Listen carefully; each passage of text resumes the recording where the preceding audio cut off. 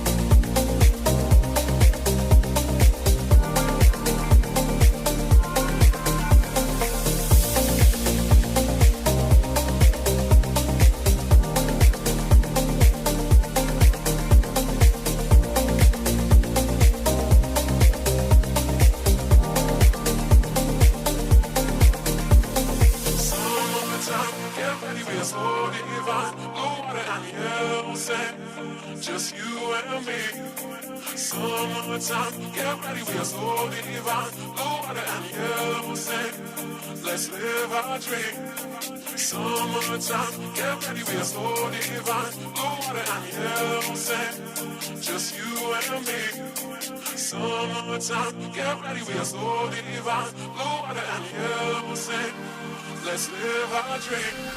Summertime.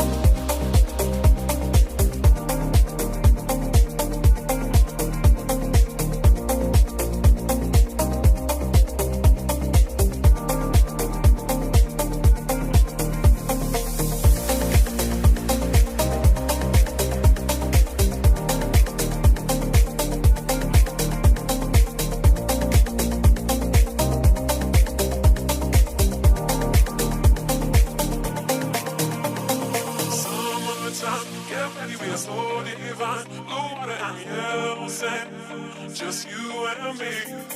Summertime, get ready, we are so divine. Blue water and yellow sand, let's live our dream. Summertime, get ready, we are so divine. Blue water and yellow sand, just you and me. Summertime, get ready, we are so divine. Blue water and yellow sand, let's live our dream. Summertime.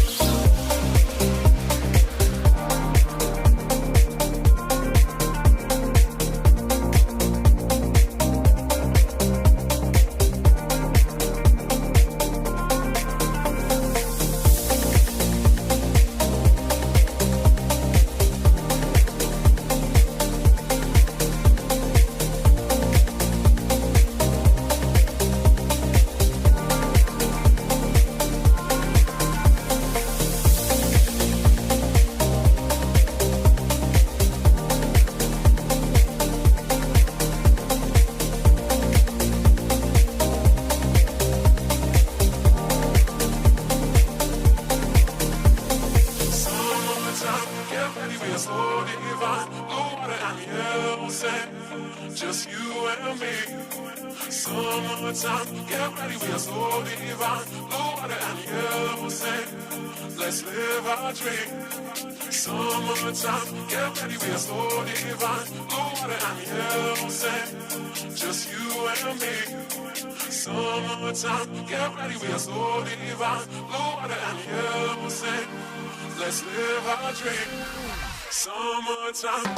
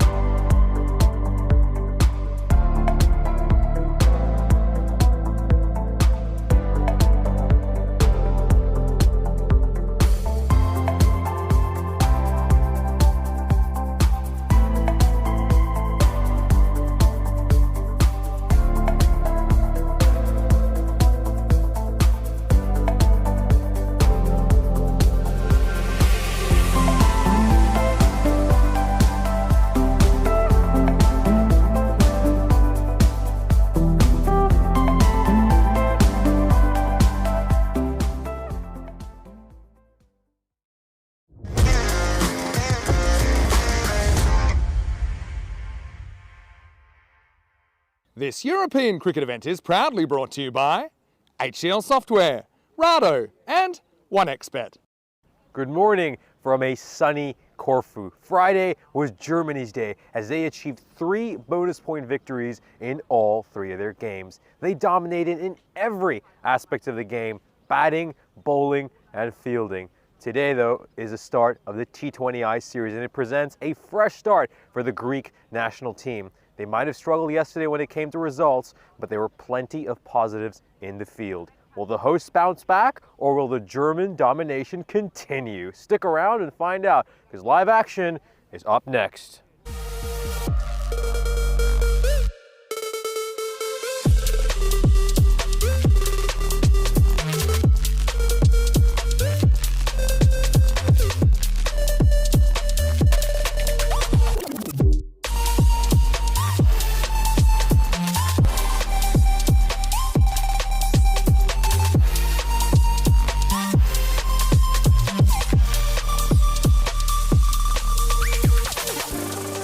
Let's head over to the coin toss for the first match. We'll see match referee Jasmine Naim alongside Greece's captain Maria Siriotti and Germany's captain Asmita Kohli. Good morning and welcome to Corfu for the first T20 of ICC, and it's Germany versus Greece. I'm going to do the toss, and Germany, you're going to call. Yep. Heads. It's a tails. Bowling. You're going to bowl. Fielding. You're going to field first. So Greece have won the toss, and they're going to field first. Well, we can clearly see that the Greeks were delighted to finally win a toss. This is the first toss they've managed to win over the course of this weekend. They lost all 3 tosses yesterday, but of course, you can't control the toss, but you can control how you are in the field. And well, things didn't quite go Greece's way as they were defeated in all 3 of their games on home turf. You're just getting a beautiful view of the Marina Creek ground out here in Corfu. And well, that is an absolutely picturesque image, isn't it? We'll take a look at the fantasy dashboard for our upcoming game. As we can see, we had a chance to see a lot of these players playing over the course of yesterday's action. Wilhelmina Garcia right there at the top of the lineup for Germany. Tina Goff is someone who we're certainly going to be looking at. Over 1,000 T20I runs to her name, and of course a star on the European Cricket Network as well. We've loved to hear her commentate over these last few months. Meanwhile for Greece, well, as you can see, only 18% chance given by the win predictor. And they're going to have to find a way to just somehow flip these odds over here and put some real pressure on the Germans in these first couple of hours. I think they've got to come out here. Their captain, of course, chose to field first. That means they're going to have to get some early wickets and really put a lot of pressure on what is a fairly formidable German batting lineup. While Greece may have had some issues with their batting, I think the biggest concern for them was the lack of boundaries yesterday. If you look at the stats for the T10 series, not a single Greek batter had a strike rate north of 100, which is very concerning in the T10 format, where you really want to be going in those 140s and 150s. But yeah, Greece just have to somehow find a way to strike boundaries, put some pressure on Germany, and we'll talk about that a lot more in the second innings when Greece have the bat in hand. And of course, where the teams are positioned has been moved. So yesterday they were all the way down and where I would say is cow corner for the right-handed batters. They're now in a sort of deep backward square leg, fine leg position. So they're actually just to the right of my commentary position, and getting some insight into what the Greek team is saying. And just got some encouragement from their coach saying, come on girls, let's put in a big performance, a big shift in the field. And that's what they need. That's what Greece needs. Big performance in the field. It's going to be tough, though, going up against a very, very strong German side. So here's to hoping for some great, exhilarating, close cricket. There's, of course, you just had a look at our 2 umpires for this game. Of course, Michalis Revis was also in that coin toss video, and he is out there alongside Jasmine Naim. The 2 of them will be umpiring this first T20I. We got 4 T20Is coming up for you over these next couple of days. 2 today, 2 tomorrow, to round out what has been a great time so far for us in Greece. Absolutely beautiful island of Corfu. We're at the Marina Crate ground. Couldn't ask for a much better view. You can just see the yachts in the distance.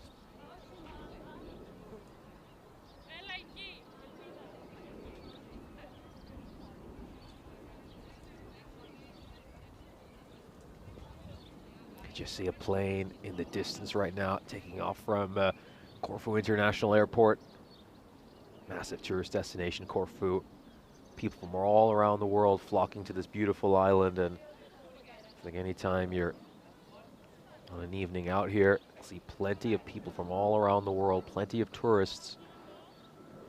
Had a very exciting, interesting conversation yesterday with an ice cream shop owner not too far from our hotel, Greek-American, Dimitris, in case he's listening to this, born in Queens, New York, and then moved back to the land of his ancestors, Greece. But here we go, first ball of this T20I series.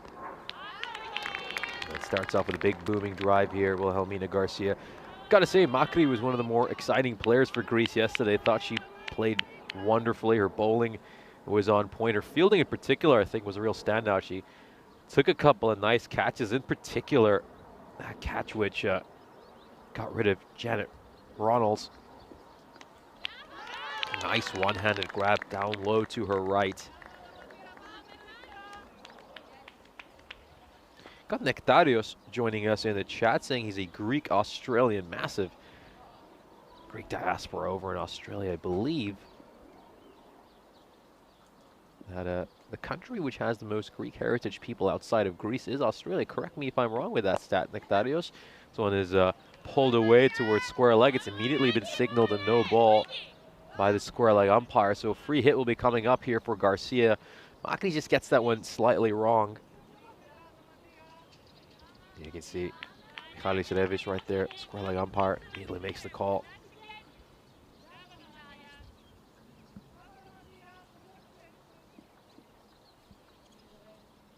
Chance to say good morning to a number of people joining us in the chat. Got a lot of our regulars as well as a few new faces. That's always great to see. Let's see how this free hit goes. Struck firmly, struck away towards long on. Is it just going to slow up in the outfield? Looks like it will, and Yorgota is there to field that. And they'll grab a single, so good effort there early in the field. And you get to see Vijay Raghavan batting for the first time in this match. Beg your pardon, got grabbed a couple of runs, so it's still Garcia.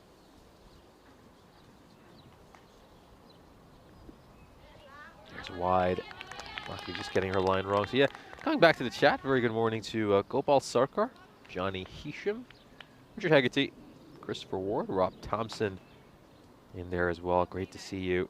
Paul Kemping joining us as well.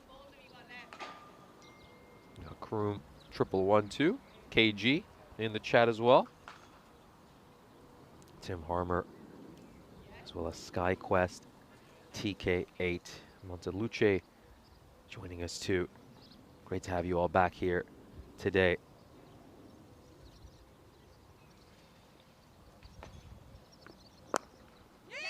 Play away towards the leg side and go straight to the square leg fielder. Pick up a single, and now we're gonna get to see Vijay Raghavan for the first time. Getting set to face her first ball. Daniela Chirița joining us from Romania as well. Great to see you, Daniela. Very good morning to Julian Dawson, who has just popped into the chat as well. It's always fantastic to have the old crew, and it's a big day of cricket on ECN once again. Yesterday was a massive day. We'll get to recap some of the highlights from what happened on ECN across the network later in this broadcast. Gets behind that one nicely. Vijay Raghavan, good length there by Makri, kind of just climbing up on the batter. That's a typical kind of T20 hard length, isn't it? Very hard to get that one away.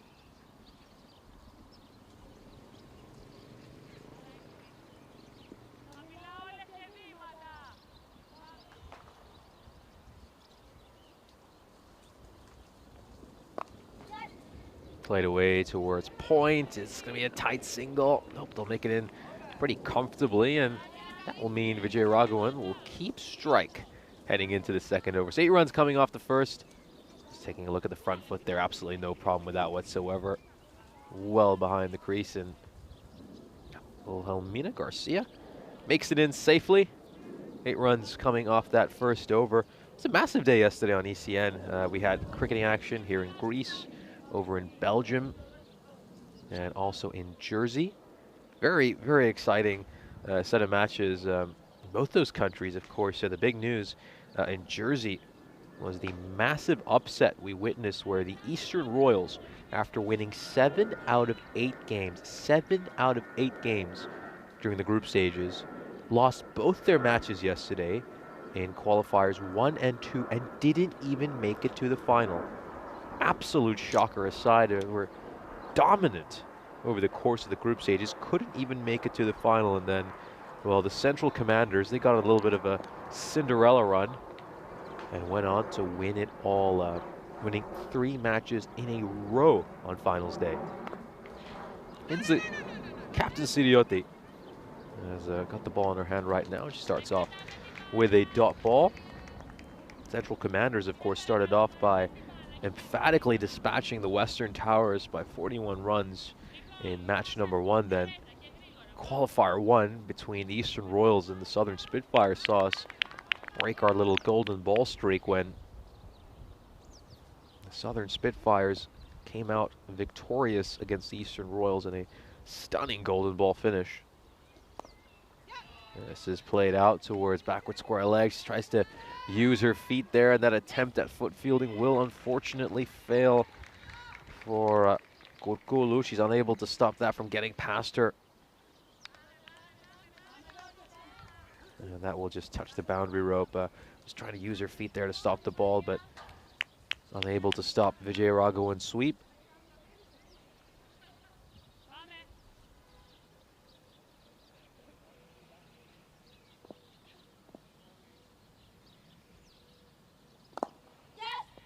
Going to push for a quick single here, early call, which means they'll make it in quite comfortably. Of course, continuing with our talk about the ECS Jersey Liberation Series, the Central Commanders would then take on the Eastern Royals, would of course get a second bite at the apple to make it to the final, and once again, the Eastern Royals came up short. Fairly optimistic appeal over there.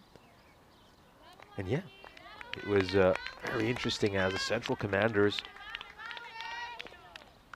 would dispatch the Eastern Royals fairly comfortably. They managed to win that by 8 wickets with 8 balls to spare. And of course, in the T10 format, I mean, 1 over is 10% of the game. So it really was a shocker. The Eastern Royals defeated twice in a row and unable to even make it to the final after really dominating the group stages. And then we saw the Central Commanders win in an absolutely thrilling final that came down to the last over against the Southern Spitfires, chasing a target of 208. Well fielded at mid-off. A couple of great fielding displays here by the Greeks. A couple of really good fielding displays. Not a bad over at all there for the skipper, as Germany find themselves 14 for no loss at the end of 2 overs.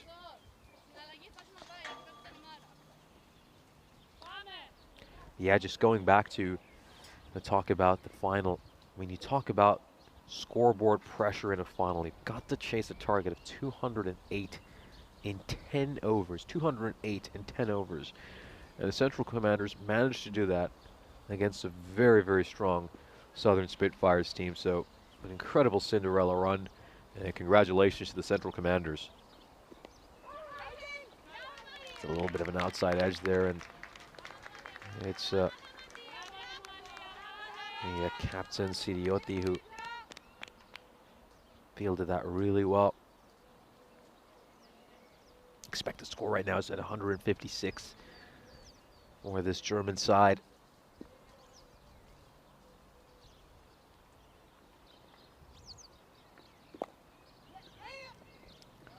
A little bit of foot fielding over there. but it gets the job done. That was Elpida who made sure that one didn't get past her.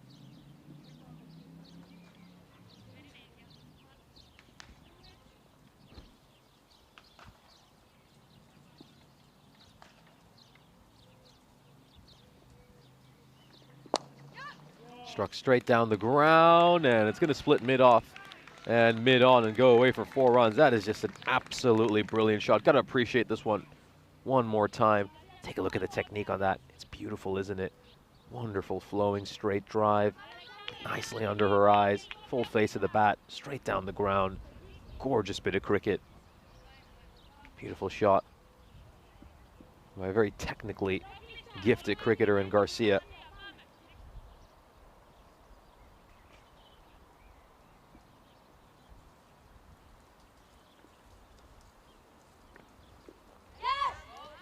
Down the leg side, and is that going to go away for a minimo? No, it won't. Courtesy of some great fielding by Maria Polimeri, who covered a lot of ground. A lot of ground indeed.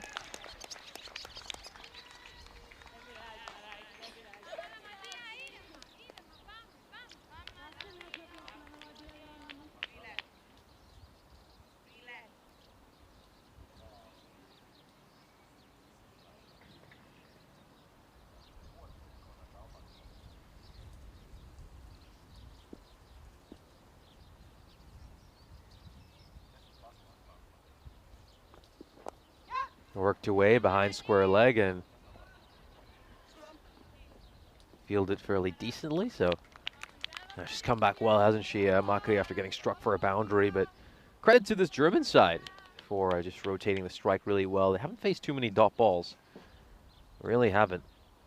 And that is the key.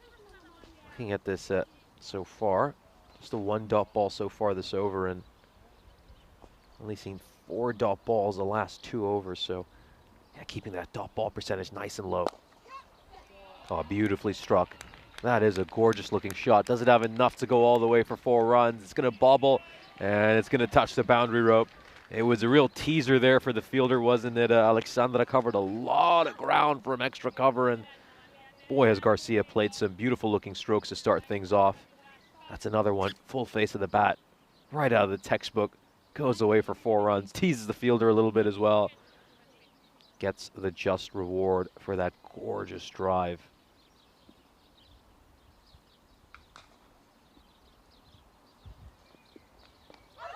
Oh, there it is. There's the wicket. Oh, she really deserved that, didn't she, Makri? Hasn't really had the wicket she deserved over these last couple of days. Creates an opportunity there. Gets a little bit of away movement, and Garcia going for that flowing drive again. It's a little nick through. Tuarhiropolu will take that catch. It's the end for Garcia. She will have to depart.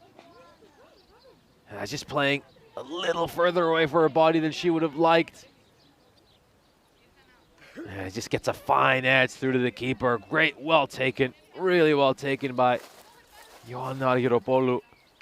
Makri picks up her first wicket of this T20I series. Greece have their first, and Germany find themselves 28 for 1. So a couple of really beautiful shots by Garcia over the course of that innings, but it is going to be cut short. And Janet Ronalds has made her way out to the middle. She'll go to the non-strikers end, as we, of course, did come to the end of the 3rd over. That wicket coming off the last ball of the 3rd.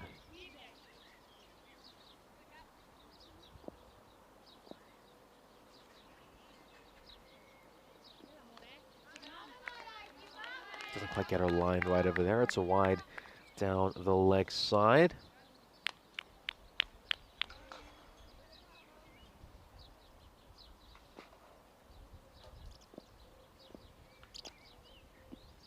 Oh dear. Well, slight overcorrection there by Sidiotti, and just pushes one wide down the leg side, and now pushes one too far down the offside. Just needs to get it on the money here, this next ball.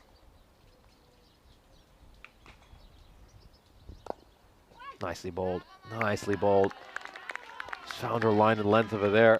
Nice and full on the stumps and well negotiated by Vijay Raghavan in the end. It just plays a proper front foot defense. Oh, it works that one away towards fine leg. Closes the face of the bat nice and late. They were just tempted to consider a second run, but in the end it just wasn't on. And Janet Ronalds is going to be on strike for the first time in this T20I series. Thought she played really well yesterday. Her bowling was exceptional. She was brilliant in the field, and she was rather unlucky with how she was dismissed. Was looking quite good early in her innings, and then, well, fell victim to absolutely brilliant catch by the Mandiamakre, who you can right now see just to the left of your screen, right there on the top left.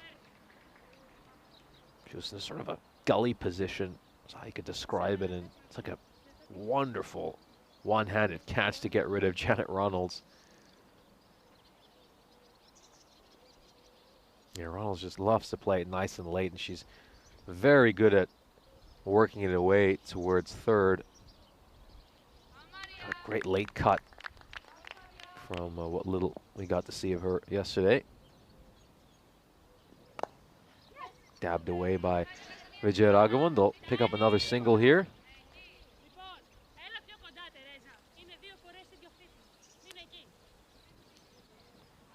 Yeah, so just a little tactical change here by Siriotti. She just told her there's a couple of times they've been able to pinch a single there, so she just brings Teresa in a lot closer.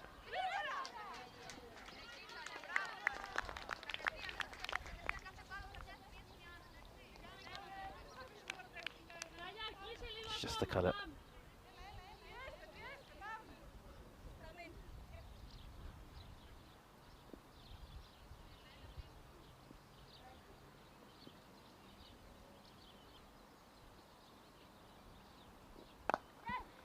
play this one away towards point is beautifully cut. Probably going to fall short of the rope, and Maria Polimere is going to have to cover a lot of ground to get there. Germany will pick up a couple of runs fairly comfortably. Very good running between the wickets, this German side. They've got this amazing way of turning dot balls into singles, singles into doubles. And Greece are going to have to be on their toes in the field against this very, very solid German unit. Take their strength and conditioning very seriously as well. This German team spent a lot of time working on that, as well as their cricketing skills. And that's why they've been able to enjoy all the success they have.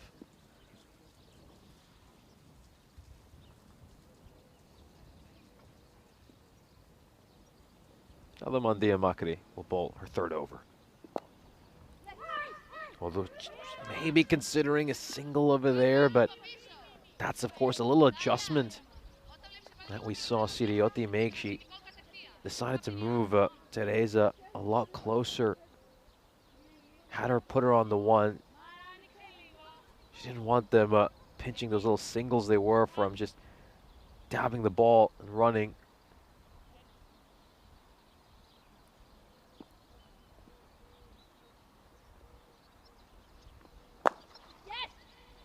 Worked away towards mid-on, and it's going to be a single.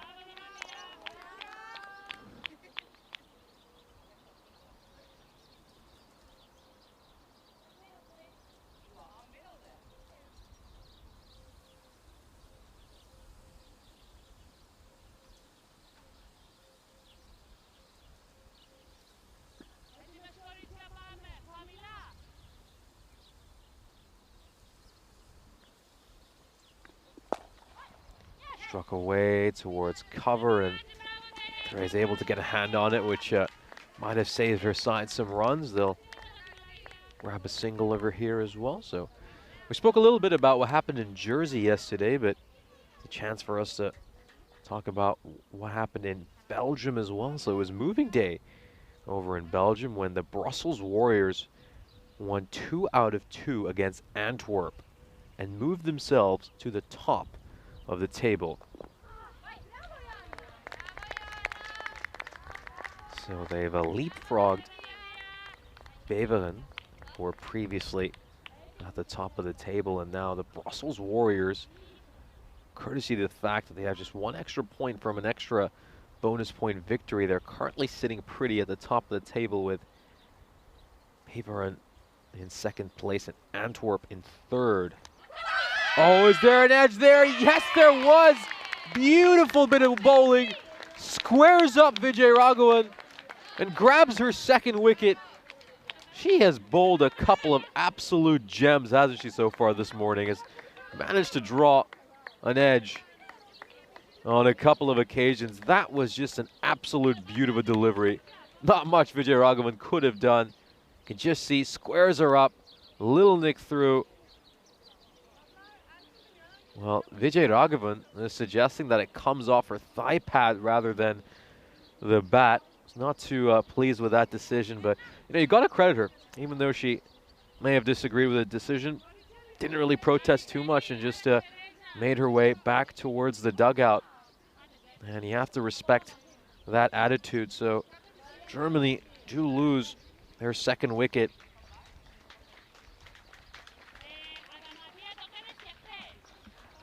You can see her suggestion is that it may have come off her thigh pad rather than the bat.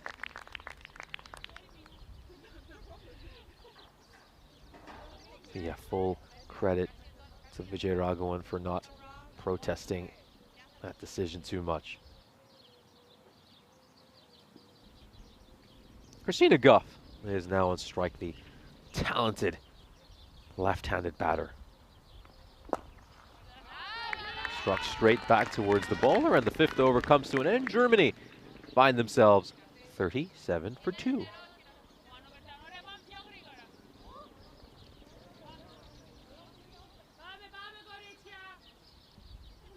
We'll take a look at the groups for the ECCW coming up at the end of this year in December. So as you can see, Greece, the host nation of this tournament, are in the emerging division alongside Malta, Czechia, Croatia, and Sweden. Over in the challenger division, we can find this German side. It'll be going up against the likes of Italy, Spain, Austria, and Cyprus. And then you really get the cream over in the Premier Division. The English, Scottish, Irish, and Dutch 11 will be making their way to the Premier Division alongside Jersey. Of course, you get to see some of the best female cricketers in Jersey today, as it's the start of the ECSW over in Germany. In Jersey, beg your pardon.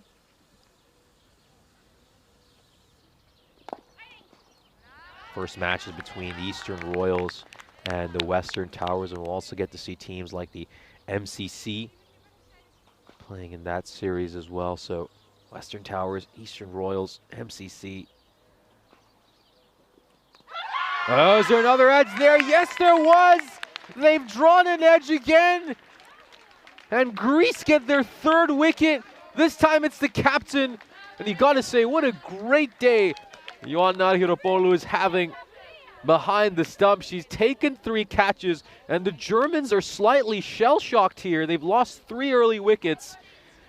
And well, when Maria Siriotti won the toss and decided that her side were going to go out there and have a ball first, this is the kind of dream start she would have been hoping for. It's nice to have a waft at that. It takes a fine edge through to the keeper, and oh, it's just taken really, really well once again by Ioana Hiropoulou. 3 catches for her. Ronalds will depart. A little bit disappointed with herself. And it's a premature end to her innings. There's not too much respite here for Greece as well. Look who has made her way out to the middle. It's Nicole Kingsley, who of course terrorized them in that first match with a brilliant knock. Strike rate of 150 plus. As she was undefeated on 33 and played a match-winning innings to seal the first game and a bonus point victory for her side. Got 2 really dangerous batters out there for Germany right now. Just gets her line wrong, and once again though, you got to give a lot of credit to Ioan Narihiropoulou, she just does so well there, doesn't she, to make sure it doesn't get past her. Having a great time behind the stumps right now.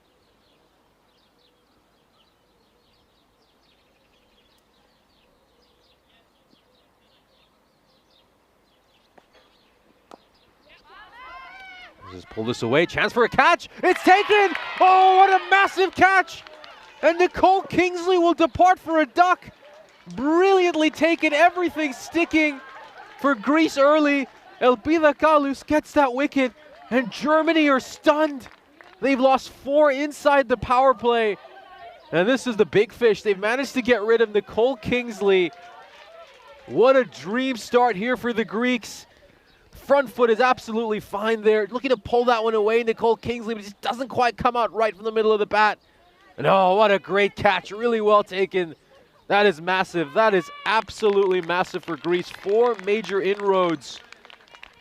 And we needed a big response from Greece today after struggling yesterday, and that's certainly come. That has certainly come for this Greek side.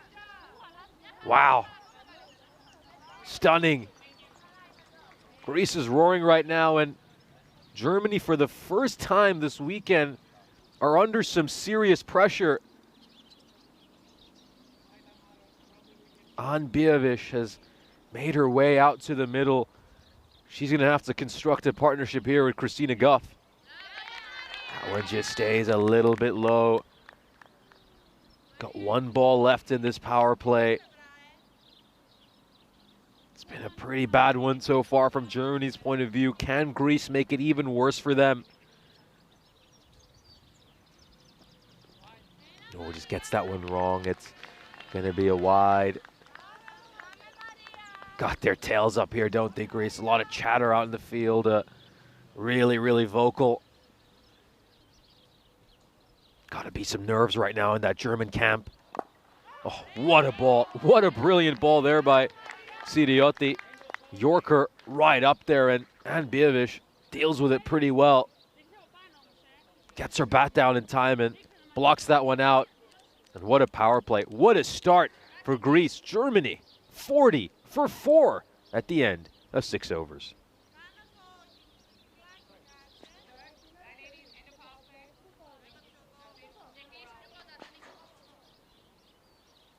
So we'll just take a look at how this power play has fared so far. And the big story here are the 4 wickets that Germany have lost. The run rate isn't the biggest concern for them. I think they would have taken 6.7 and then look to accelerate later in the innings, but it's the 4 wickets they've lost. So this is an interesting tactical decision here by Sidiotti. She's going to bowl out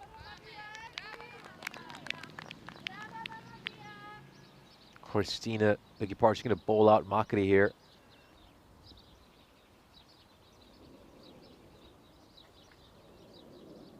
Wants another wicket, and she knows they can get rid of Christina Guff.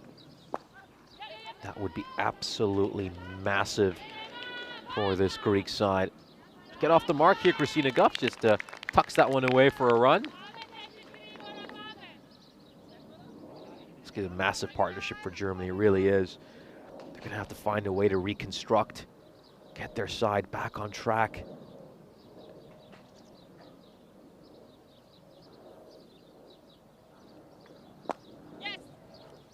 Struck away towards cover, and you know, it's going to be a big challenge for Makri as well. I mean, bowling 4 overs on the trot, especially in this heat, that's not easy. It really isn't. It's a hot day today in Corfu. And it's going to be a real test of her fitness as well. The captain's decided to roll the dice here, bowl her out, hoping she can draw another wicket. Nicely played there. It was a bit of a full toss, and it's going to be some foot fielding there, but job done from Greece's perspective. Ann Bievish back on strike.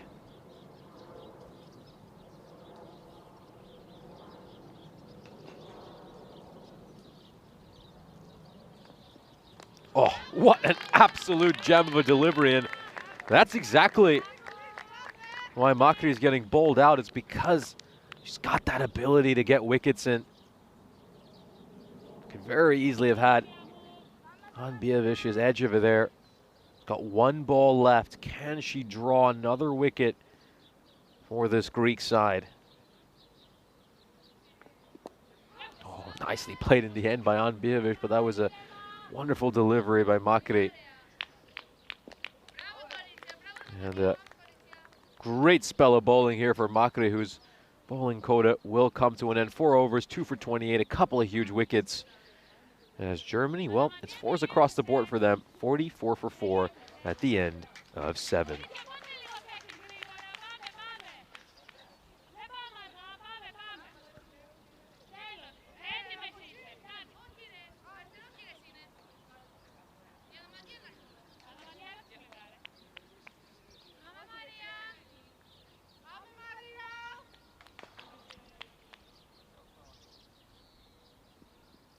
And the captain is going to bowl herself out as well.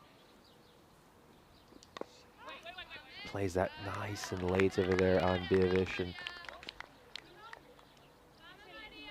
so a clear strategy here by the captain to bowl herself and Adamantia Makri out early. She wants to just get another wicket or two here. And really try to just knock Germany out of this game if possible. I think the win predictor is just being a little too pessimistic about Greece's chances from here. Only 30% for Greece, but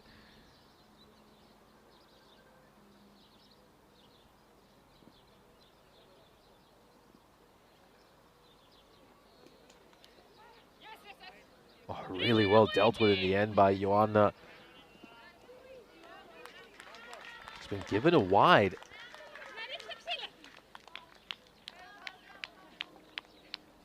Let's just take another look at this. Can they catch something along the way? Just wonder. Doesn't seem to have been rightly given a wide.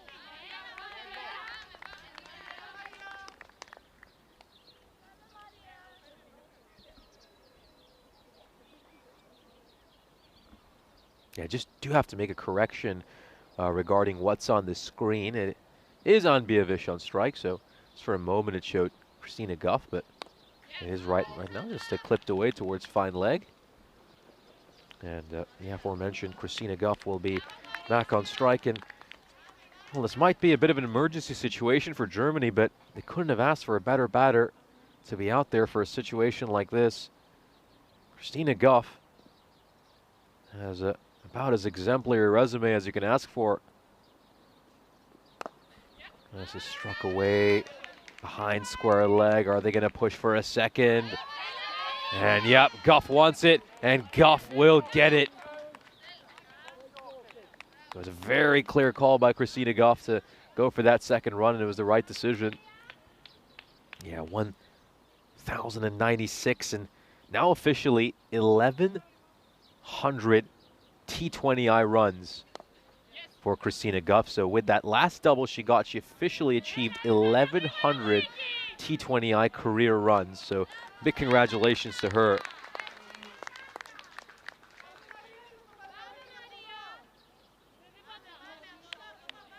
Yeah, just looking at some of her career numbers, averages just above 39 in T20I cricket.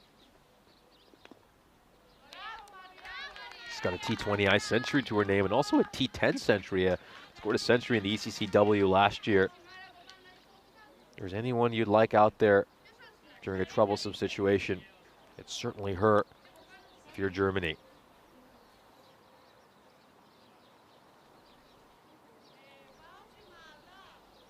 Both Sirioti and Adamantia Makri have been bowled out. That'll mean Greece will be forced to make their first bowling change, and it's going to be interesting to see who they opt for.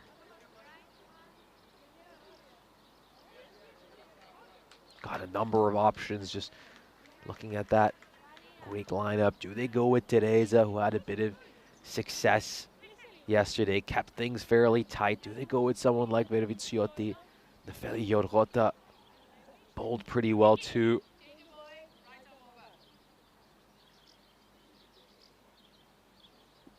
Christina Guff on strike here to face Teresa. It's a good ball there by Teresa to start off, and it's clipped away very nicely by Goff, who'll pick up a single.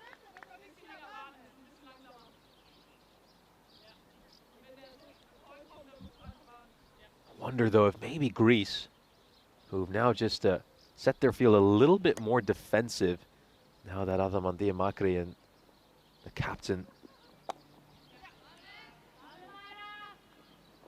Maria Siriotti have concluded their overs, if it might just be worth just pushing the field up a little bit when Ann Bievish is on strike. She's going at a strike rate of 50 right now, and might be worth just trying to squeeze in a couple extra dot balls when Ann Bievish is on strike, and then maybe spread the field a bit more when Christina Goff, with a career strike rate of 94, is on strike. Oh, was an appeal there, a very optimistic appeal, though, you'd have to say. And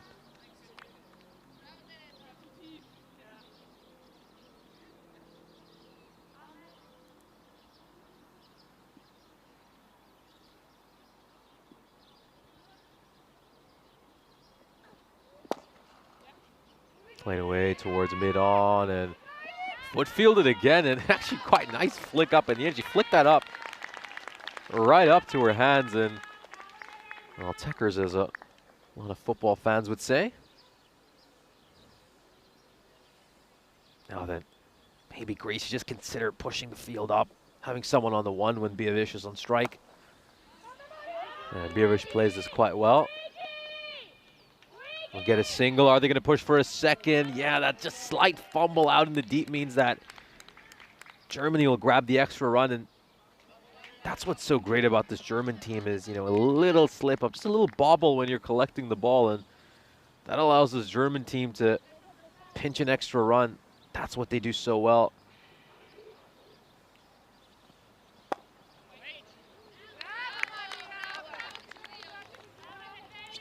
End of the ninth over, Germany are 57 for 4. Goff and Bievish just reconstructing a little bit after those early wickets.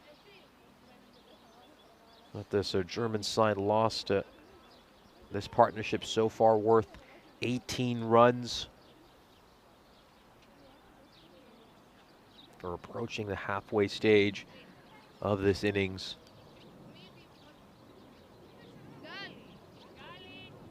You guys look at the scorecard so far, and well, as you can see, Ioana Hiropoulou's name appearing 3 times, taking some great catches behind the stumps. Pidgey Ragavan was a little bit disappointed with the way she was dismissed, as she felt that it came off her thigh pad rather than the edge of the bat. But credit to her, she didn't protest the decision too much and simply made her way back towards the dugout. Here she is, Nefeli Yorgota, coming into bowl the 10th over.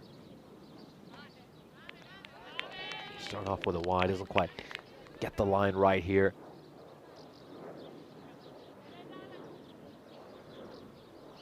It's quite a challenge, isn't it?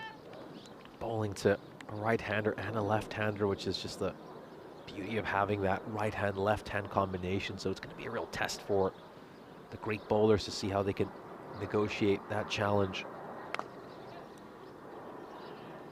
Struck away towards cover. That's going to be a single, and Bievish will be back on strike.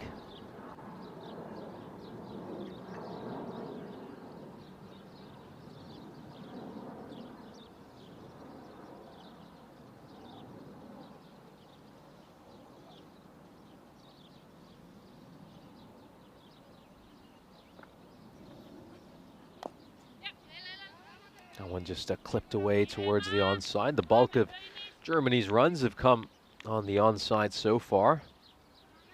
They made 30 runs on the leg side, favoring an area behind square leg the most, where 17 of their runs have come so far.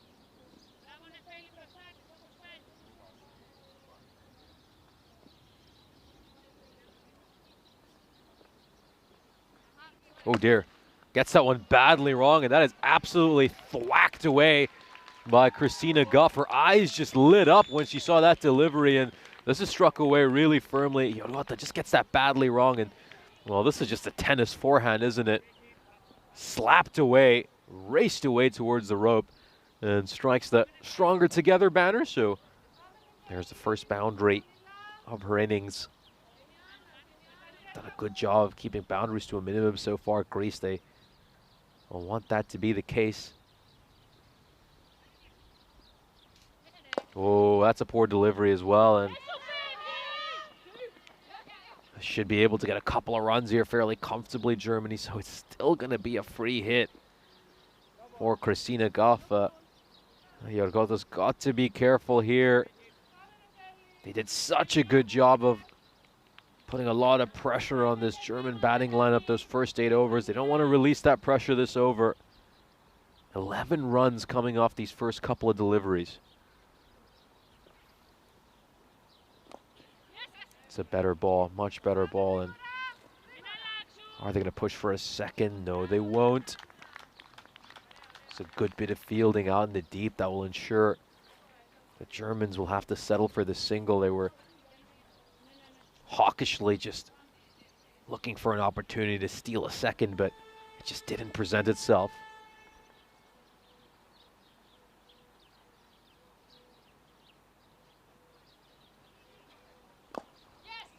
Tucked away.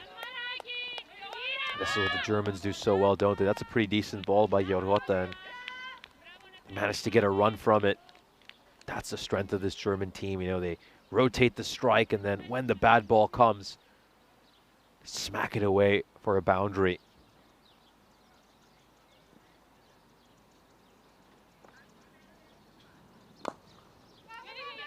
Pushed away towards mid-on. This could be tight. This could be tight, but Goff will make it to the danger end, the non-striker's end safely. It was an underarm throw back to Yorota, and well, Christina Goff was able to make it in very comfortably. So the last ball, the 10th over coming up.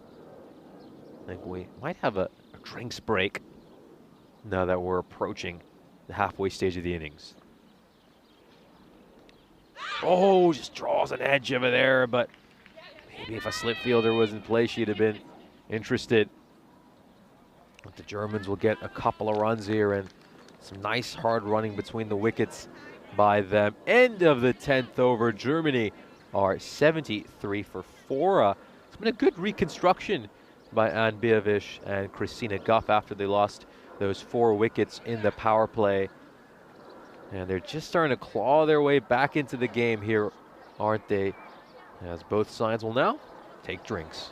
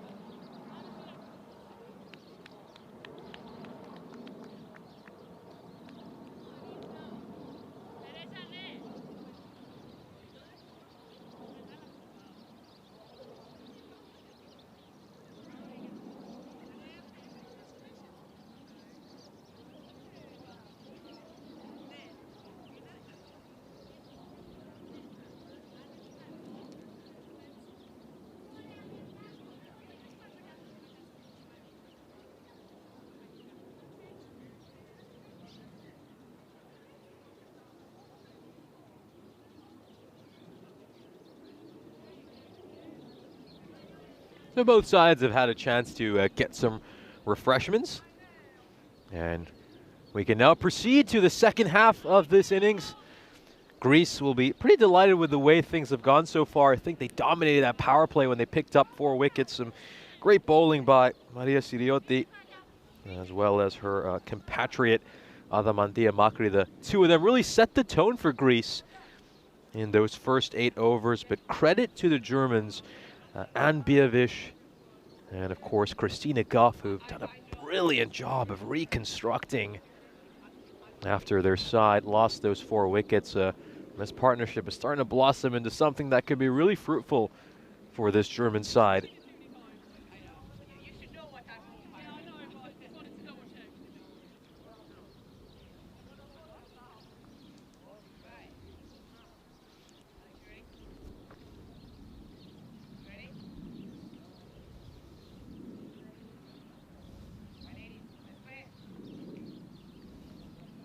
There we go. Instead is a bowling her second over. Oh, pulled away beautifully. This is going to take some real fielding by Siriotti. And what an effort. What an exceptional effort. Sprinting to her left and grabbing that one one-handed. It looked destined to head towards the boundary. And she saved her side 3 runs here, the skipper. Now that's how you set the tone as the captain. What a stellar effort there. What a sensational effort. We'll have to take a look at a replay of that when we get an opportunity later. But that was really firmly struck. Dabbed away, and it's going to be a dot ball, but wow. That looked like it was set to go away for 4 runs. How on earth did Siriotti manage to stop that from going away for 4? Worked away towards the leg side again, and are they going to get a second? Oh, this could be tight in. Oh, well, maybe a slightly better throw, and there would have been a chance for a run out, but Germany, like a shark in water, they smell some blood. They're always going to seize the opportunity, and they managed to get a second run here. Boy, do Christina Guffin and Biovish run well between the wickets.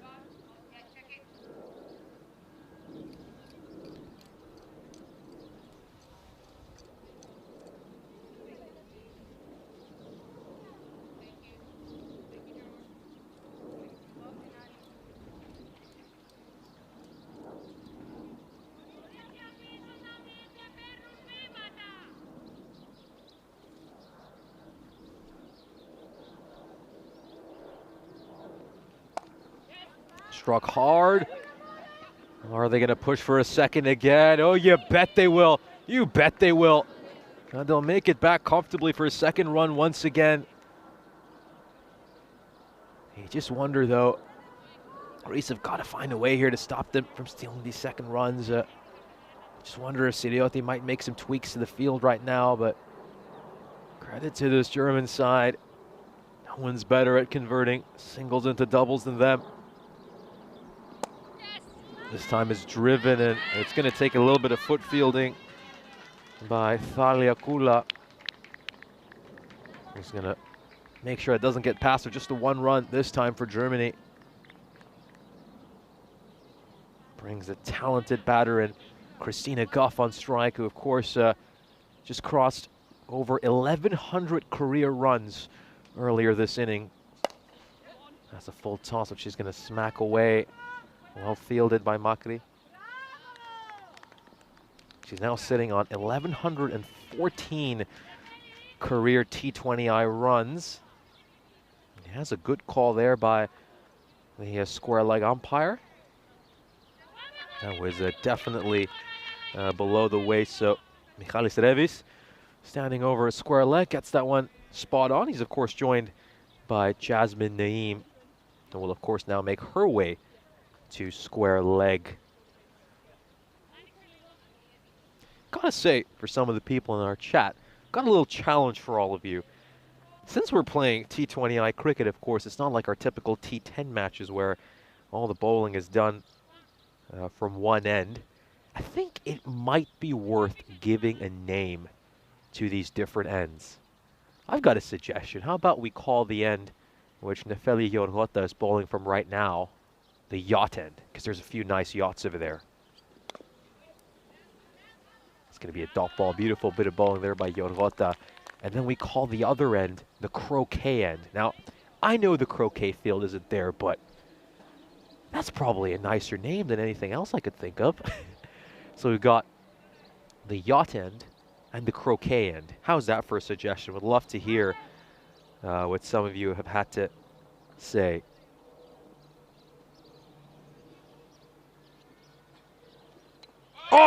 what a ball! What a peach of a delivery!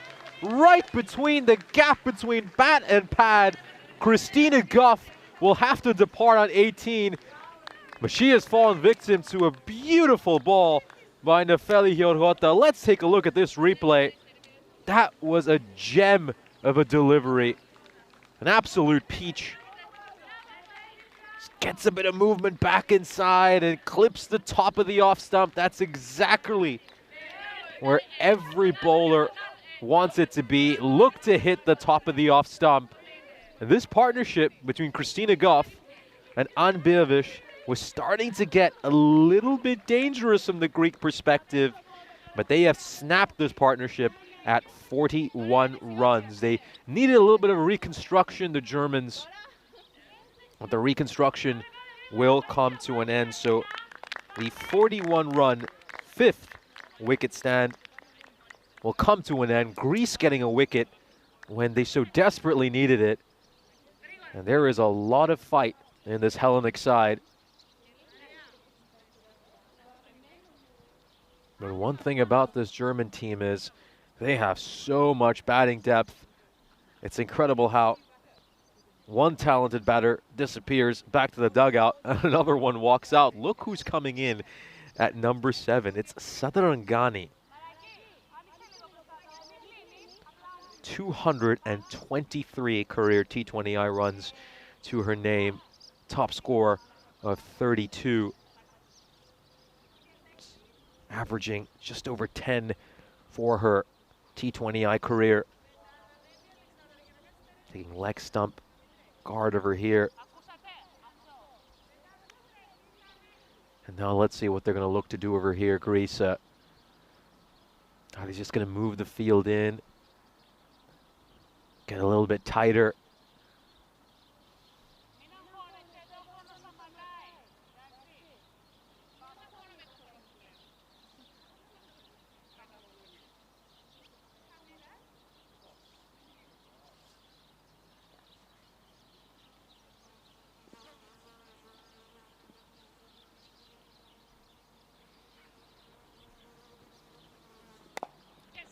Struck towards the offside and nicely played there by Sadarangani. Will get off the mark on her very first ball. Rob Thompson enjoying a bit of fruit cake. 8 degrees Celsius over in New Zealand. Got Wayne, the loose cannon, joining us as well. Yeah, Wayne, you seem to have changed your handle since the last time we spoke.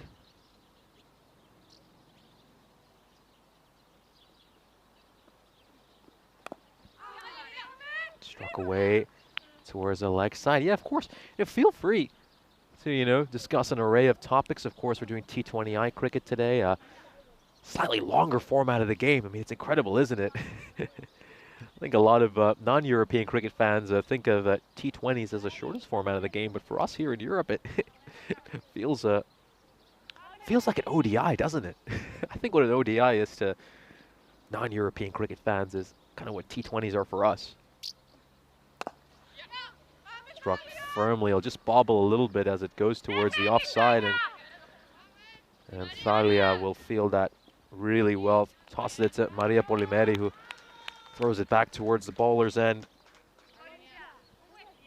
Got Lance joining us in the chat as well. A very good afternoon to you, Lance. Of course, it's 10 past 12 here in Greece, so we're into the afternoon now. Ooh, well, that's been given a no ball immediately by Jasmine Naeem, and we'll take a look at this side on. Certainly did look like a no ball to me as well from my vantage point. Yeah, I think she's got that right over there. Now a free hit coming up as well.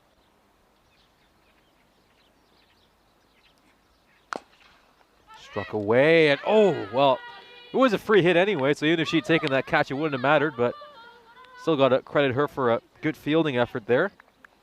Nice work by Maria Polimeri.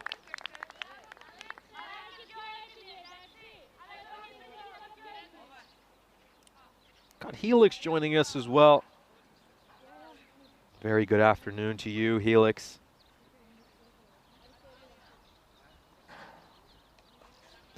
Tim Harmer made a very good point.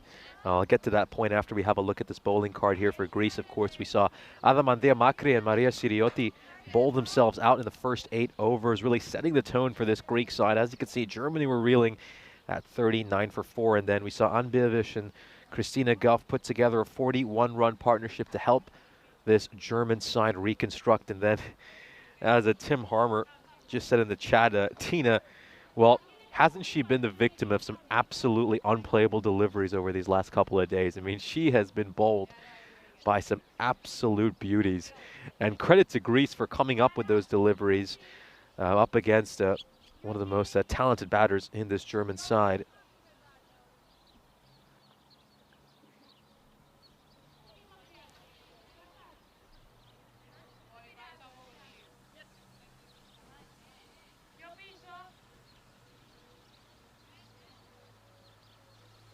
Monteluce talking about the Feligio Rota's action, saying that it's a beautiful action. She's got a nice high and straight arm.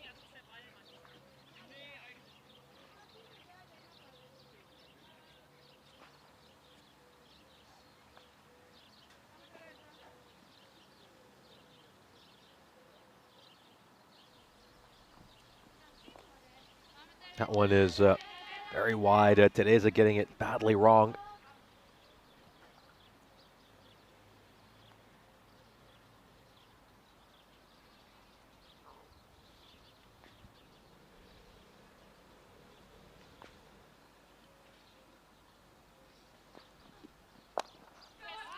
Struck away towards square leg, and that's going to be a single.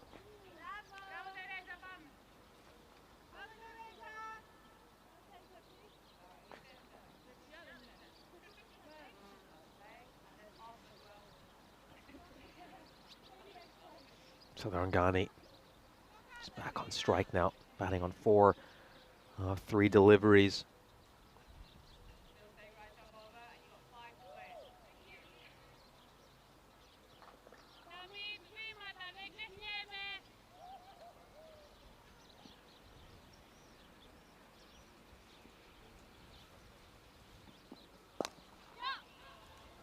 Struck away towards the offside. Yeah, so Helix asking a few questions about what I've been up to. Actually, had a chance to meet Harsh Mundian from Hungary. Yeah, actually, by coincidence, him and I happen to live in the same town, and we also play for the same cricket club, of course.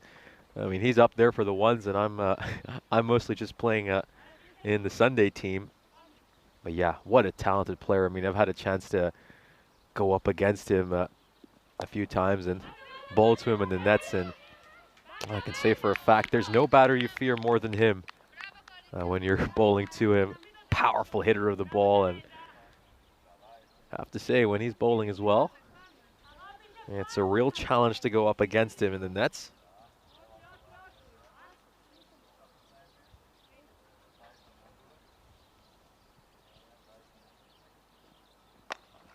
Struck away, and it's going to be a no ball. Once again, just a few too many above waist height no balls from Greece's perspective.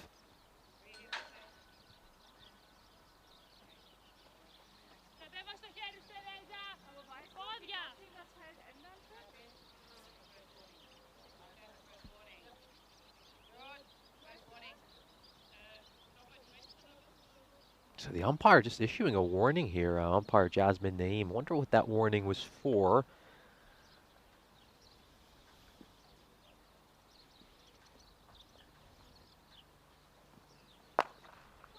Just a bit of a toe ender there. Not good to pick up a single from this free hit. Anbievich was just contemplating the possibility of a second run, but that opportunity wasn't there.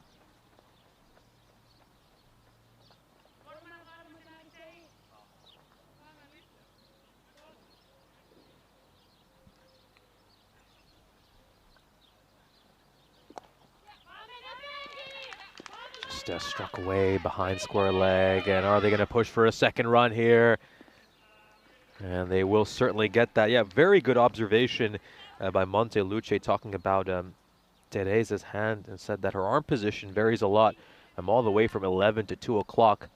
The captain, Maria Siriotti, agrees with you on that. I think I could just catch her in the field telling Teresa to just watch her arm position.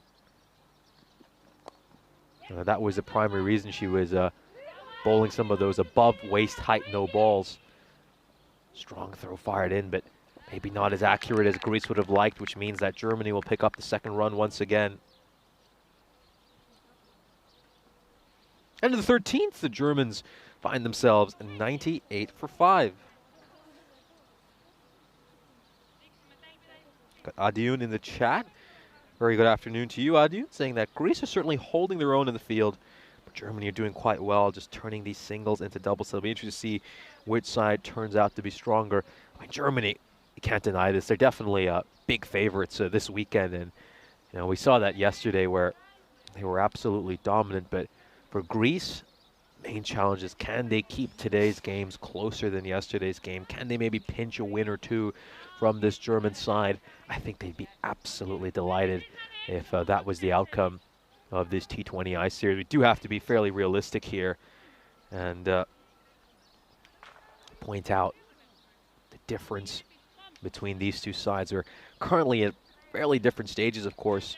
You know, when we had a chance to look at that ECCW graphic earlier, we saw that both these sides do sit in different divisions.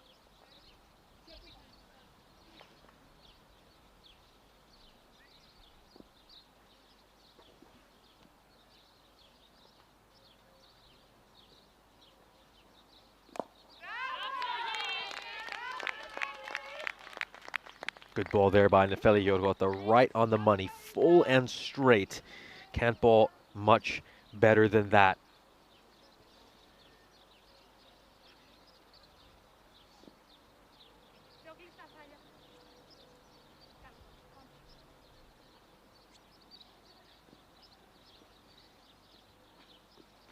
Oh, wow, got plenty of movement back in over there.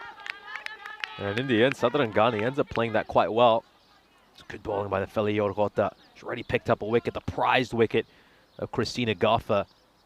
Another couple of inroads here for Greece, and Germany will be reeling.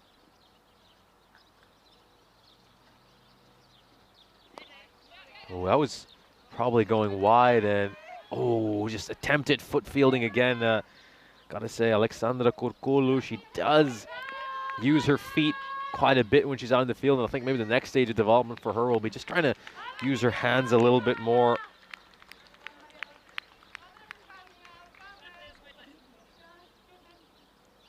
Got Wayne just telling us a little bit about his cooking endeavors. Wayne, I'm just trying to scroll up through the chat and to see what you've been up to. Just give me an update on this, because I'm not sure how far I can scroll up, considering I'm trying to pay attention to the match as well. But are you trying to oven bake potatoes? Not entirely sure. Do give me an update on that, Wayne. It does sound rather interesting, and it seems like whatever you're cooking is quite delicious as well. We had a great meal yesterday as well at a wonderful restaurant just behind our hotel.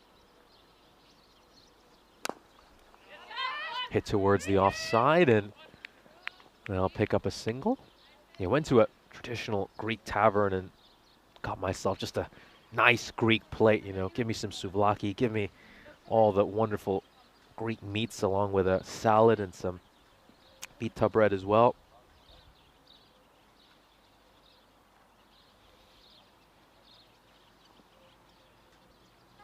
And then had some ice cream with the rest of the Blue Crew after that.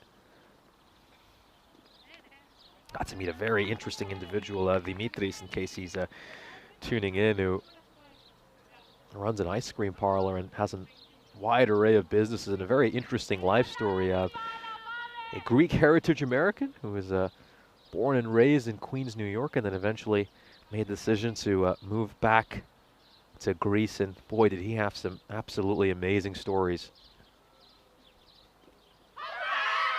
Last one just going down the leg side, and oh dear. Well, that's been given LBW to my eye. It looked like it was probably sliding down the leg side, but the umpire has raised his finger. And oh, well, Germany will feel a little hard done by there. Anbievich was looking pretty good on 24 of 27. But, you know, you got to credit the Germans. Even when they've disagreed with some of these decisions, they've just walked back pretty quietly. Let's take a look at this.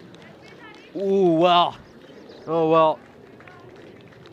It just looks like it might be sliding down, doesn't it? Looks like it might be sliding down the leg side, but I'm sure to Greek eyes, it's clipping the leg stump, an umpire's call. But that is going to be the end of Anbievich's innings. Another wicket for Nefeli Yorgota, who's bowled beautifully. You've got to say, Yorgota's done such a good job of following up that brilliant opening spell by Maria Siriotti and Adamandia Macri. She's picked up 2 enormous wickets, getting rid of both Christina Guff and Anbievich. Greece have their 6th. And what can they restrict Germany to here? You feel like they're going to have to get a few more wickets because I think anything north of 130 will probably be quite challenging for Greece to chase down. And let's see what they can realistically restrict this German side to. Straight back towards the bowler. Got a bowling change now. It'll be that Galus is coming in to bowl her first over. Teresa will take a break after bowling 3 overs.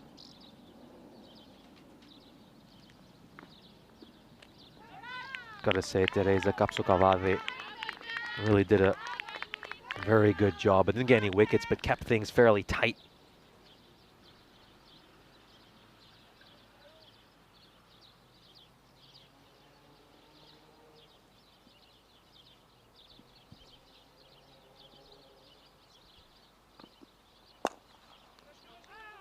Biva will get a hand to that. Might be a tight single, but the Germans will grab a run. And, you know, we talk about the depth of this German batting unit, and look who has just made her way out to the middle to face her first ball. It's Kolcherum, who made that brilliant undefeated 48 yesterday with a strike rate north of 150. And how good is Cider Germany that they can bring someone of her talent at number 8. It just shows you how tough a task Greece have here going up against Germany when they can bring someone who's coming off an undefeated 48 at number 8.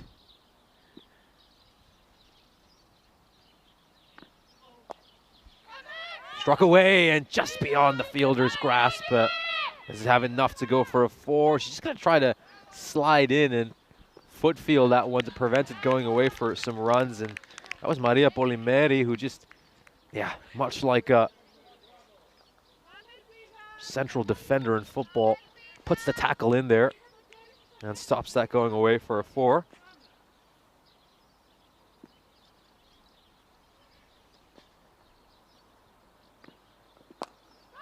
Up in the air, and it's just going to fall safely. That's going to be just the 1 run.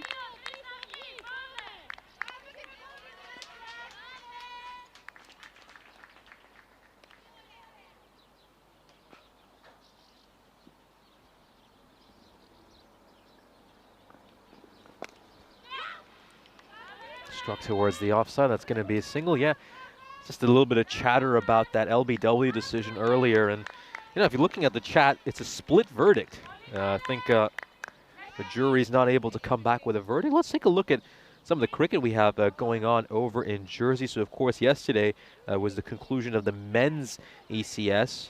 And today is the start of the women's ECS with Eastern Royals taking on the Western Towers in the opening match. Going to get to see MCCW later as well. So, some very interesting action over in Jersey. Really is a budding cricketing powerhouse, isn't Jersey?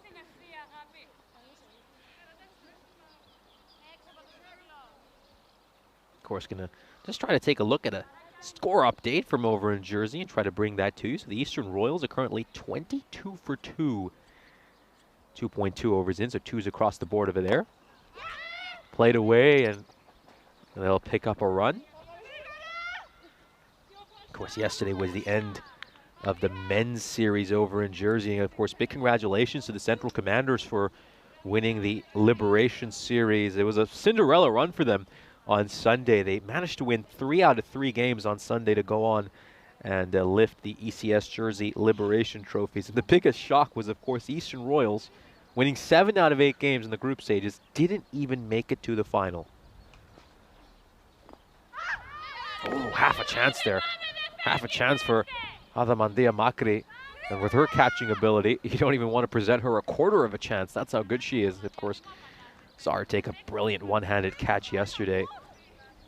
But yeah, just going back to the men's series yesterday in Jersey, boy, was that a shock that the Eastern Royals, failing to make it to the final. They lost qualifier 1 in a thrilling golden ball finish against the Southern Spitfires, and were then humbled by the Central Commanders, who took a comfortable cruising victory in qualifier 2. And the Eastern Royals' ambitions to lift the Liberation Series were brought to a stunning end. This could be a chance for Greece. It's been put down. It's a little bit of the old crocodile there if you take a look at that catching opportunity. Just trying to crocodile that one in, and isn't quite able to bring it down there. Thalia Kula, but good effort by her nonetheless.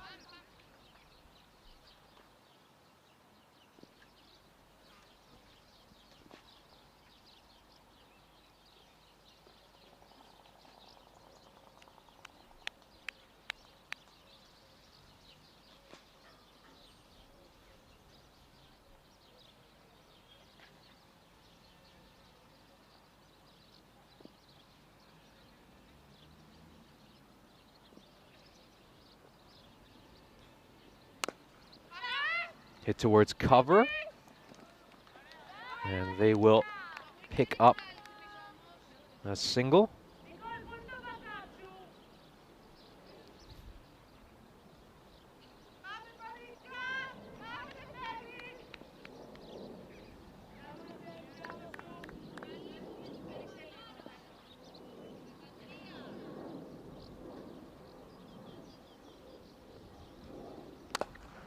Struck away and out towards wide-ish mid-on.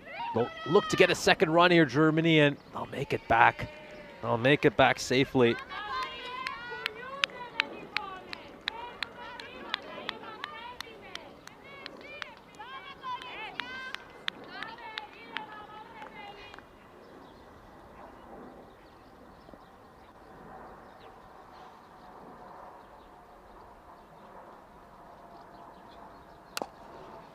Hit away towards extra cover. They'll pick up another run. A great comment here by Adiun,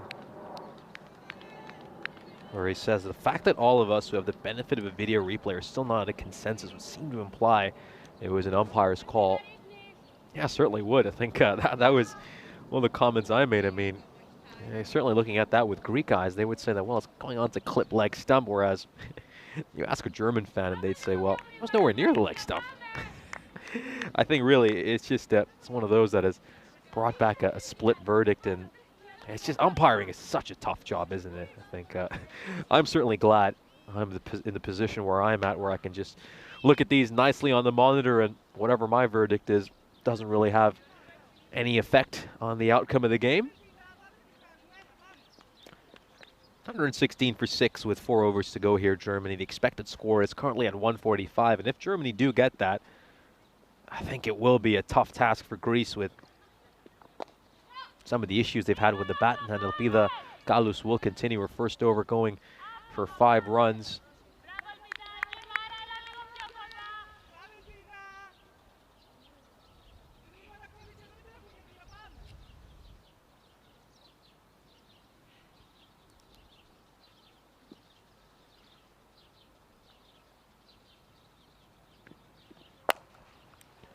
Struck away towards mid-wicket, and got to credit Maria Siriotti But getting down and fielding that one really well. Got an interesting comment here by Newful commenting on that dropped catch earlier. I think you're being a little harsh to some of these players. They're all at that developing stage of their career. They're teenage cricketers trying to fall in love with the game. I think it's worth keeping in mind that, maybe there might be technical deficiencies there, but they're getting better. They play with real passion, and that's the important thing. That's the important thing.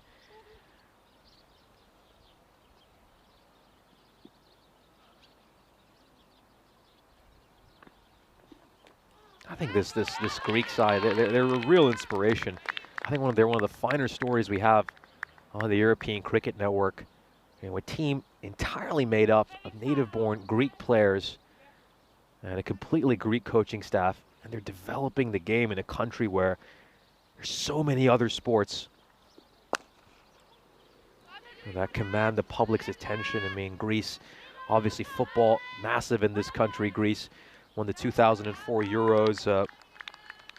Greece is also great at basketball, one of the better countries in the world at basketball, boasting a number of stars who dominate the NBA as well, water polo. I think for these girls to take up cricket in a country where so many sports dominate, that was not the best delivery, and it looks like it's been stopped. That's a terrific save by Maria Polimeri. It's the second time we've seen her bring out that old slide tackle stop. Let's just have a look at this. Definite no ball. Good call there by the umpire. A square leg, Michalis Revis. And look at that great slide. Wonderful slide to save her side 4 runs. And then does really well to make sure that she's not making contact with the ground beyond the rope while she's in contact with the ball at the same time. So brilliant presence of mind. Top marks there from Maria Polimeri. Yeah, of course, yesterday we had a little bit of a chat about the history of Greek cricket and how it's so prominent in Corfu because the sport was brought to this island when the British ruled over the Ionian Islands, and it's just great to see the passion for the game over here. I mean, a number of people have come in today as well to watch the matches. We had plenty who came in yesterday as well. It really is lovely. I think it's one of the most inspirational stories I've seen in the different various series I've covered on the European Cricket Network, just to see the fact that so many native-born Greek players and fans just love cricket. It's amazing to see, and I wouldn't be surprised if a lot of people in mainland Greece are just not aware of this. People who might live in major cities such as Athens and Thessaloniki might not know that they've got this budding side. It's going to land safely before going towards Nefeli Yorgota, who was stationed at Cow Corner.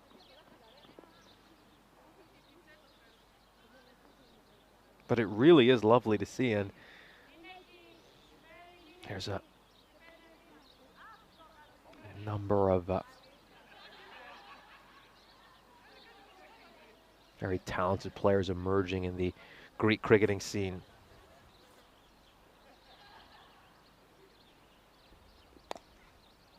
Struck away over square leg. Does that have enough to go for a 4? Looks like it will. Touch the rope. You got to give a lot of credit to Alexandra there. I mean, she covered tons of ground, made a big chase, but just couldn't quite get to it. It's one of those that's a real teaser for the fielder. As you can see, it just went over Voulianidis' head. There's not much he could do about that. Then Alexandra Kurkulu putting in a big chase and couldn't quite get to the ball.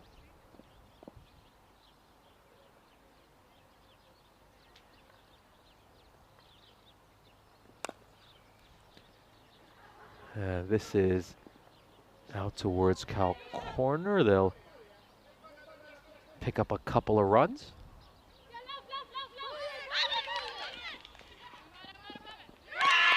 And they might have forced the wicket over here. Massive moment. The 7th one will fall for Germany. And it's a great fielding display here once again by the Greeks, who keep getting wickets at regular intervals. And you could just see Germany. I mean, they're always looking to push for that second run. They're always looking to take those risks. And this time, they got a little bit greedy, didn't settle for the second, wanted to go for the third, and it's a wonderful direct hit by a player who has had a terrific day in Ioanna Argyropoulos. Took 3 catches earlier this innings and now involved in a run out as well. A brilliant direct hit. And Germany will lose their 7th wicket. And it's going to be a long walk back there for Shavia Koltrum, coming off that brilliant 48 yesterday. But she's unable to add too much more to the German score. Gets a big round of applause there. A nice high five and a pat on the back from a coach. Let's just take a look at this one more time. And now we've talked about how good the Germans are at running between the wickets. They took the second run, got it pretty comfortably, and then thought, you know what, let's pinch a third. Let's pinch a third as well. And third just wasn't on. It just wasn't.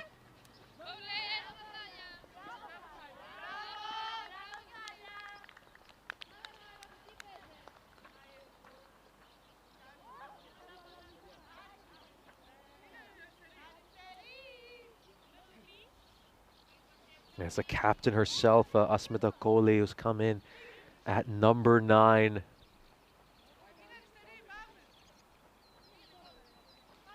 Expected score now 147 for Germany, and despite the fact that they've lost wickets, they've done a good job of keeping that run rate very healthy. 7.5 right now for Germany.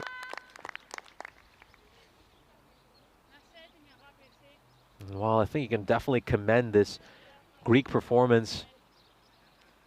Their fielding's been terrific, their bowling's been sensational, but Germany, despite losing all those wickets, has still kept that run rate very, very high.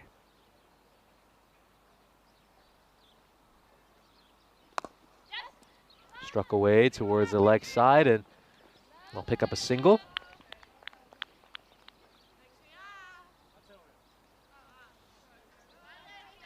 End of the 18th over, Germany 133 for 7. I think overall, she's got to be very pleased with this effort. Maria Siriotti won the toss, said that her side would go out and field and pick up 4 wickets in the power play.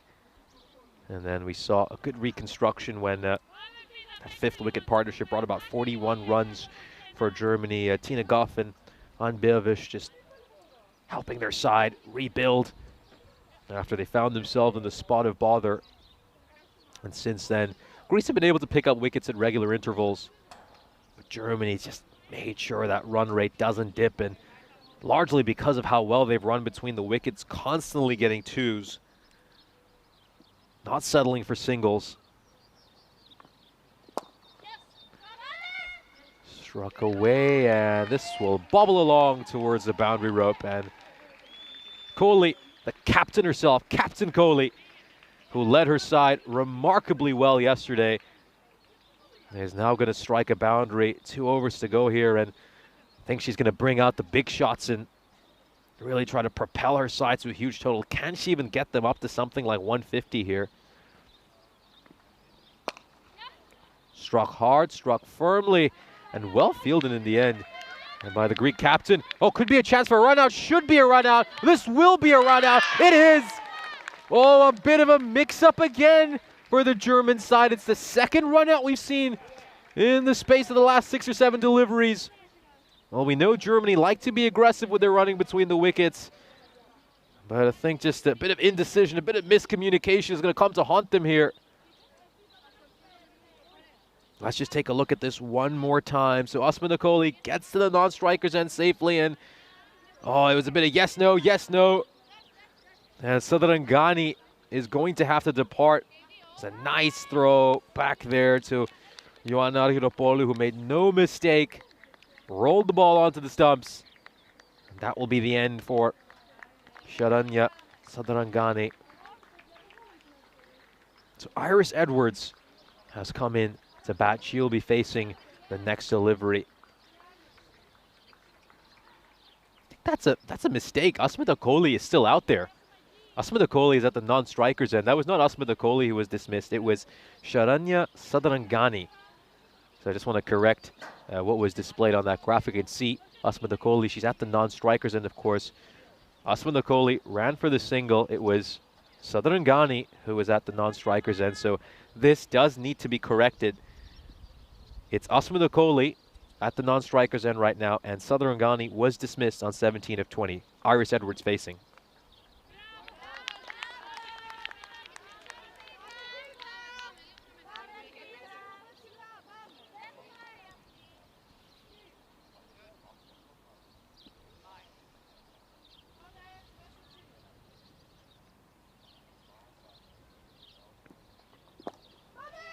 Played aerially. It will land safely, though, and there's a skipper once again. Boy, has she been busy. Boy, has she been busy. Covering a lot of ground in the field. Really putting her side in a good position, involving that run out to get rid of Sadrangani. Yeah, this just needs to be corrected here. It's Asmita Kohli who is on strike right now, not Sadrangani. Played away towards fine leg. They'll push for a second again, and they'll make it comfortably. I think once again there was just that slight temptation. Wasn't there to go for the third run, but certainly wasn't on.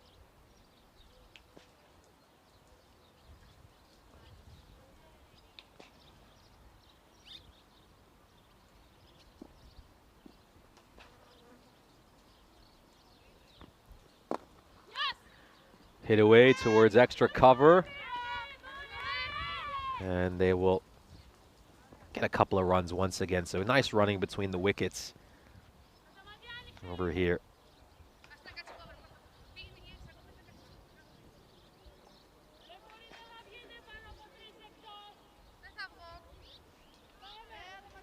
So Ashwini Balaji, the MVP of the ECI that took place yesterday, is currently just warming up in the nets.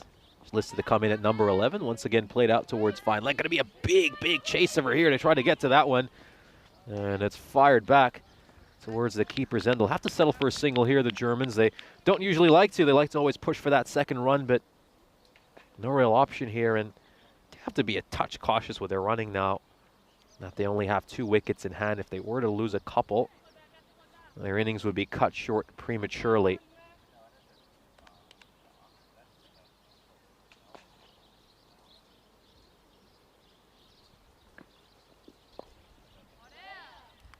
Dot ball to end the penultimate over. Germany 146 for 8, and they'll certainly be eyeing something north of 150. It's an interesting one, isn't it? I think the scoreline would suggest that Germany are on track to make a big score, but I mean, it's hard not to praise Greece for the way they played. They managed to pick up 8 wickets. I think the extras column will be a slight concern for them, giving up 26 runs in extras. But, they've taken some brilliant catches. They've bowled really well. They had Germany at 39 for 4, but ultimately this German batting lineup is so deep.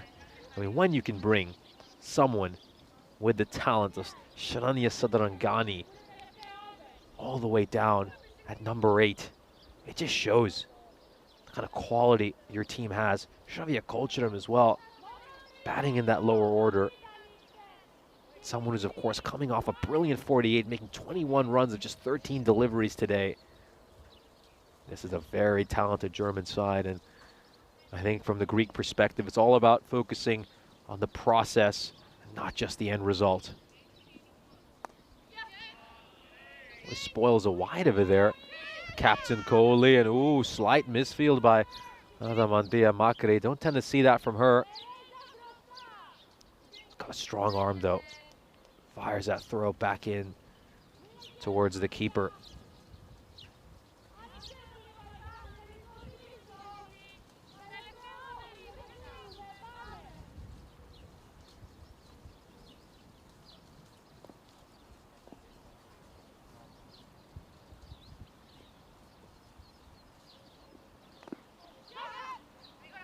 Square leg is where that ball will head to. Let's pick up another run here. Germany, this brings Iris Edwards on strike. It'll be interesting to see Iris Edwards in the second innings. Was very encouraged by the way she bowled. I don't think her stats did justice to just how good she was. A lovely action, beautiful flowing run up as well. Gets that ball to shape back into the right-handers.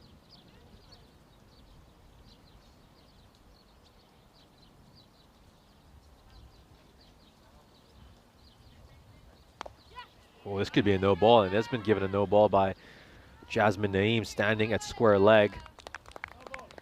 So a free hit's coming up here for Asmita Kohli, who's already struck a boundary so far this innings, and yeah, definite no ball over there. Just got that one wrong. A few too many waist high no balls from the Greek perspective. That's now up to 8. 8 no balls the Greeks have given. Oh dear. Oh dear, that's going to be a wide, and we'll pick up some extra runs from buys as well. That's 3 runs Germany are going to get here without a legal delivery bowled. It's now up to 154. This is looking like a very, very tough target from the Greek perspective. I mean, keep in mind, during the T10s, they had 3 scores, all in the 50s, over the course of 10 overs. You'd think that something north of 150 is going to maybe just be a touch too difficult for them. Well, practically scoops that one off the pitch there, Kohli. It definitely had been a double bounce. Yeah, she might have left that alone, but she'll get some runs.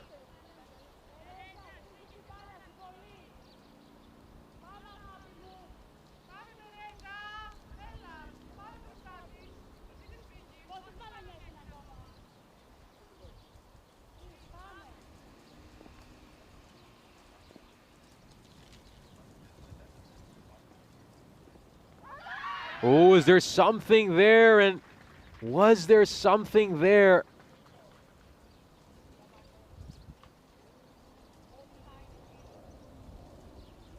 Well, if there's no bat involved,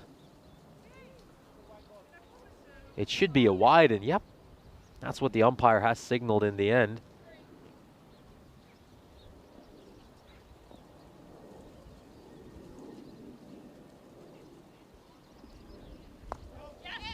Struck away towards that region behind square leg, and looks like it does have enough to go for 4 runs. So when we talked about whether Germany could get to the 150, how about the 150? They'll get to 160 here. Oh dear, well, it's just a little bit deflating from Greece's perspective after the good effort they put in the field.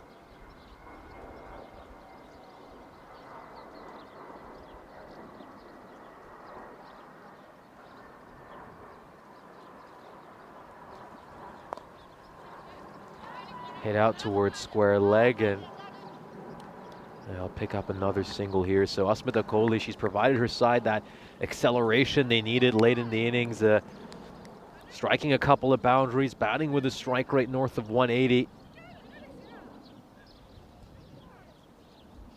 Oh boy, every run scored from here on out is really, really going to hurt Greece. It's just hard to see how they'll get close to this sort of a target, the kind of target that's shaping up here for Germany. Struck hard. At least that won't be a no ball, even though it was a full toss. And they'll come back very comfortably here for the second run. So 165 now for Germany. This is looking to be a really, really formidable target here for this German side. Despite those early wobbles, they've still managed to pick themselves up and post something very, very strong.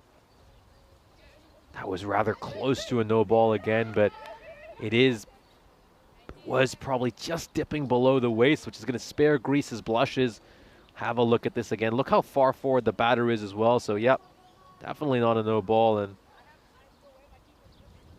that is going to be the end of this inning. So, despite the fact that Germany found themselves in a spot of bother at 39 for 4, they've managed to end up with 166 runs. It's a very solid target here for Germany. Credit to Greece, though. They certainly fought hard. They battled well early in the innings. We'll now take a look at the highlights of this innings, and it was a dream start for the Greeks, who were absolutely rolling thanks to a brilliant spell of bowling by Adamandia Makri and the captain Maria Sirioti. The two of them picked up 4 wickets in the power play. They're just getting a big round of applause here from their coaching staff, as well as some of the substitute players. There was that brilliant wicket to get rid of Wilhelmina Garcia, and then Adamantia Makri would also get rid of Kartika Vijayaraghavan. Vijayaraghavan wasn't too pleased with the decision, claimed that it came off her thigh pad, but credit to her, didn't really protest it too much and made her way back towards the dugout. So at that point, Germany were reeling, but things would get even worse for them, as the captain Maria Sirioti would pick up some wickets herself as well. What a great day Ioana Argyropoulou had behind the stump. She'd take 3 catches, was involved in a couple of runouts too. That would be the end of Janet Ronalds, who just decided to waft that one outside the off stump. Fine edge through to the keeper. Brilliant catch, well taken. She'd grab another huge wicket though. She'd get rid of Nicole Kingsley next. Kingsley coming off a brilliant innings where she managed to make 38 runs with a strike rate of 150. But then it was time for Christina Goff and Ann Beerwisch to help this German side reconstruct. The two of them had a 41-run 5th wicket stand, and then Christina Goff would fall victim to an absolute gem of a delivery by Nefeli Yorvota. That ball had everything. It's a nice seam movement, and it went on to clip the top of off stump. This is the LBW to get rid of Ann Beerwisch. There was a split verdict on this one in the chat. Some thought it was clipping leg stump, others thought it was missing. But all that mattered is that Ann Beerwisch had to make her way back towards the dugout. One of 2 wickets that Nefeli Yorvota managed to pick up. He had a great day with the ball in hand as well. We saw some real fight by the lower order for this German side. Plenty of credit goes to Sharanya Sadarangani, making 17 of 20 before she was run out, thanks to some great fielding by Maria Sirioti and Ioana Argyropoulou. And then, of course, Shravya Kolstrom, coming off that wonderful 48, would get run out as well. She'd end up with 21 of 13. This was the run out that would get rid of her. Maybe getting a little bit too greedy there, Germany. The Shravya Kolstrom was looking very good at that stage. Strike rate of 161.5 for her. And at that point, and then Asma Dakoli, the captain, just added the cherry on top. 21 of just 12 deliveries for her, undefeated, struck a couple of boundaries, and Germany find themselves in a very strong position that they set a target of 167 for Greece. We'll take a short break and leave you with the stats for this innings. I'll be right back live on the European Cricket Network.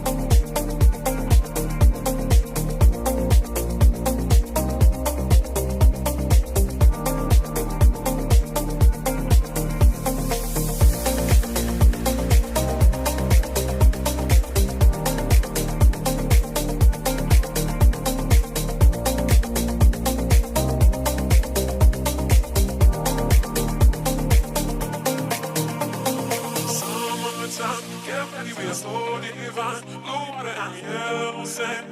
Just you and me. Summertime, get ready, we are so divine. Blue water and yellow sand. Let's live our dream. Summertime, get ready, we are so divine. Blue water and yellow sand. Just you and me. Summertime, get ready, we are so divine. Blue water and yellow sand. Let's live our dream. Summertime.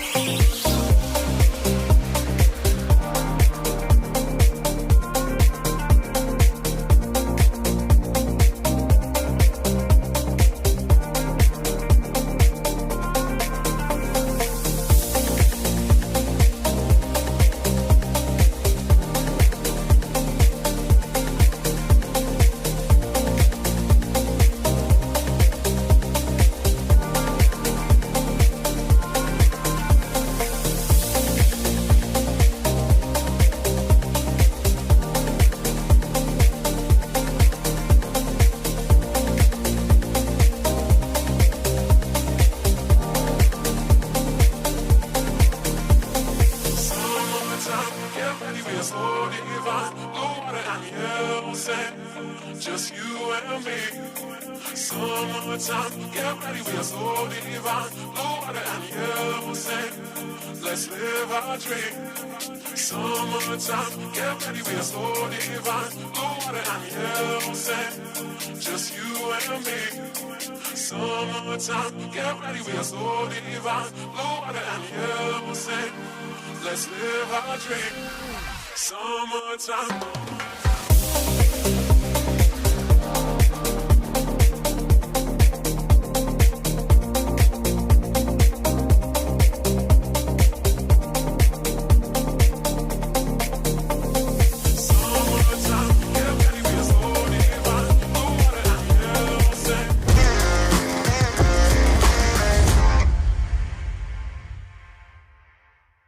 This European cricket event is proudly brought to you by HCL Software, Rado and 1xBet.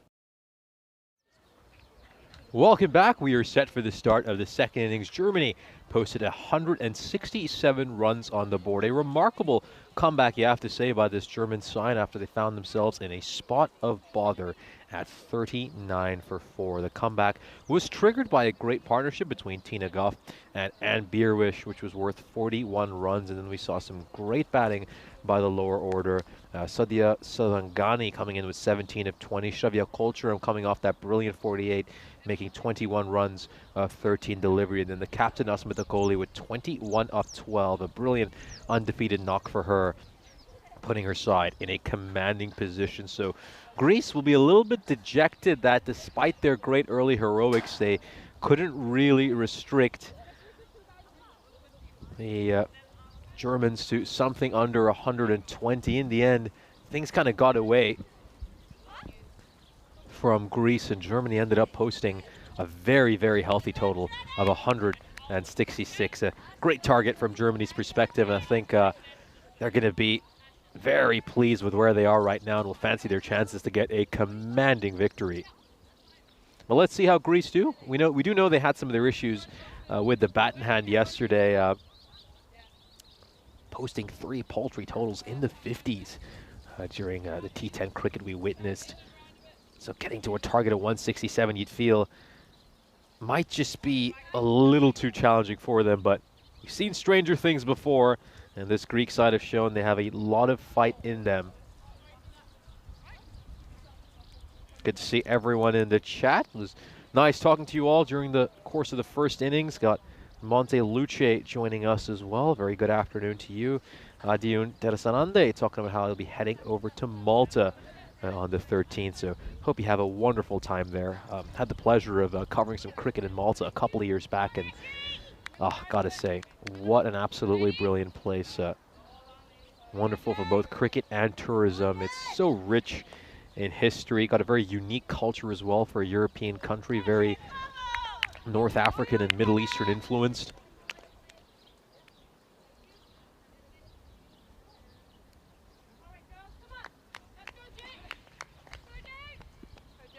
Here we go. It's going to be Ronald's bowling the first over. It's a nice ball to start off, and Ronalds, I thought she bowled superbly yesterday. It was very tight with her lines and lengths, really didn't give anything away. Made life extremely difficult for this Greek side.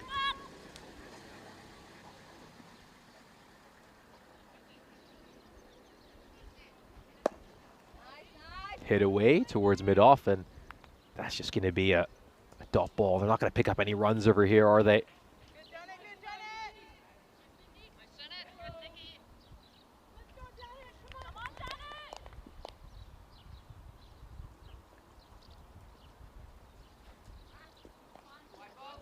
It's a wide.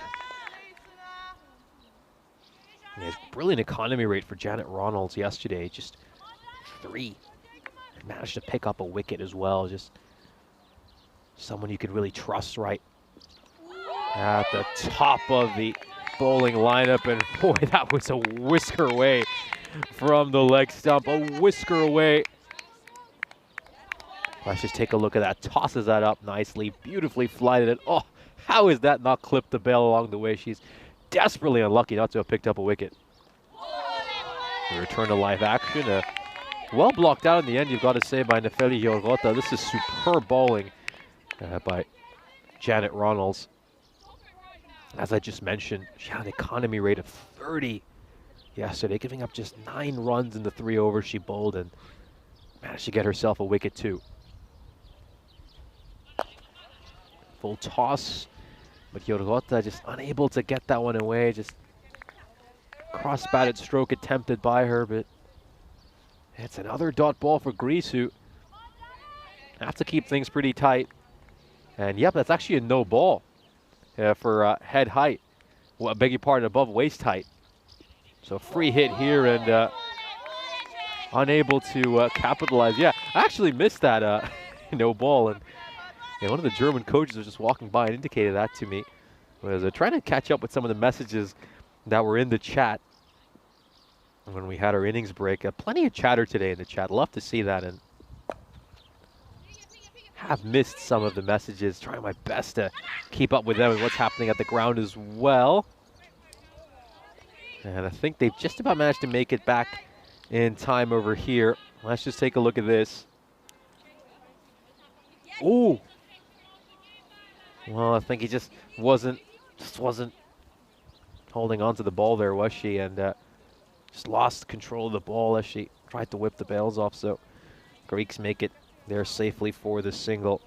Yeah, it is quite interesting, isn't it? First time in quite a while back in the commentary box, and kind of forget just how difficult it is to split screen. Just to give you, I've got 4 screens in front of me right now. One of those screens has been split into 2. So essentially I'm looking at, let's just say, trying to look at the field. I've got about 5 different windows open, and also trying to go between the tabs on one of the windows. And I've also got the phone where I'm trying to look at your chat messages as well. And yeah, just it's good to be back, isn't it? It is good to be back. And I think when you're doing this solo in particular, it can be so hard to monitor all those things. When you often have a partner in the commentary box, and you can just take a peek at the chat for a second while maybe they're describing something that's happening. But when you're on your own, got to find a way to keep up with everything.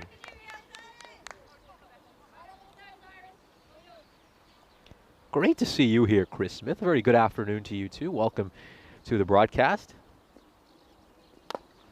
Edwards will come in to bowl this second over. Lovely bowler, Iris Edwards. Loved the way she bowled yesterday. Just get some nice swing back into the right-handers. Brilliant player, Iris Edwards really is.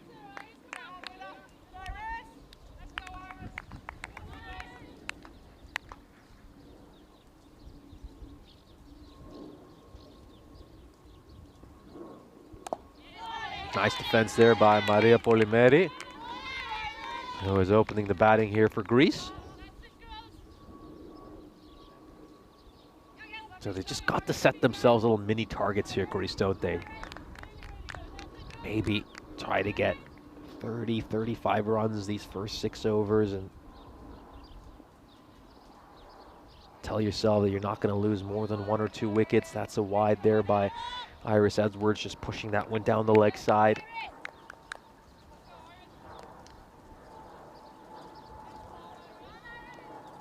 tough task here, isn't it, for Greece? And even if they can't win this game, they've got to at least try to get close to this target. Overcompensates there, and this time pushes it too far down the offside.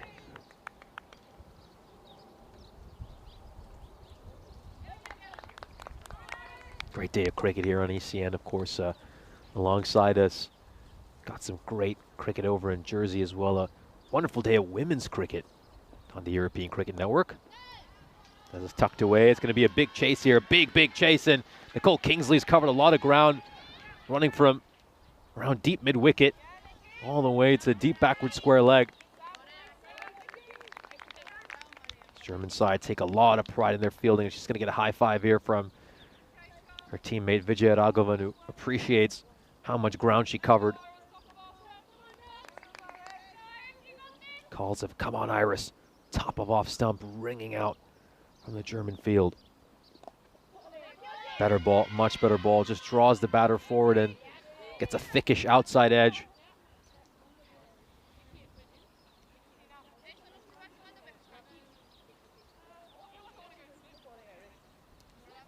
Got Chris Smith saying that his brother lives in Kavala. It's Europe. Should say actually brother from another mother, so not biological brother.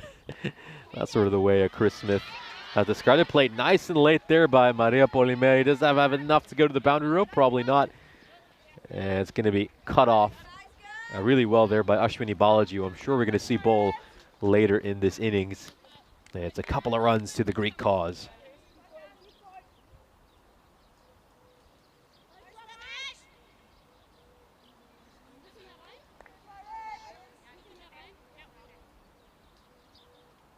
Engaging battle here between Polimeri and Iris Edwards. I think I heard someone say boo. Hope I didn't mishear that. I think it's just a bit of fun and games for Germany, and why not? I mean, they've been in a commanding position throughout this weekend.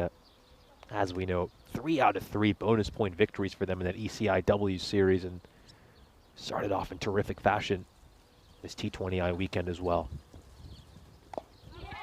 Look at that lovely swing back in there for Iris Edwards, who is going to end up giving up 8 runs this over. A good one for Greece, who find themselves 11 for no loss at the end of 2. Some nice batting by Maria Polimeri. That's more like it from the Greek perspective. They've got to try to get just a shade above a run of ball every over from here on out.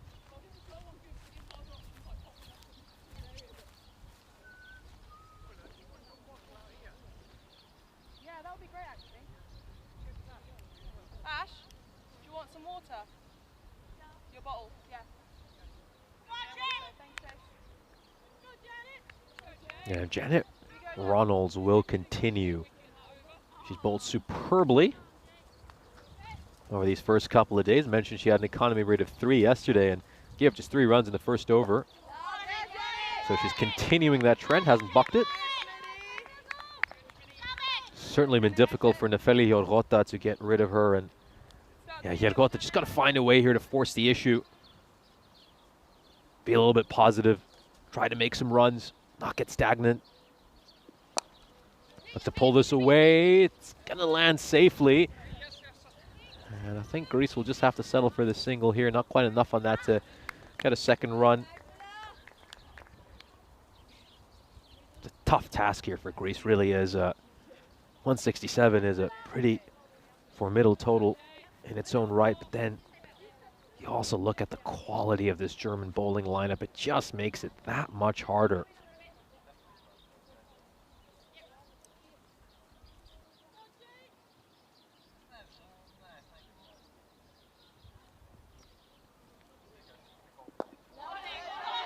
Well blocked out there by Maria Polimeri, and that's the thing with Ronald's. Everything is just stump to stump for her, isn't it? Very, very difficult bowler to face. Just keeps things simple. That's what's most effective in this format. Accuracy really is the key to her success. Ooh, well, looks to go for the old horizontal bat stroke there, Polimeri, and could really have been the end of her innings. Ronalds has come close to picking up a wicket a couple of times. We saw one that just skimmed over the leg stump in the first over. Very easily have had one there. Oh dear. Is that it? Has that a clean bowled? And looks like that was the case. So, well, what is the holdup about here? Are they just wondering if the keeper has dislodged the bails? Hard to tell from that angle. We'll have to look at the side on. Let's see. Let's take a look at this. Nope, that's clean bowled. That's going to be the end of her innings. A beautiful ball there by Ronalds. Gets a well-deserved wicket. And for a moment, I was just wondering if the Greeks were concerned about whether there was some encroachment involved. Don't see any evidence of that there. So I think Maria Polimeri is going to just have to make her way back towards the dugout. A beautiful bit of bowling by Ronalds. A wicket she thoroughly deserves. And off they go. That is the end for Maria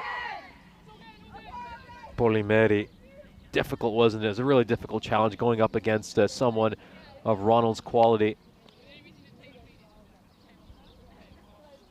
And you gotta say, she gave it a good shot, didn't she, Maria Polimeri? Fairly early in her cricketing career, going up against someone with the quality of Ronald's. And she'll be disappointed that she's out, but she certainly had some of her moments in that second over in particular when she went up against Iris Edwards. You can just getting a good view of her coming back to the dugout here. She's getting some nice encouragement there from her coach and the rest of the Greek lineup. Tried her hardest, but ultimately was just done by a superb bit of bowling. So the Germans get their first wicket. Greece are 12 for 1.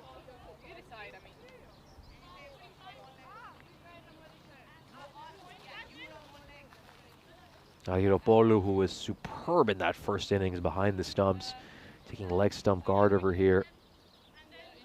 Boy, was she wonderful. Took 3 catches, was involved in numerous runouts as well. Now she's going to have to get the job done with the bat in hand. Ronalds is going to come round the wicket to the left-hander.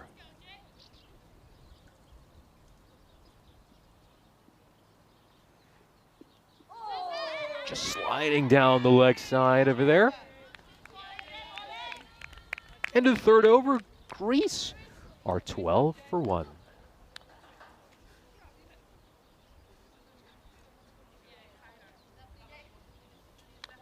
So the required now is up to 9.1 for this Greek side. It's starting to climb up, and you've got to say Ronalds is the key reason for that. This is exactly what Germany were hoping from Ronalds, just coming out here, setting the tone early, giving up just 4 runs, picking up a wicket as well.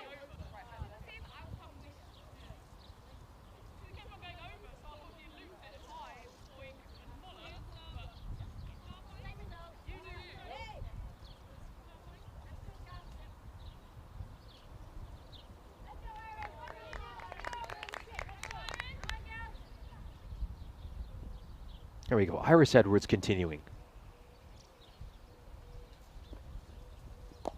Great ball, right on the money there by Iris Edwards. You can just see that lovely swing. She gets back in over there as well. Don't think Iris Edwards' stats do her justice. Got a very exciting young bowler here, the Germans. Just about molding her the right way, and I think she could be a real mainstay for this side over the coming years. Just inside the tram line, so that's going to be a legal delivery. Got some women's action over in Jersey as well.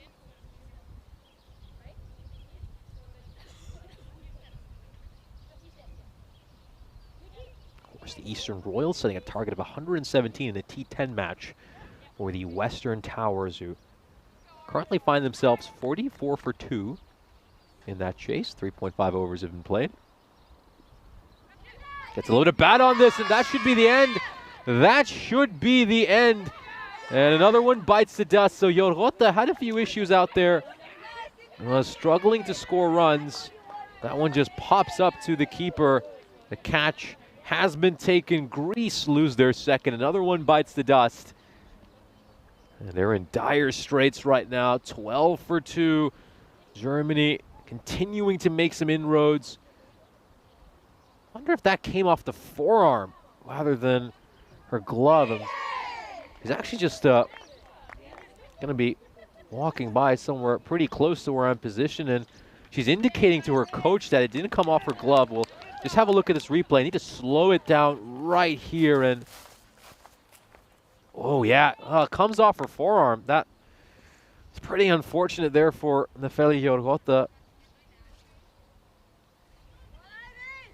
And I could just see her having her word with her coach, saying that, well, you know, it's just come off my forearm. That shouldn't have been out. And she may have had a case there. She may have had a case there. But it's just so hard from the umpire's perspective, isn't it? Now keep in mind, we've got slow motion. We've got replay. We've got all these luxuries. And the umpire was initially quite hesitant to make the call, but did raise his finger ultimately and adjudged Yorgota to be out. So an unfortunate way for her to be dismissed. I think she'll feel hard done by. That's just the nature of the sport. You got to take these decisions even when you disagree with them.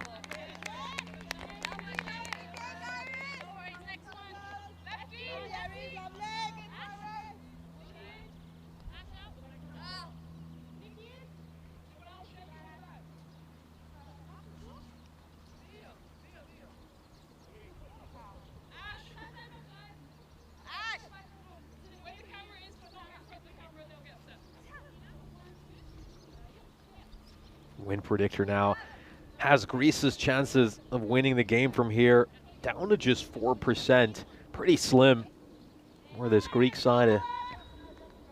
You really got to climb Mount Everest or Mount Olympus. We already use a Greek example.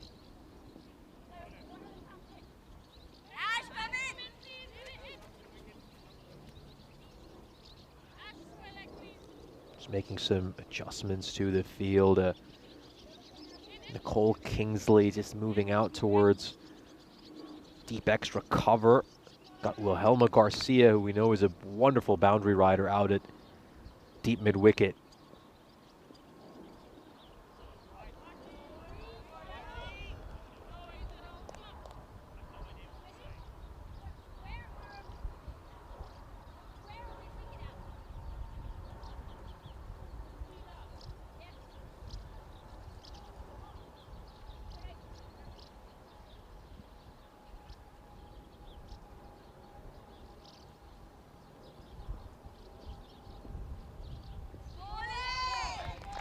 Wonderful bit of bowling.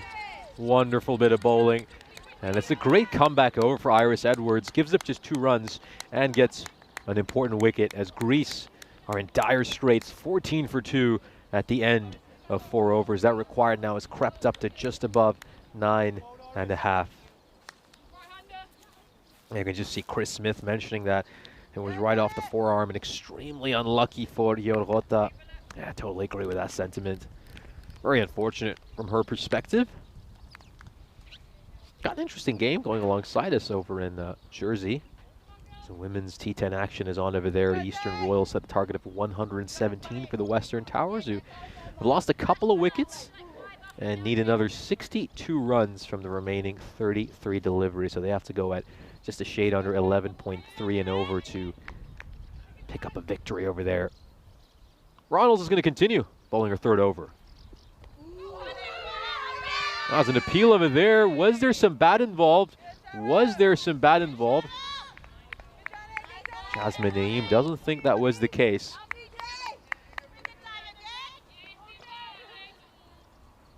Yeah, really hard to tell if there was an edge or not. Certainly from that angle. Got a slip in place here as well.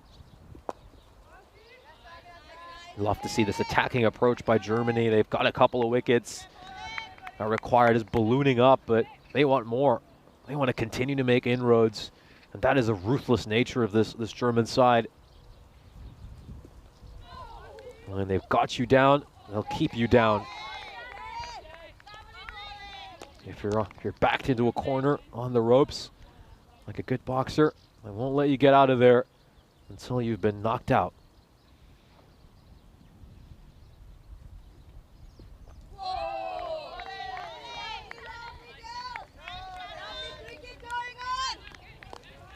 Look at the chatter from this German side. You can just hear them saying, lovely cricket, lovely work, girls. They are so confident, oozing confidence right now. Looking to make it 4 wins in a row. Oh, is that a catch? Oh, yes! What a take there by Tina Guff. Brilliant grab. The third one bites the dust for Greece. Ronalds has her second. That is a beautiful wicket. Wonderful bit of bowling and an equally good catch. Well, you talk about a plan coming to fruition. That's how you want it. Let's just take a look at this once again. Draws the edge. Tina Guff with some brilliant reflexes, diving to her right, holds on to that one. Was tossed up wonderfully by Ronalds. There she is, Christina Guff, who's just achieved a major milestone in the first innings when she crossed the 1,100 runs mark. Maria Verviziotti has to make her way back towards the dugout. Let's just admire this wicket once again. Well, she's lying flat on her back after taking that one.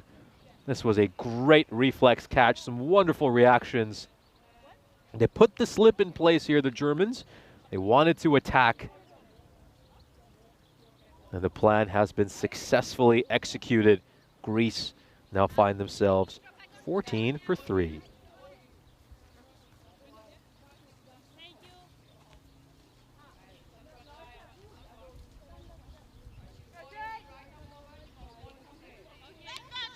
So this is a dream situation for any bowling side. They got 2 new batters out in the middle. The captain herself, Maria Siriotti, has made her way out at number 5.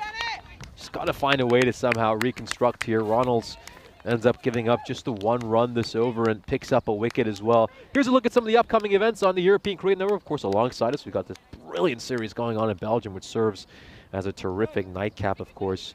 Some great cricket tonight in Belgium. We'll talk about that later this innings. The Liberation Series continues in Jersey. Yesterday was the conclusion of the men's series, and today we'll see the women's series. Right now, the Eastern Royals are taking on the Western Towers. The Western Towers lost a couple of wickets and need 52 runs in the remaining 28 deliveries. And of course, we are here in Greece until tomorrow. Got our first T20I going on right now. Got one later in the afternoon and a couple more for you tomorrow. So wonderful time to be a fan of European cricket. Plenty of action to witness.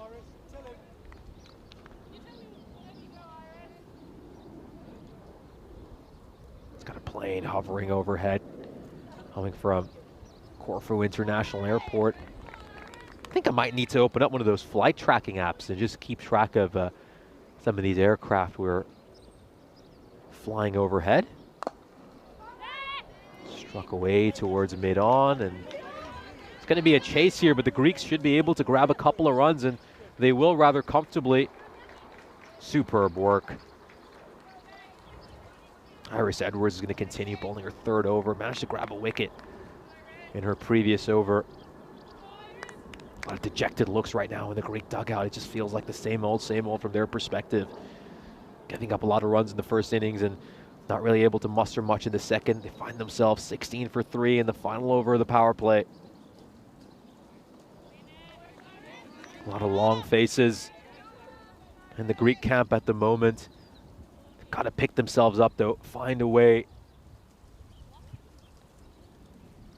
to fight back in this innings, and then keep in mind, got to come back strong for the second match as well. They've still got plenty more cricket to play today as well.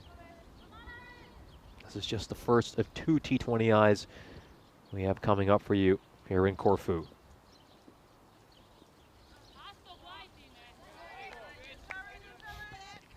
You can just tell Maria Siriotti giving some instructions to her teammate. Just hear her telling her, leave that alone, it's a wide. Don't touch that.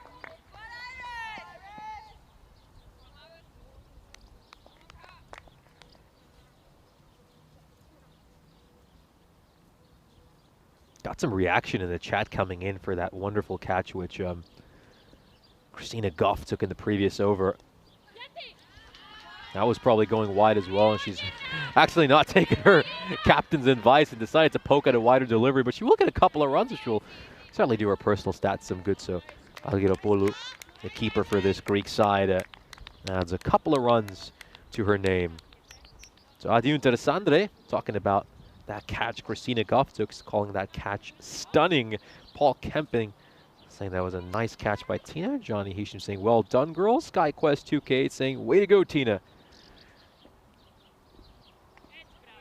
Certainly was an impressive take, diving down low to her right. And I think what I loved the most was just how the captain, Asmita Kohli, thought out a plan, and then that plan was executed to perfection. They put a slip in place, Ronalds bowled the right delivery, and Goff took the catch. It's a wonderful feeling, isn't it? It's terrific fielding.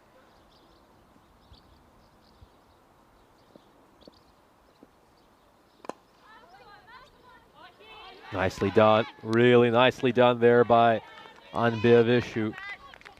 It was, of course, part of that 5th wicket partnership, which helped this German side reconstruct after they found themselves in a spot of bother at 39 for 4.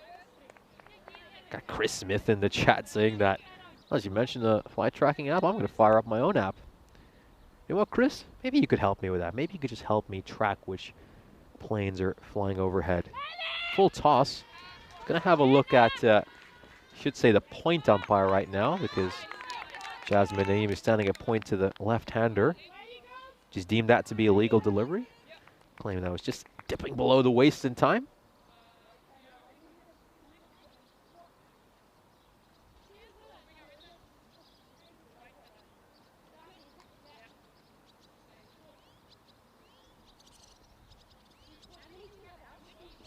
Paul Kempin saying that he just loves T10 and T20 cricket because it always feels like there's something happening. That's true. Completely agree with that sentiment. Two most exciting formats of the game. Although, outside of ECN, I gotta say, I love Test cricket. Probably my favorite format of the game. Love the long form as well.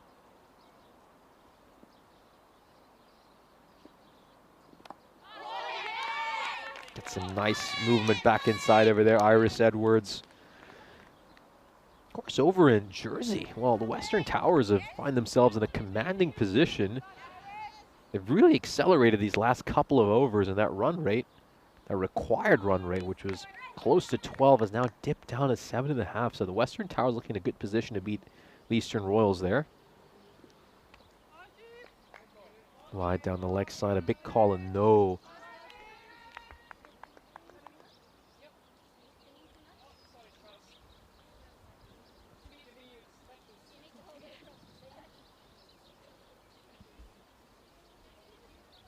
Iris Edwards, just a wonderful player. And the amazing thing is, there's still plenty of room for development for her. Plenty of things she can get even better at.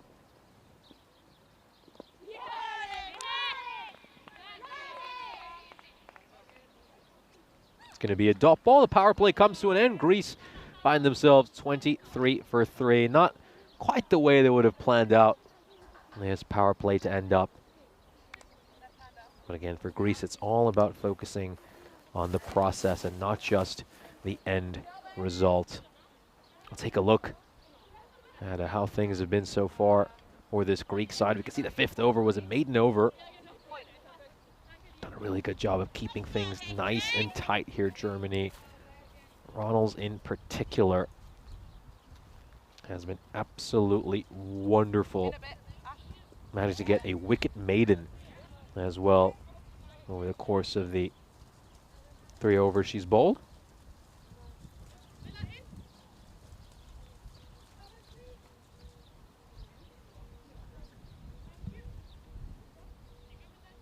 So Ronalds is going to be bowled out 1 for 19, or her figure so far, picking up that wicket in a wicket maiden.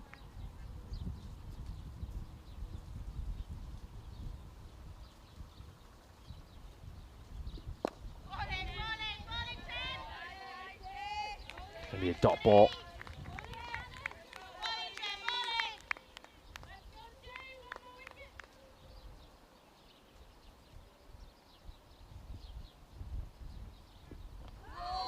big swing over there. It's another dot ball. Just finding it's so hard to get her away. Might just make a correction about Ronald's figures. Her figures are 2 for 4, giving up almost just a run and over so far. Wow. Struck away firmly, and well, is that the commentator's curse? Was that the commentator's curse? Oh, you talk about spoiling her figures a bit with just one shot. She's given up only 4 runs prior to that in about 20 deliveries. And we see 4 runs go away just off 1 ball. Still very impressive looking figures though. 2 for 8, 3.3 overs. Reynolds will be mightily impressed with that.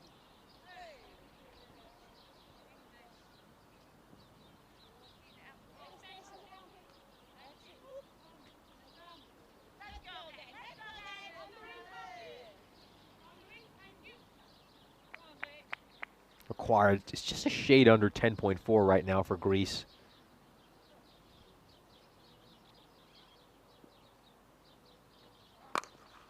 Could this be a no ball? Yep, it's been signaled by the square leg umpire, Michalis Revis. And a couple of rare mistakes here for Janet Ronalds, proving she is just human after all.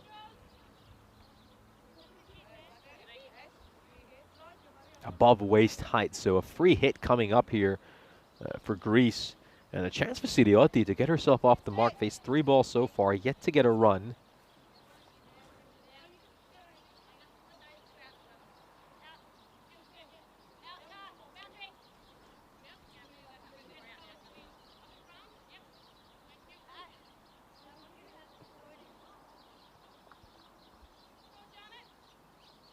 Here we go, Janet Ronalds. Free hit. Siriotti looks to go big, and Ronalds will get a hand on that. Siriotti is off the mark, so that's another run for the Greek cause, who now bring up their 30 for 3. Yeah, it just would have been a spectacular catch if she'd taken that, but wouldn't have counted anyway since it was a free hit.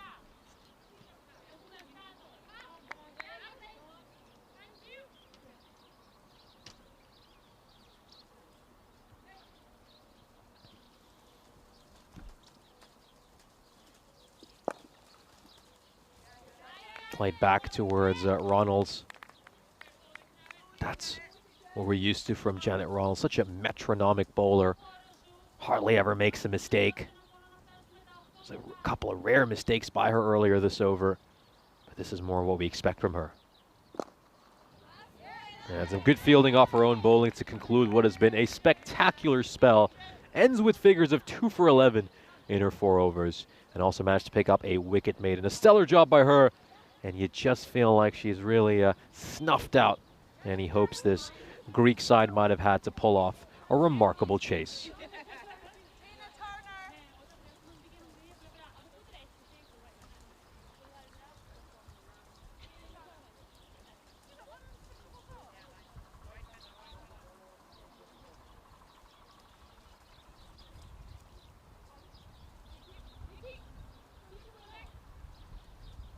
Well, I can inform you, Chris Smith, I've opened up the old flight tracking app as well, so I was talking about how many windows I have open, so it's now trying to switch between 3 apps on my phone, look at 3 different windows on my tablet and laptop, and then looking at the screen as well.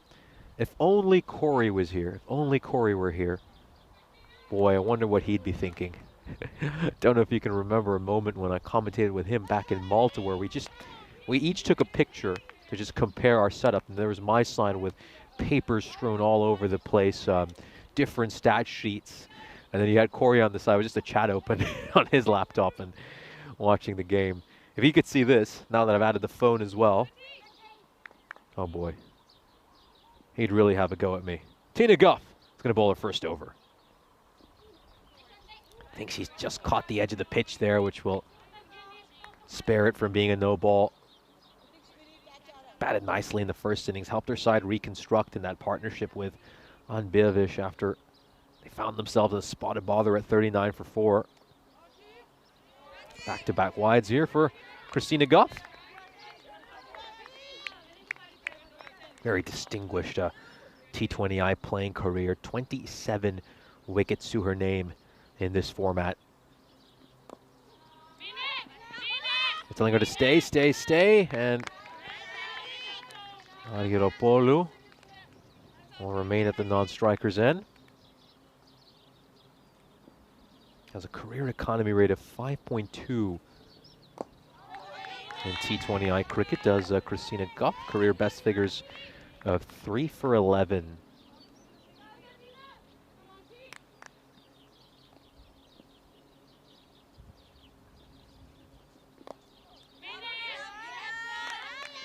Walks that one out there as well, Siriotti. And Goff, after starting off with a couple of wides, just found her line and length here. Such a challenge as well to go up against a left-hander. It's not something most batters are accustomed to, since they'll typically face right-handed bowlers in both match situations as well as in the nets. First runs off the bat, and this Christina Goff over.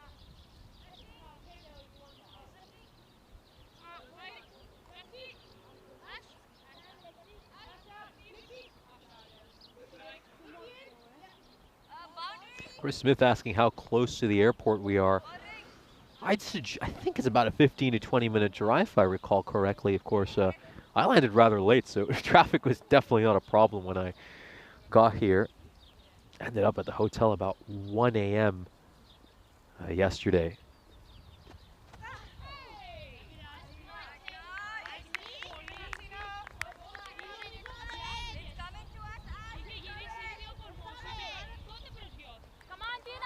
Giving some valuable advice here to her teammate is Siriotti. She's trying to coach Argyropoulos up. Love to see that by a captain. Oh, looking for the big drive. This could be a stumping. It is. It is. It's another wicket for the Germans. And Christina Goff manages to bag her first of this T20I series. That's now 28 career wickets in T20I cricket for her. That was a brilliant bit of bowling. Tossed it up. Drew Argyropoulos forward, and then some very fast and sharp glove work by Sadarangani. And there's going to be a big team huddle there for the Germans, and a big cheer. Looking to go for that booming drive, just slid that back foot forward. And then credit to Sadarangani for some sharp and fast glove work. It's all going right for the Germans, and it's all going wrong from the Greek perspective. They're 33 for 4.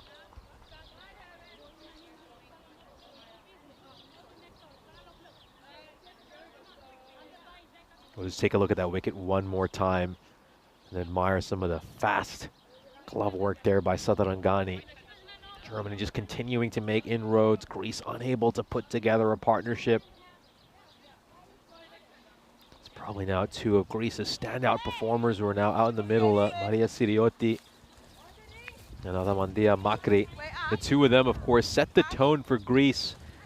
Those first 8 overs when they bowled superbly and had the Germans 39 for 4. And now Greece find themselves in a worse position. Don't quite have the same kind of batting left in their lineup that the Germans boast. Going to see the first bowling changes, both. The second bowling change, I should say. Oh, well, a big appeal over here. It's kind of hard to tell from the angle we're looking at. It's really hard to tell. Let's just take a look at this. Might have just been outside the line of the off stump. It's just so hard to tell. You're looking from behind. Captain herself, Kohli, who's bowling. She bowled superbly yesterday. Kept things very tight. It's difficult to get away in her batting in the first innings. That was a key reason the Germans were able to get to 167.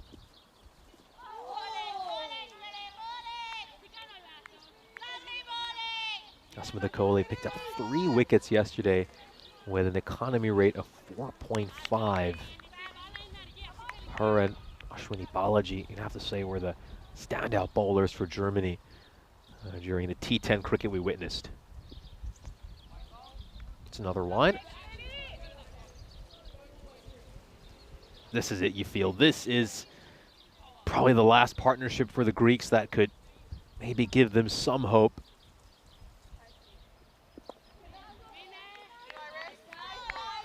Ash, is this your bottom?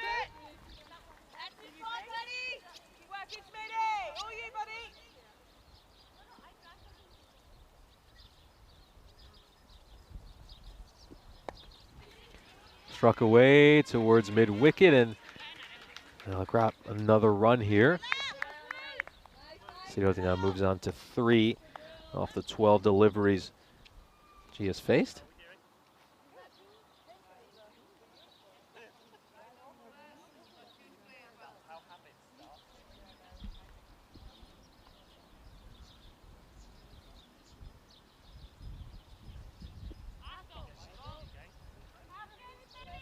That's going to be a wide there by Coley.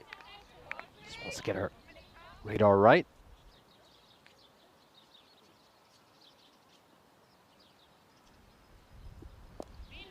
Get behind that one nicely there, Makari. It's going to be a dot ball.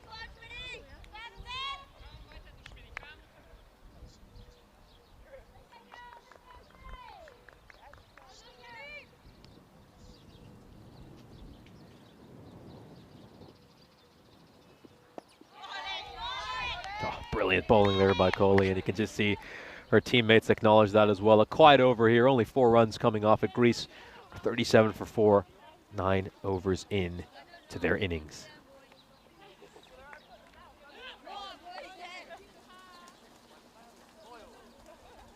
Need to string together a few big overs here, Greece, just to at least try to get to that 100 mark. Only hoping they can at least get there. At the moment, the main target kind of looks unattainable for them as we have a look at the scorecard over here. So Nefeli Yorgota was dismissed by Iris Edwards. Yorgota disagreed with the decision and claimed that it came off her forearm rather than her glove. And we can see a few other contributions in there as well for this Greek side. Maria Polimeri was a clean bowl thanks to some wonderful bowling by Janet Ronalds. 4 of 8 for her. And then Ioanna Argyropoulou fell victim to Christina Goff. She was stumped on 10 of 14. Vervitsiotti making 1 of 7.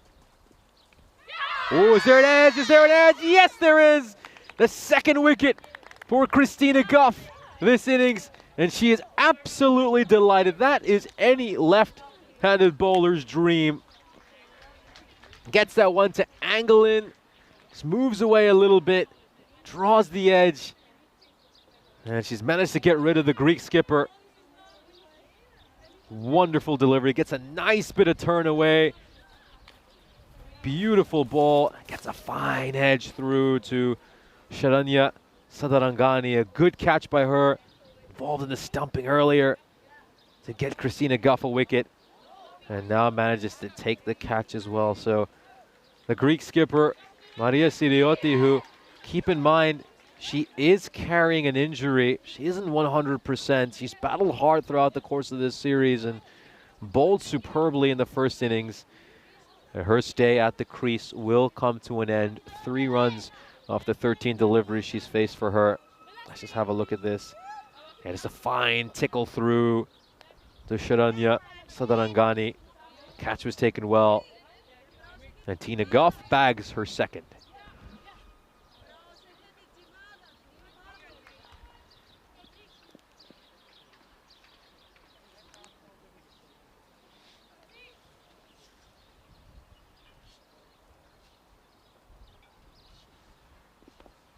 Oh, well, Ronalds was potentially interested there for a bit. Oh, well, we do know that Christina Goff took a brilliant catch at slip of Ronalds bowling, and Ronalds had a chance to maybe return the favor, but it was just a little bit too wide to her right. Wasn't quite close enough to her to attempt a catch. Well, as Ronald's going to get a chance to return the favor to Christina Goff and get a catch at slip. Really are a ruthless side, this German team. That required is up to 12.1, but they still want wickets. still hunting for wickets. You know, they don't even want this Greek side to get anywhere near this target.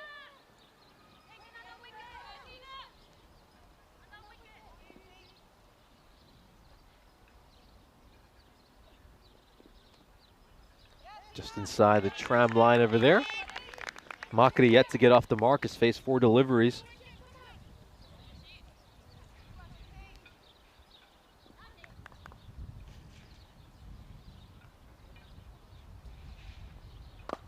Full toss, and that is absolutely smoked away. Are we going to see the first boundary of this innings? It's going to take a big chase. Oh, it's just going to fall short of the rope. There's Iris Edwards out in the deep, who's going to cut that one off, but a couple of runs to Adamandia Makri. Let's just take a look at this one more time. She absolutely crunched this, middles that one, and is rather unlucky that she doesn't go on to get 4 runs. That's superb work, really is.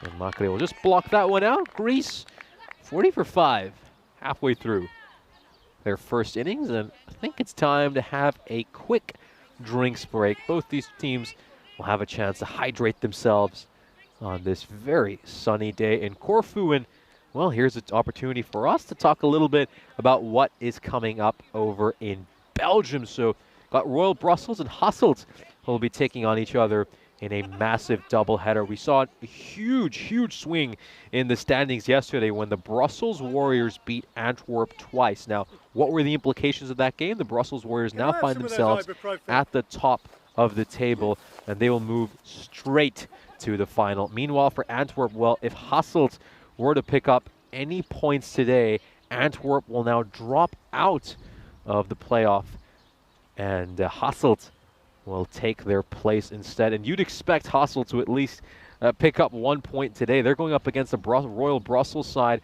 who have won just 1 out of 8 games. So you feel that Antwerp, with the 2 losses yesterday, now find themselves in a position where they'll struggle to make it to the knockout stages tomorrow.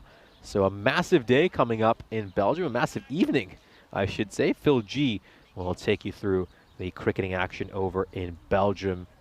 And then tomorrow is finals day, so a huge day of cricket over in the capital of the European Union. Got Jake Stewart joining us in the chat. A very good afternoon to you, Thomas Martinez as well. Good point made there by Thomas Martinez. Of course, the boundary ropes are a bit further back than the boundary ropes are in ECI cricket. So it's a lot harder to strike boundaries in this format, and that just makes running between the wickets that much more important.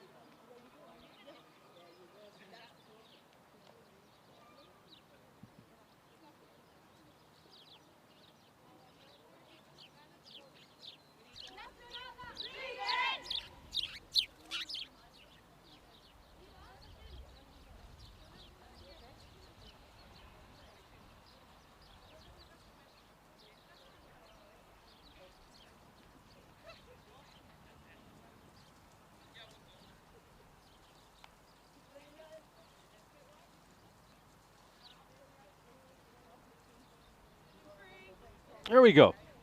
It's time for the start of the 11th over. Looks like the captain, Asmita Kohli, has made her way to the top of her mark. She's going to continue after bowling superbly in her first over, where she gave up just 4 runs. Struggled a little bit with wides, 3 wides that over, so she just want to clean that up.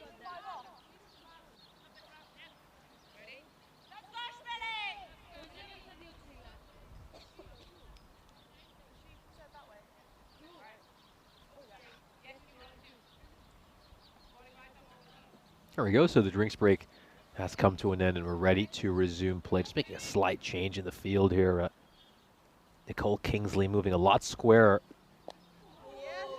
than where she previously was at deep extra cover. So she's kind of moved from deep extra cover to a more traditional deep cover position.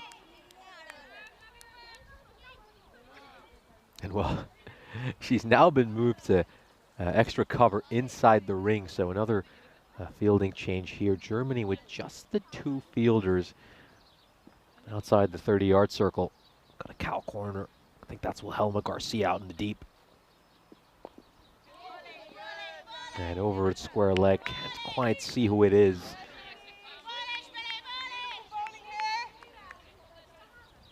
It's all the way on the far end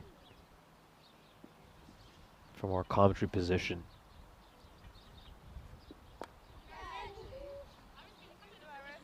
Coley keeping things nice and tight here. Greece have to find a way to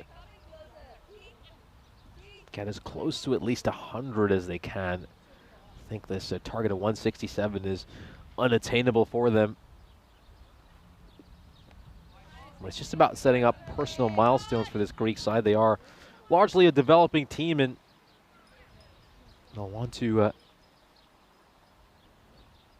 make the most of these opportunities, especially when they face quality sides, such as this German one. Great to see some chatter in the chat.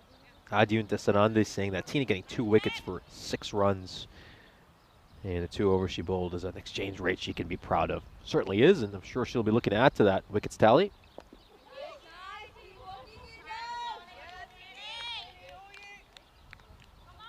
Those 2 wickets, of course, put Christina Guff up to 29 career T20I wickets.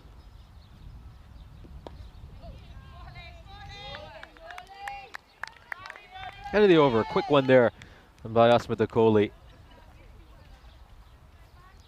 As Greece are now 41 for 5. Just a 1 run coming off that over. Asmita Kohli's getting 5 runs in the 2 overs she's bowled, and only 1 of those runs have come off the bat for them, coming off wide. So the Greeks just really not able to get her away. And I think it's going to be Balaji coming in to bowl this second over. And while you talk about a star performer, Ashwini Balaji certainly is. It's wonderful yesterday, winning the MVP award for how well she bowled. Had figures of 3 for 17 in the 5 overs she bowled across the 3 matches that were played yesterday. And I got to say, a well-deserved MVP performance for her. It was certainly caught the eye and the attention of a number of our fans who all commented on her slingy, Lasith Malinga-esque action.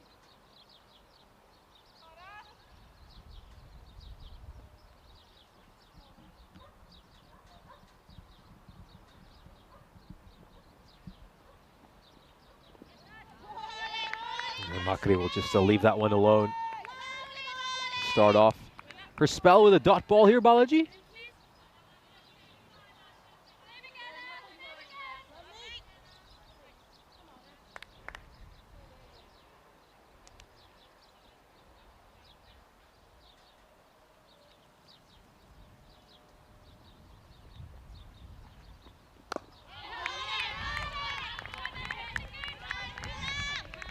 Yeah, you could just see that Makri getting some coaching advice from out in the dugout.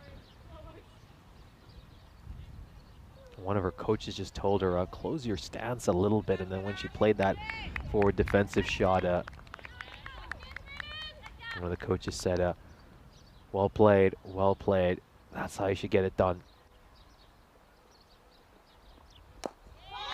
Blocks that one out as well, and this is just terrific bowling by Balaji. So I think here's where maybe Makri could just add a little bit something to her game, and there's no fielder inside the 30-yard circle at square leg or mid-wicket, so she could just look to just clip that one off her pads and tuck it away for a run, just keep the scoreboard ticking. That'd be very useful for her side.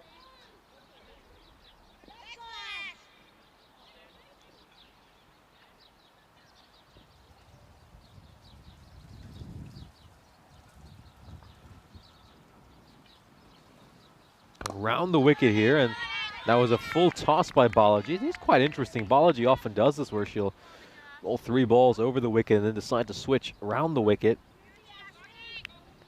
Just wants to keep the batters guessing, probably wants them to just face different balls at different angles. I think that really is the key in the limited overs format of the game. Constantly keeping the batter guessing, not bowling the same ball again and again. And now she's going to switch back over the wicket.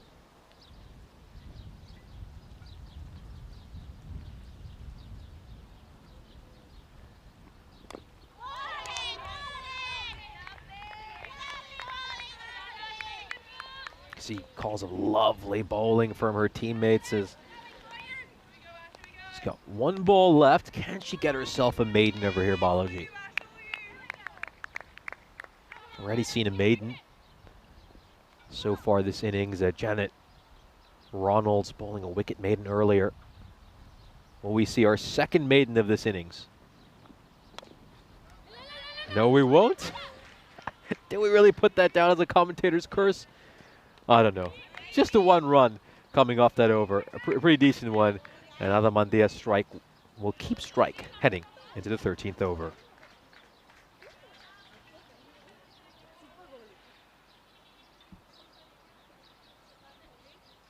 Here's a look at the bowling figures for this German side so far. Very impressive figures for Janet Ronalds.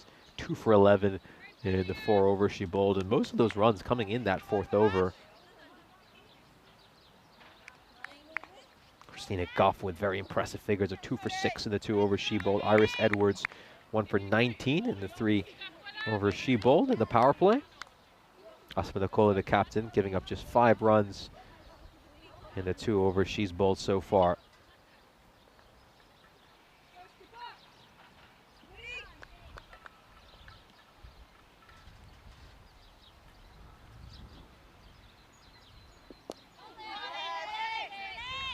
Makri will get nice and deep in her crease and just block that one out there. So Asma Nicola continuing. 5 runs conceded by her so far, 4 of those coming off wide, so it's really hard for the Greek side to get her away at all. Oh, firmly struck, really firmly struck. That's going to go away for a boundary. What an excellent shot. Just the 2nd boundary we have seen so far this innings. And this is brilliant. This gets to the pitch of the delivery. Nice forward stride. And smacks that away wonderfully. Cracking stroke by Adamandia Makri. And I guess that was the opposite of a commentator's curse. That was a commentator's blessing, wasn't it? From the Greek perspective.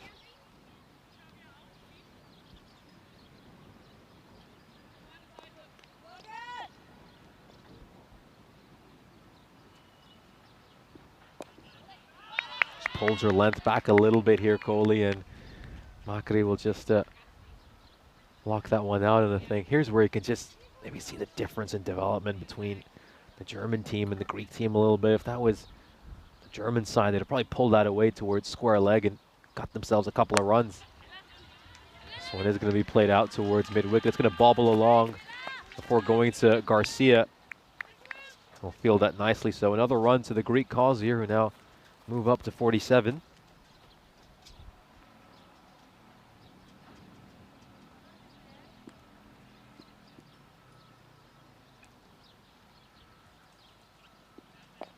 Got a silly point in place over here as well. They're really looking to attack, aren't they? Kohli wants all the catchers in place.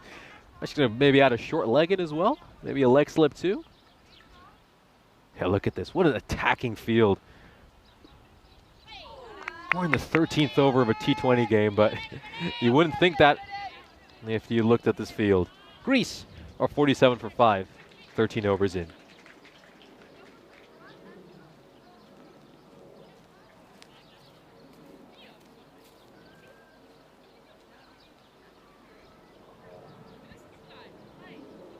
Monteluce chiming in with his opinion, claiming that the Greek batters frequently missing leg side scoring opportunities by trying to hit the ball too fine. Yeah, certainly was something we observed in that last over where I just mentioned where, you know, maybe if one of the deliveries we saw earlier was faced by one of the German batters. They would have managed to get that one away for some runs. Well, we're back on plane watch. And we just saw an aircraft take off from Corfu Airport. I know that Chris Smith is keeping track of some of the planes we have flying over the ground. Got a Lufthansa going from Corfu to Munich. Gotta say, it's a very steep takeoff here. If you see the angle of elevation when these planes take off. So one of the steeper angles I've seen.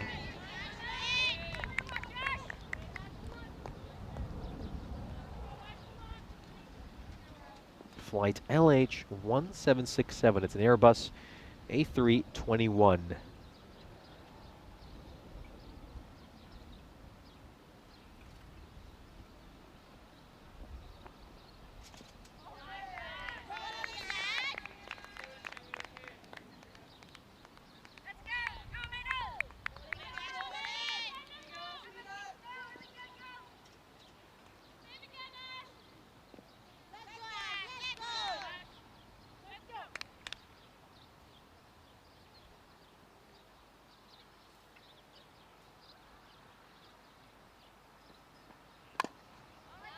Nicely struck, but struck straight back to the bowler. Balaji with a great bit of fielding off her own bowling, giving up just one run in the 9 deliveries she's bowled so far. Keeping things nice and economical as she did yesterday during the T10 action, when, keep in mind, she gave up just 3 runs and over in the 5 overs she bowled and bagged 3 wickets as well.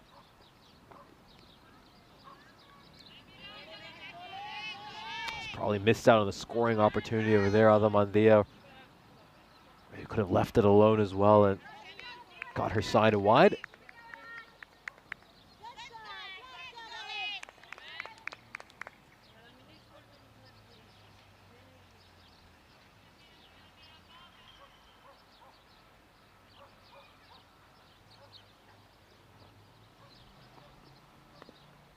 That's a wide. Doesn't quite get the line right this time around. Ball just overcompensating a little bit after pushing that previous ball a bit too far down the leg side.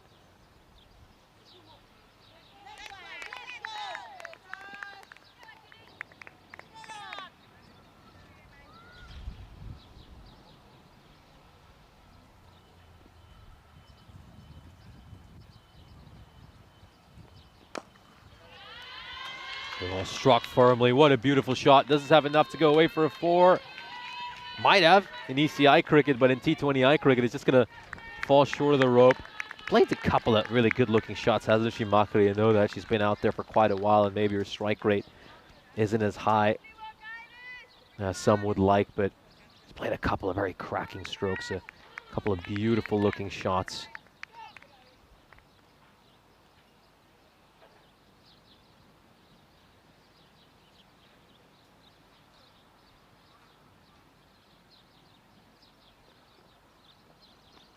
Oh dear, that's going to be a no ball, almost chest height. I didn't quite get that one right, did she? Balaji with a couple of mistakes this over. Oh, I got to say, Adamandia Makri has actually done quite a good job to get that one away and get some bat on it. So a free hit coming up here for Elpida Kalush.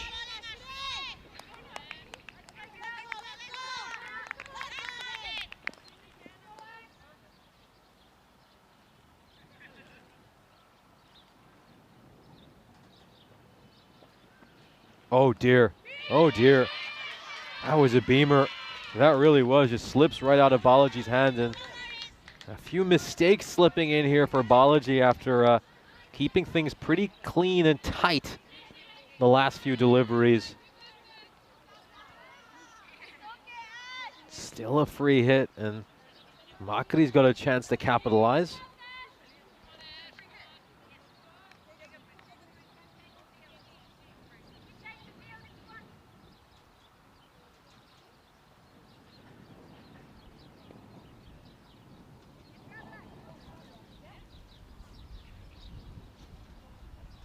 Making a slight change in the field. Iris Edwards was sort of at about 3/4. And now she's moved all the way back towards the rope in that cow corner position. And they're doing the same out at long on as well. And the reason they're doing that is, of course, because, well, they've seen how firmly Adamandia can strike it. And that was another really, really firm shot. And looks like it's just caught the fingertips of Ann Beavish. She was just clutching onto her hand. That was a really, really firm strike.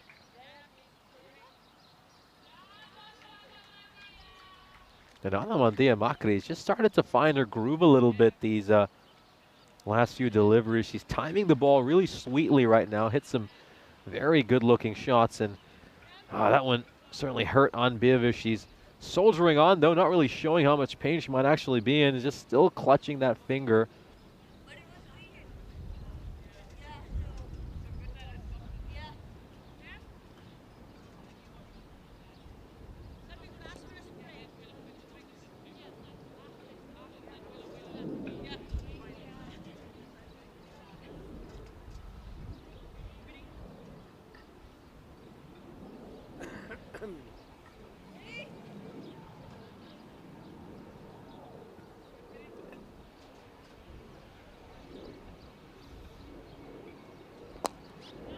Struck hard down towards long on. And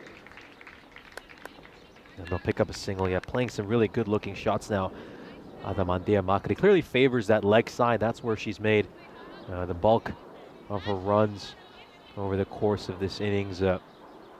This Greek side in general making 29 runs through the leg side, just 6 on the offside. And then, of course, you add in the runs that have come through extras as well. That's one thing, though, I think Greece will just need to develop, is opening up that offside. Oh, was that taken? Yes, it was. What a sharp catch there by Ronalds.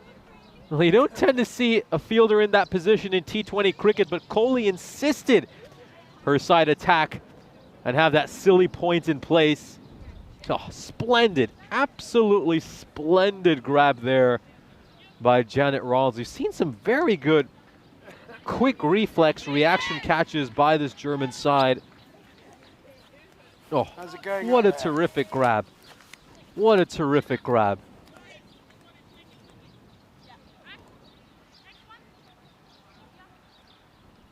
And that's going to be the end of Elpida's innings.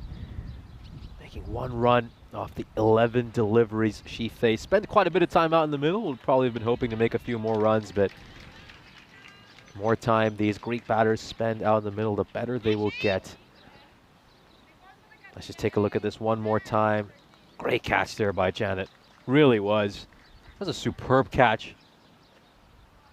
Some fine grabs by this German side over the course of this innings.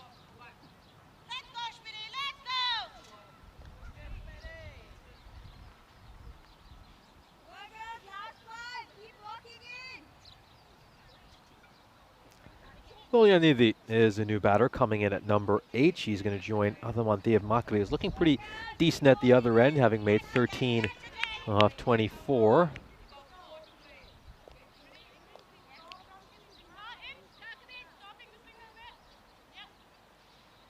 They just brought in someone on the 1 now. That fine leg, they moved fine leg a lot closer.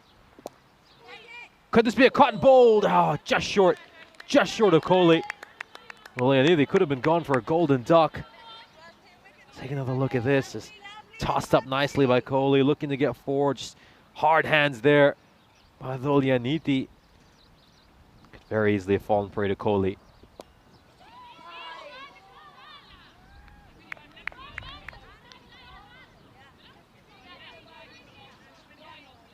Yeah, just getting some advice from our captain, who's actually stationed somewhere to the left of me, just beyond the deep point boundary, and she's absolutely screaming some advice at Volyanidhi, telling her to play it with soft hands and look to direct the ball downwards when she's defending it. Yeah, some good advice, you've got to say. I think got to say Maria Sirioti's always keen to give some advice to her team.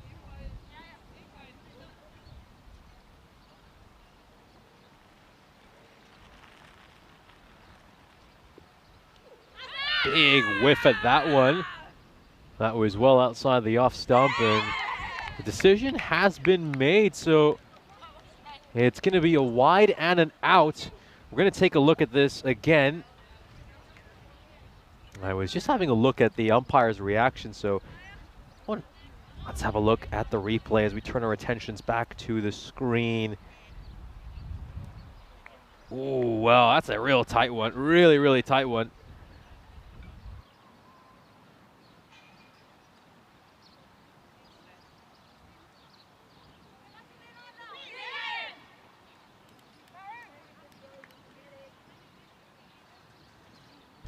That's going to be the end of Adamantia Macri's innings. 13 runs of 25 deliveries for her. And then once again, some sharp work by Sadarangani. Here's a look at the match we've got coming up afterwards. So we're not done with the cricketing action just yet here in Corfu. Got Greece and Germany getting set to take on each other one more time in our second and final T20I of the day. That will be coming up in just about a couple of hours' time.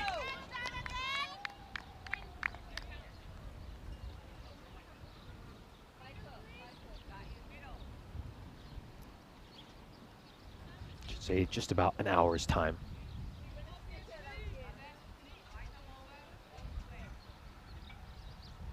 Well, got an attacking field in place here again. Germany.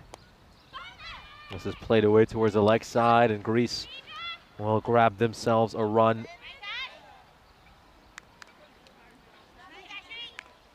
Splendid bowling figures for the captain, Asmita Kohli. Once again, she'll end up with figures of 2 for 14 in her 4 overs as Germany find themselves in a commanding position and are absolutely cruising to victory. So, Teresa Kapsukavadi will join Dolianiti out in the middle. And I think for the two of them, it's just about trying to bat out these remaining 5 overs. If you're Greece, gotta say, any hope they might have had of winning this game has well and truly been snuffed out. I think some people might say even that 4% chance the win predictor's giving them might just be a touch generous, as well, it just looks very unlikely that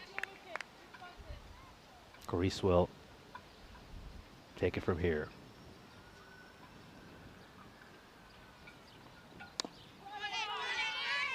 Great bit of bowling by Balaji, just angling into the stumps, and Kapsukavadi does quite well to try to block that one out.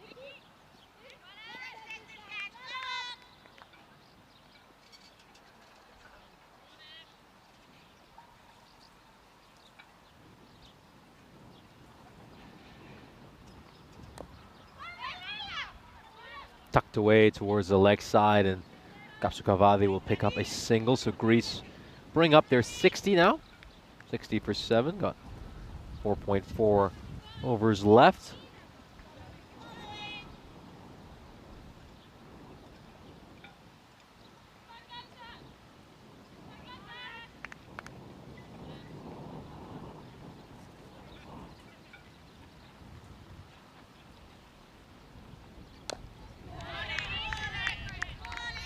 Walks that one out. Dolianidi. Temperature's currently 23 degrees Celsius here in Corfu. Got a nice breeze, though, going across the ground right now. That will certainly help all the players out in the field. Humidity is at 54%.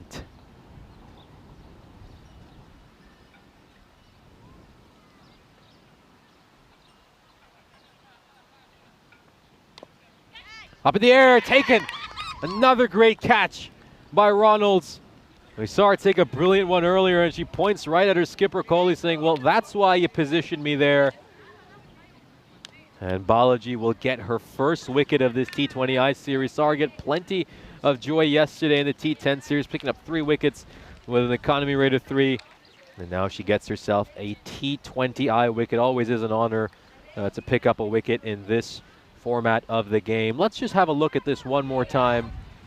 Draws a thickish outside edge, which goes straight towards Ronalds at point. Leaps up, snaffles that. And Kohli now picks up her 23rd wicket in her T20I career.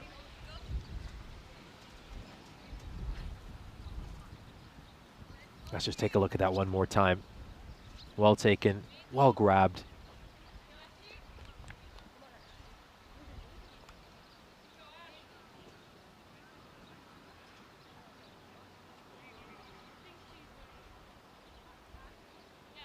Yeah, I do need to remind some of our viewers, of course, no bonus points in T20I cricket. You can just see Tomas Martinez mention that right now. So there are no bonus points, of course. That is a purely an ECS and an ECI thing.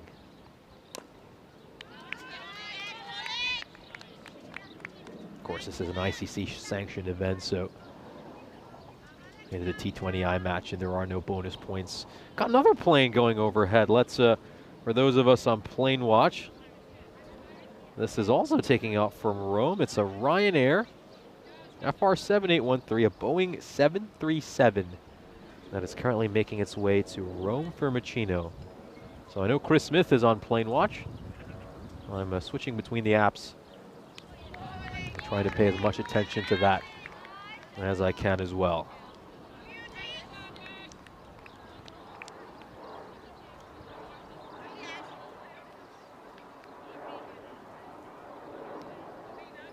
In the 16th over, Greece are 60 for 8. And it simply is about damage limitation from their perspective, as the victory is well beyond their reach. We'll take a look at the comparison between these two teams, and we can see that Greek worm, the white one, is well below the purple German worm. They just haven't really been able to get close to Germany at any point over the course of this series. Greece did have plenty of joy during the power play when they were bowling, and they managed to get Germany to a point where they were 39 for 4, but then after that, the 5th wicket partnership between Ann Bevesh and Christina Goff, who's about to bowl the 17th over, just helped this German side take charge.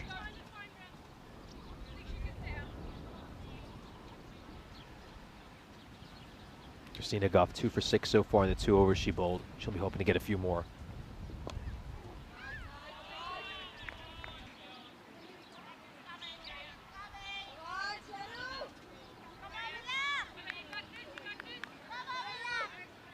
Christina Goff with 29 T20I wickets to her name. We're hoping to get the 30th. And with this attacking mindset, you can tell that the Germans are looking to get wickets. They don't want to see out these remaining few overs. It's not often that you open a T20I match and it's the 17th over in the game and everybody's up close to the batter. Just the one fielder outside the inner ring out at deep square leg.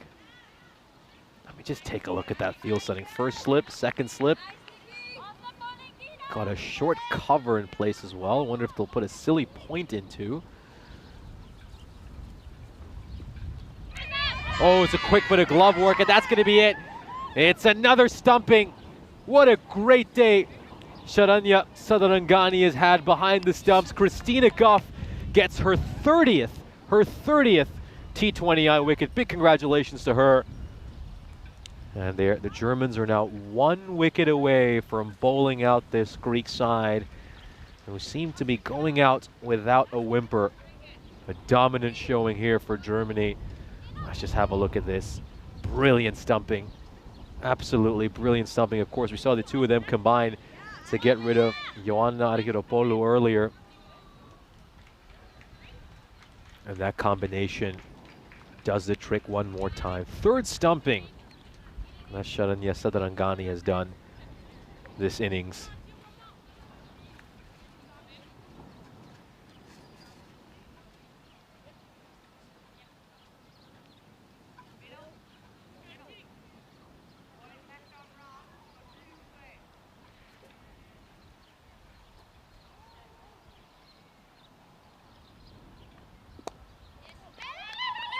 And they're going to try to get a single here. And could this be a run out? This is tight. This is tight. And this is going to be the end of the innings. Greece have been bowled out for just 61 runs.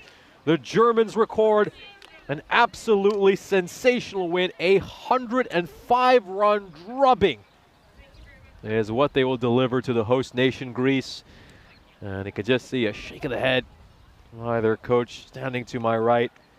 Emphatic win for Germany. They were trying to pinch a quick single here, Greece, but with just 1 wicket in hand and probably looking to maybe just bat out the remaining overs. Should they have gone for this? Who knows, but the outcome of this match has been pretty set for quite a while. I think we all knew the Germans were going to take this pretty comfortably. And a round of applause for the Greek batters as they, of course, make their way back towards the dugout just to my right. And Germany, on the other hand, it's high fives all around for them. Make that 4 straight wins for them so far this weekend, taking all 3 T20Is yesterday in a bonus point victory and then winning today in a 105-run win as well. Let's take a look at the highlights of this innings, and well, it's going to be dominated by Germany, who hardly put a foot wrong over the course of this innings. Janet Ronalds really setting the tone with her bowling. She ended up with some stellar figures of 2 for 11, getting a wicket maiden as well. Iris Edwards would get rid of Nefeli Yorgota. Yorgota wasn't too happy with that decision, believing the ball came off her forearm and not her glove. And then what a catch there by Christina Goff. She was a real star this innings, picking up 3 wickets. That's now 30 T20I wickets for Christina Goff. Was involved in that sharp catch. And talking of people who had a brilliant innings, how about Sharanya Sadarangani? The amount of involvement she had in the wickets today. Took plenty of catches, was involved in 3 stumpings as well, involved in a few runouts too. It was just a 5-star performance by her behind the stump. There was Christina Goff's 29th career wicket. Adamantia Makri played some nice looking shots for Greece, made 13 of 24. Struck the ball fairly firmly a few times. This was a good catch by Janet Ronalds to get rid of Dolianiti. Really good catch. We'd say take another good catch later in the innings as well. Kohli had a half a chance there. And then this was that stumping. Terrific work there. Very, very sharp glove work by Sharanya Sadarangani. This was that superb catch taken. Really good athletic catch, standing at point. Well taken by Janet Ronalds, who was stellar with both her bowling and her fielding. And there it is, the 30th career wicket for Christina Goff. Another feather in her cap. What a fine career she's had for Germany. And this would be the last wicket of the innings. A good throw fired in there by Balaji, and Christina Goff did the rest. That would be the end for Thalia Kula. She would depart for a golden duck, and Germany would notch a 105-run victory. We'll take a quick look at the scorecard for this innings, and it is pretty grim reading from the Greek perspective when we just have a look at how they batted. The top score was Adamantia Makri, making 13 of 24 deliveries. Ioanna Argyropoulou did quite well, making 10 of 14, but outside of that, not too many scores of note. They were helped by the 22 runs of extras, more than a third of their runs coming courtesy of some generosity from the Germans. Germany, well, that is some really beautiful reading, isn't it, from a German perspective. Janet Ronalds, 2 for 11 in the 4 overs she bowled, managed to get a wicket maiden as well. Iris Edwards picking up a wicket during the power play too. Christina Goff now has 30 international wickets in T20I cricket, 3 for 7 in the 2.5 overs she bowled. Lasmina Kohli, 2 for 14. Some stellar figures for her as well. And then Ashwini Balaji continuing the good work from yesterday, 1 for 9 in the 3 overs she bowled. So Germany take this one by 105 runs, continuing their run of dominant wins here in the beautiful island of Corfu. We're going to take a quick break, and in just about an hour's time, we will be back on your screens for the second T20I of what has been a wonderful series so far in Corfu. Get ready, we are so divine. Blue water and yellow sand, just you and me. Summertime, get ready, we are so divine. Blue water and yellow sand, let's live our dream. Summertime, get ready, we are so divine. Blue water and yellow sand, just you and me. Summertime, get ready, we are so divine. Blue water and yellow sand, let's live our dream. Summertime.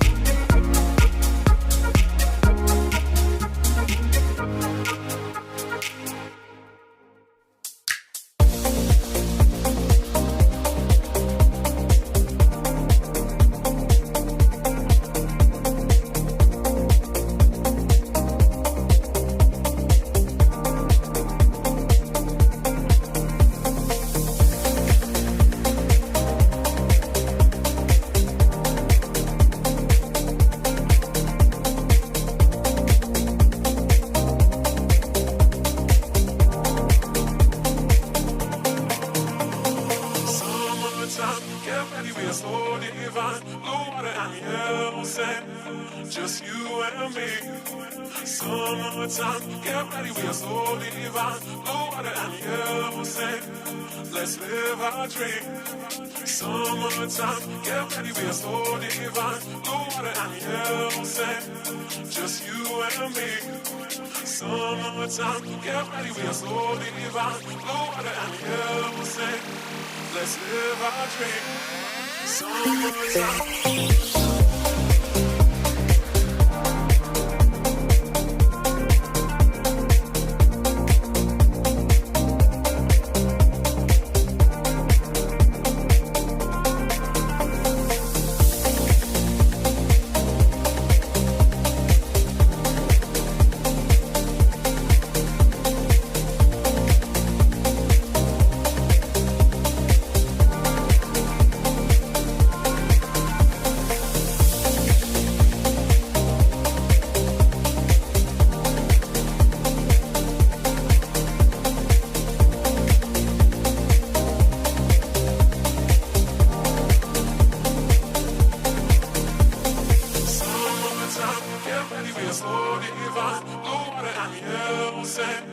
Just you and me. Summertime, get ready, we are so divine. Blue water and yellow sand, let's live our dream. Summertime, get ready, we are so divine. Blue water and yellow sand, just you and me. Summertime, get ready, we are so divine. Blue water and yellow sand, let's live our dream. Summertime.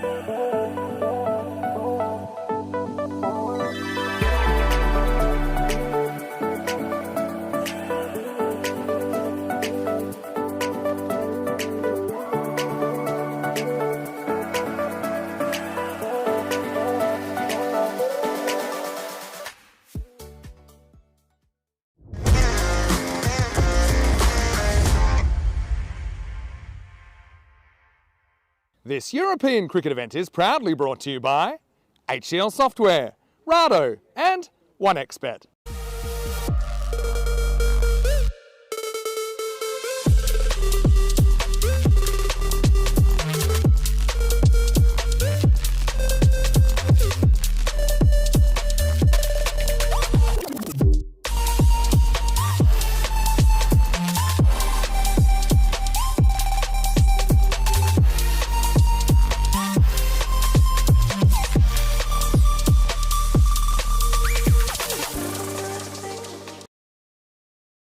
Welcome back to Corfu. We've had a brief break between the first and second matches, and we're about to get our second T20I underway. Let's head out to the coin toss, where the match referee is alongside both the captains.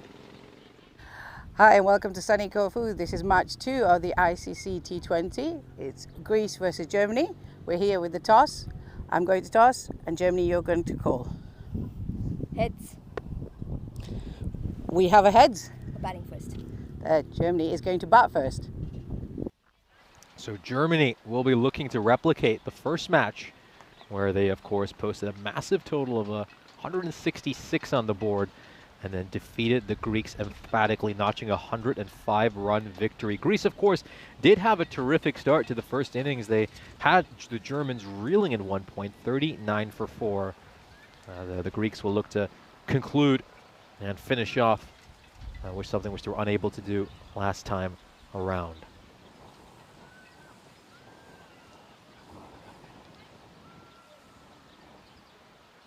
Let's take a look at the fantasy dashboard, and as we can see, Germany now 1-0. They have a big advantage. Tina Guff with 153 points, a good contribution by her with both the bat, the ball, and with her fielding as well. Janet Reynolds was brilliant with her bowling, had a wicket maiden in the last match. She's on 130 points. We're hoping to make a few more runs this time around, Janet Reynolds. She was dismissed pretty cheaply in the first innings. Meanwhile, for Greece, we could see Adamandea Makri at 90 points. She grabbed a couple of wickets and also had a decent contribution of 13 with the bat in hand. Sofia Nefelihio-Rota managed to chip in with a couple of important wickets, including that beautiful ball to dismiss Christina Guff. So should be an interesting match.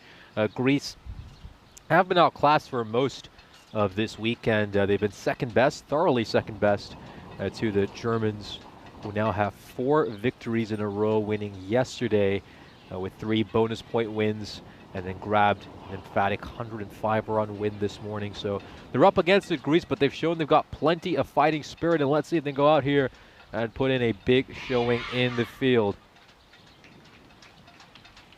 Big cheer of Hellas just to my right as the Greek team gets ready to make their way out to the middle.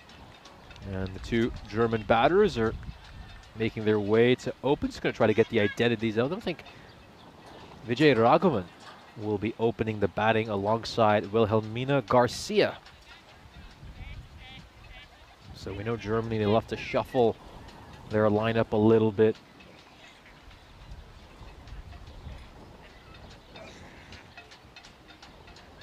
And they've done so over here as well. Got plenty of batting depth on this German side. And they'll be looking to showcase it over the next couple of hours as we settle in for our second T20I of this Super Saturday.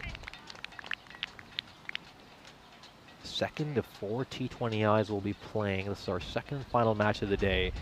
Got a couple more for you tomorrow as well to round out what has been a terrific weekend so far in Corfu. Just got a chance to dive into the chat as well. Great to see everyone still here. Thomas Martinez, Johnny Hisham, Adun Tessarande, as well as Monteluce.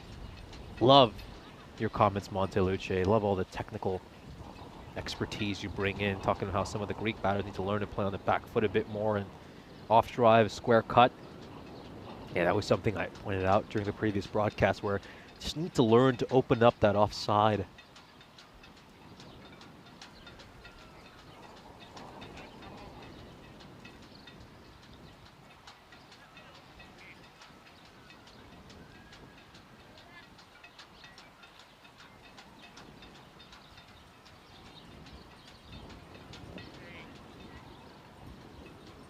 There we go. First ball coming up.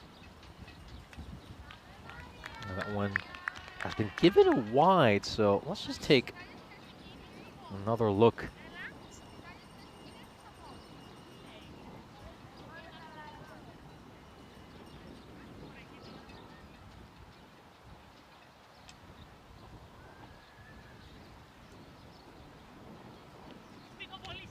It's going to be another wide over there, so that one is a no-doubter.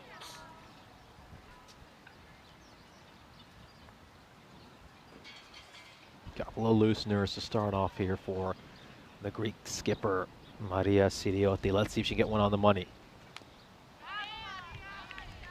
Oh, it's been given a wide as well, so, well, 3 consecutive wides over here.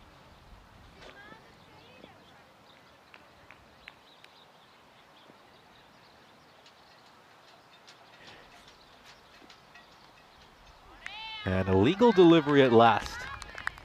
That is our first ball, first legal ball of this innings.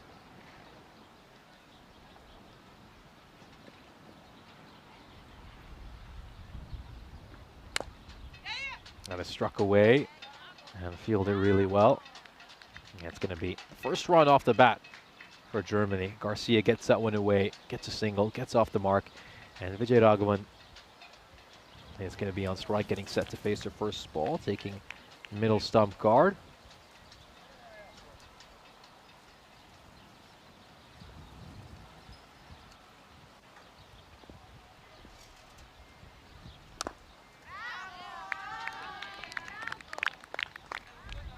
Nice ball there, right on the money by Siriotti. She was brilliant, wasn't she, alongside Adamandia Macri during those first 8 overs of the first innings. The 2 of them picked up a couple of great scalps each to put Greece in a commanding position. They had the Germans reeling at 39 for 4.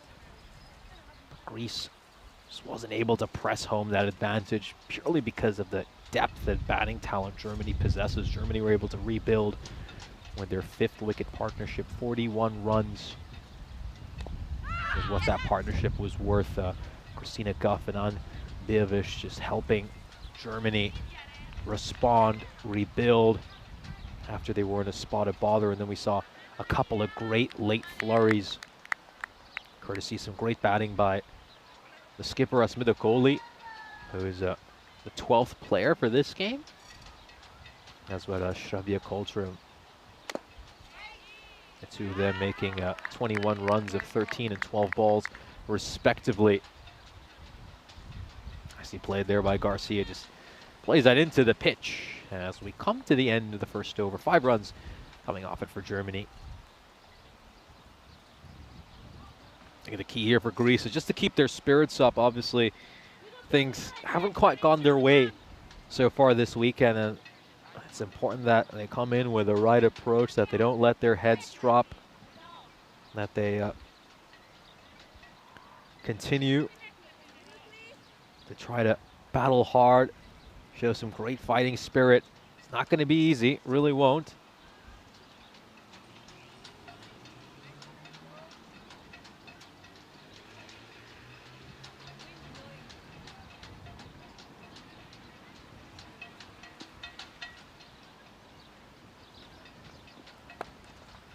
Dabbed away towards point, but that's going to be a dot ball.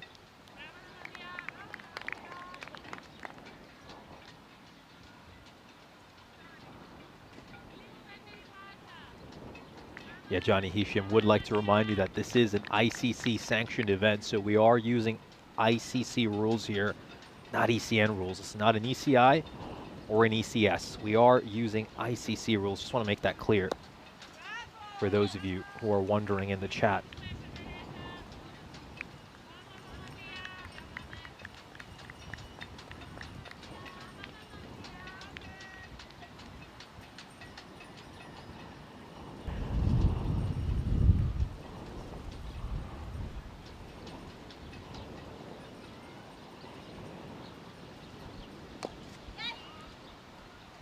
And they're going to pick up a single over here.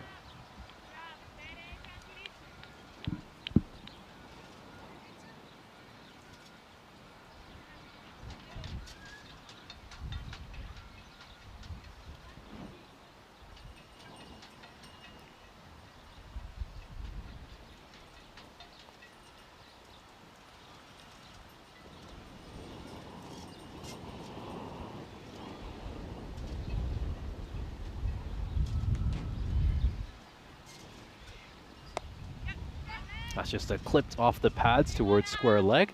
Nicely played there by Garcia, who will pick up a single. Keeping things nice and tight here, Greece to start off. Both Maria Siriotti and Adamantia Macri will be looking to replicate that brilliant bowling performance from the last match when Greece managed to pick up 4 wickets in the power play. Can they replicate that?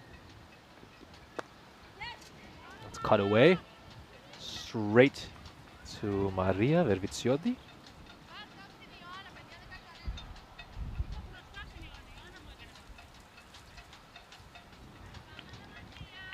Massive, massive matchup. Really is. Greece will want to get this win. They won't want to be 2-0 down heading into tomorrow's play. Want to give themselves a victory in this match. Otherwise, they'll really have their backs up against the wall heading into tomorrow's play.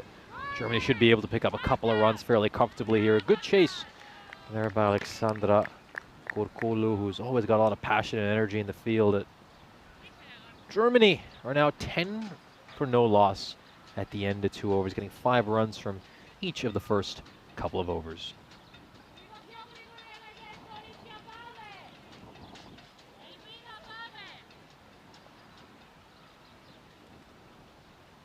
I'll take a look at the standings for the first time over the course of this series. So Germany notching a 105-run victory in that first match. They're in a commanding position. Their net run rate looking really, really good at plus 5.25. But Greece, it's all about focusing on the process and not just the product.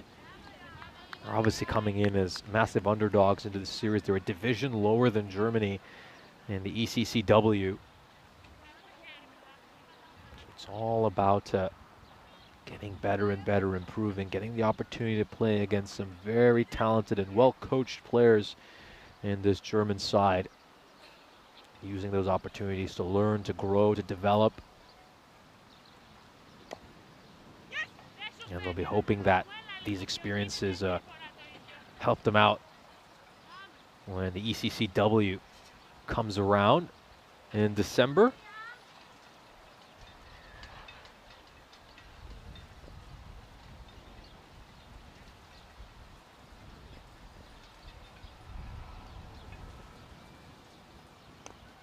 Nicely played towards third. Does it have enough to go all the way? It's going to be a big chase for the fielder, and it looks like it's just going to trickle away over the rope. That was a real teaser.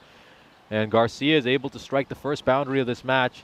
Opens the face of the bat nice and late, and is just able to run that one down towards third. Well played there by Garcia.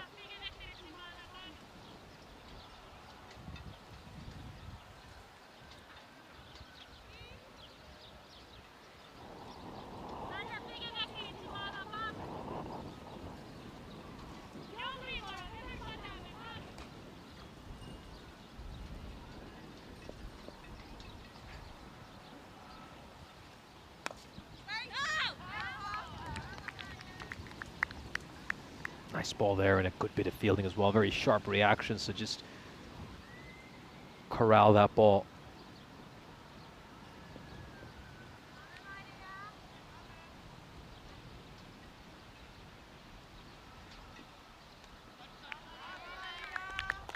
Going to be a wide there by Siriotti. Bowled a number of wides to start off her spell at 3 wides in the first over.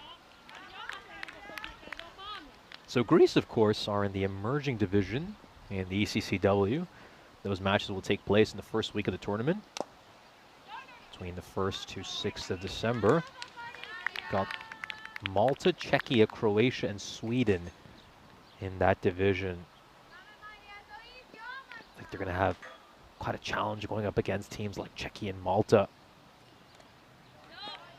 They're obviously very, very talented. And Germany, they find themselves in the Challenger division. Italy, Spain, Austria, and Cyprus in there. We know just how strong the Italian women's team is. It's just clipped away towards mid-wicket, and it's going to be a big chase here. Is it going to stop short of the rope, or is it going to go all the way? The ball will go all the way. And that's the second boundary here for Garcia. Just closes the face of the bat nice and late. Was able to work that one away for 4 runs. Gorgeous. Absolutely impeccable timing.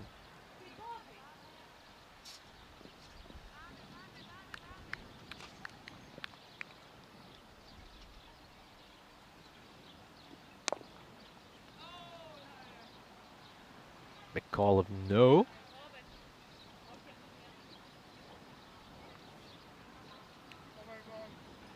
That is the end of the over. 22 for no loss at the end of 3. So yeah, certainly Greece having come up against some very stiff competition here in Germany, a challenger division side. They'll be looking to carry that experience into their emerging division games. And of course start on the 1st of December, where they are playing up against some proper teams, aren't they?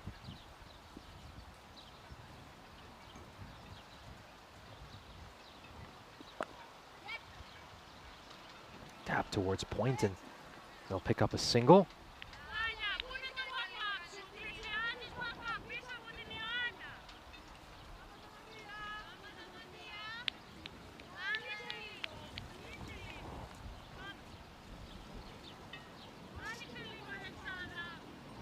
A lot of instructions being shouted out here by Maria Sirio, the very vocal captain. Sliding down the leg side potentially, so rather half-hearted appeal there by Greece.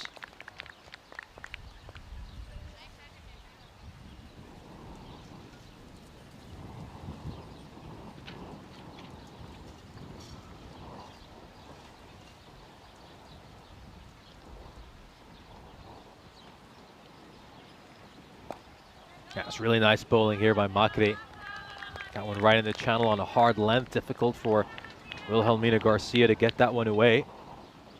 Of course, alongside us, we have that very exciting ECSW Jersey Liberation Series going on. Eastern Royals taking on MCC at the moment. Oh, big appeal once again. Potentially sliding down the leg side, which is why it's a shake of the head by the umpire. Going to be signaled leg buys. Yeah, so the Eastern Royals were handed a defeat by the Western Towers in the opening match of the ECSW Jersey Liberation Series, losing by 8 wickets with 9 balls to spare. 15% of the innings still left to go. Very commanding win there for the Western Towers. And yeah, the Eastern Royals Cricket Club just in a little bit of funk these last couple of days, of course. We saw the Eastern Royals men very shockingly defeated yesterday. They lost all their games on finals day, didn't even make it to the final itself, which was a real shocker.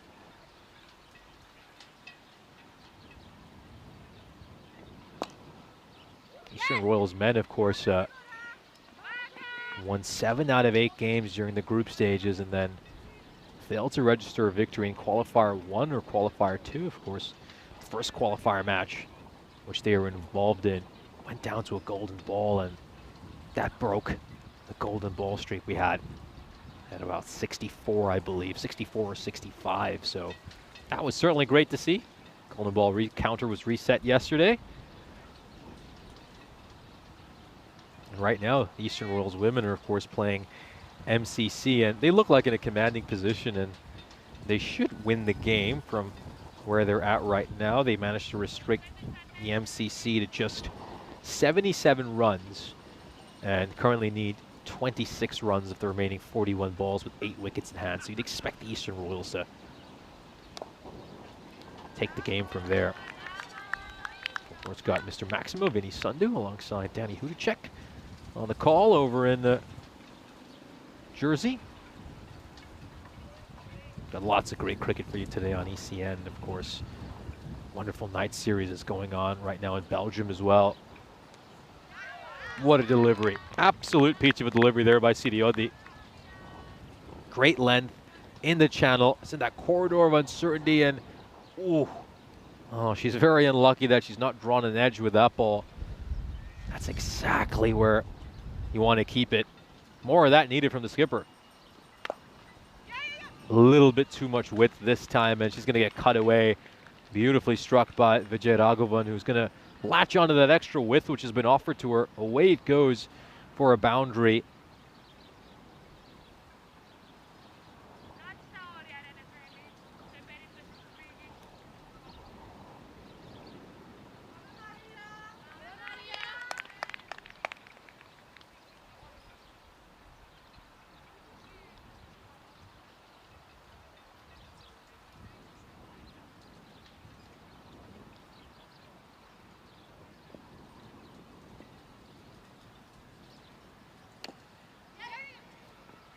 Nicely done there, really nicely done by Vijay Raghavan. That's a really good ball by Sirioti.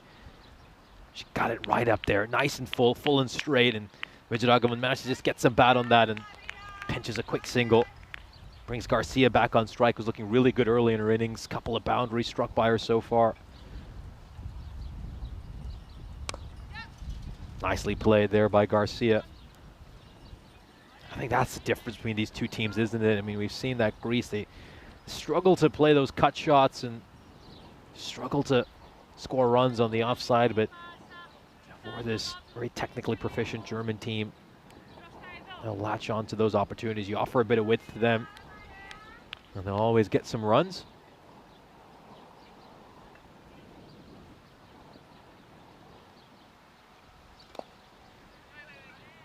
Nicely fielded, very well fielded at short cover. That's Teresa Kapsukavadi. He's on the screen. End of the 5th over. Germany 31 for no loss.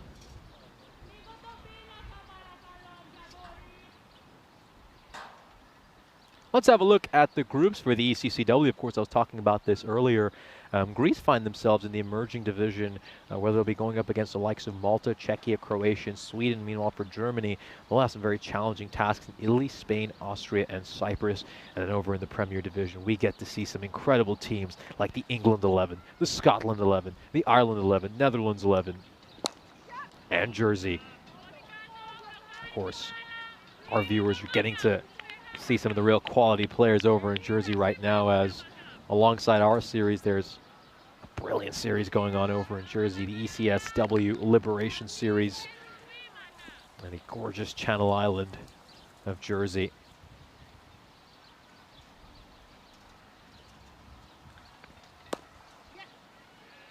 And away towards cover. This is going to roll along the carpet. It's going to be a big chase here for Alexandra Kurkulu. Will cover that ground very well. It really is the kind of day that you want to split screen ECN, isn't it? You want this game on one screen, you want the ECSW in Jersey on the other screen. And then tonight, well, saddle up for some T10 action from Belgium.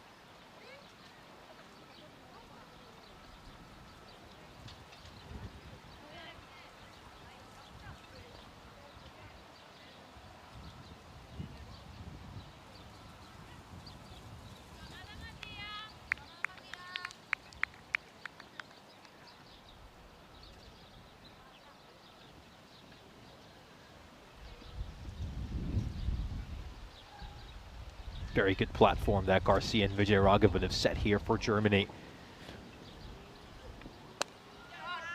Hit away towards square leg, and that goes away for 4 runs. And the third boundary that Garcia has scored. 3 fours in a row. Should say 3 fours in this innings, not in a row. Now she's managed to strike. This was a full toss that presented itself very nicely for her, and then she just helps that one along behind square leg. Away it goes for 4 runs. Beautiful bit of cricket there by Garcia.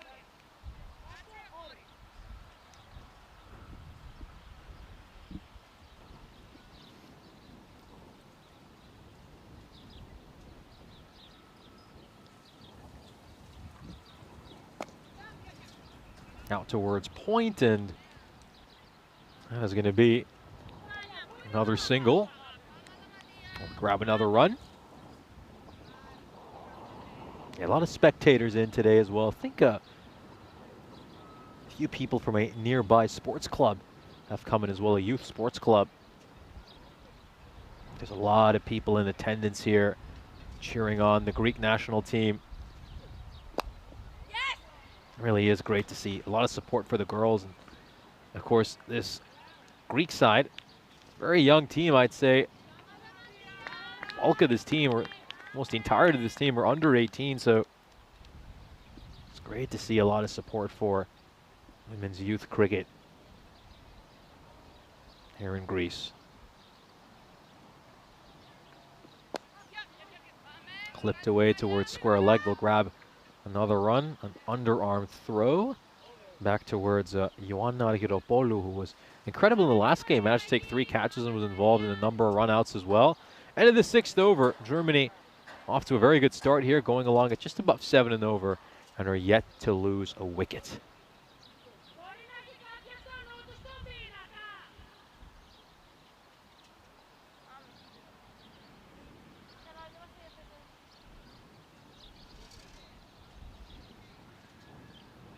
.43 for no loss, Germany at the end of 6 overs. Things going along very nicely here for Germany. Greece just have to find a way to make a breakthrough, put some sort of pressure on this German side, give them something to think about. At the moment, Germany are just cruising along. Expected score is 158. We'll be eyeing something in the 160s, maybe even the 170s, Germany. At the moment, they can just take these singles that are being offered to them and continue to keep that scoreboard ticking. They also know they have so much batting depth to come. We listed at number 3 right now is Tina Guff with more than 1,100 T20I runs to her name. Got Janet Ronalds at number 4. Nicole Kingsley listed to come in at number 5. So much talent in this German lineup. Played uppishly, didn't quite middle that one. It comes off the top edge of her bat, but it lands safely, and Germany will grab a couple of runs again.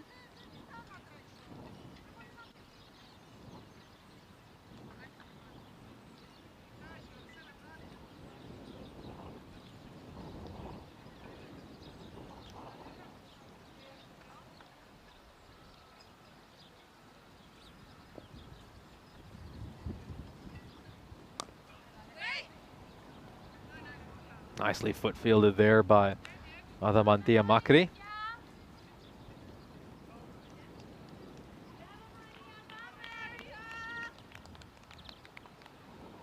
Bit of encouragement here for Nadia Sidiotti from the rest of her team. You can tell why Sidiotti is the captain of this side. She's extremely vocal, got a very loud voice as well. Just at the start of the over, I think she was trying to shout something to the scorer's table, and I think that could have been heard as far back as Athens. That's how loud she screamed it.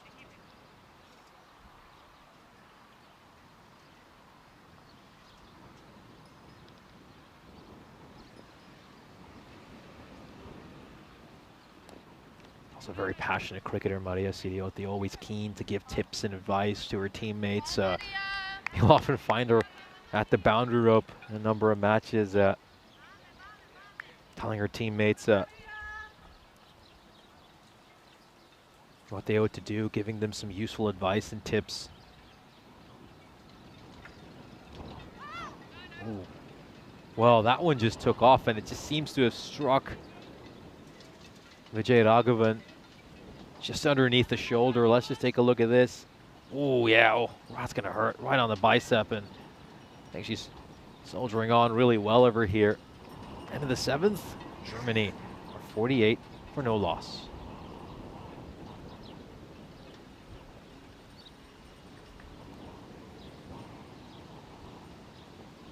So the Eastern Royals closing in on a win over in the ECSW. They are 12 runs away from victory, and they've got 5 overs to achieve it. Looks like the MCC women are heading for defeat in their first ECSW match. Adamantia Makri comes on and almost gets a wicket on the first ball of this over. That was really, really good delivery, wasn't it?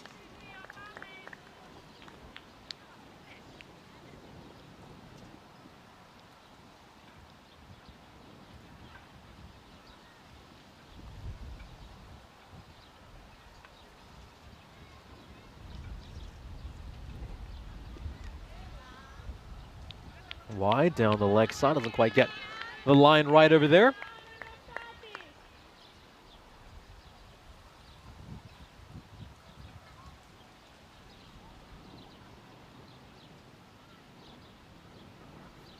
course, cricket. It's a very interesting history in Greek. It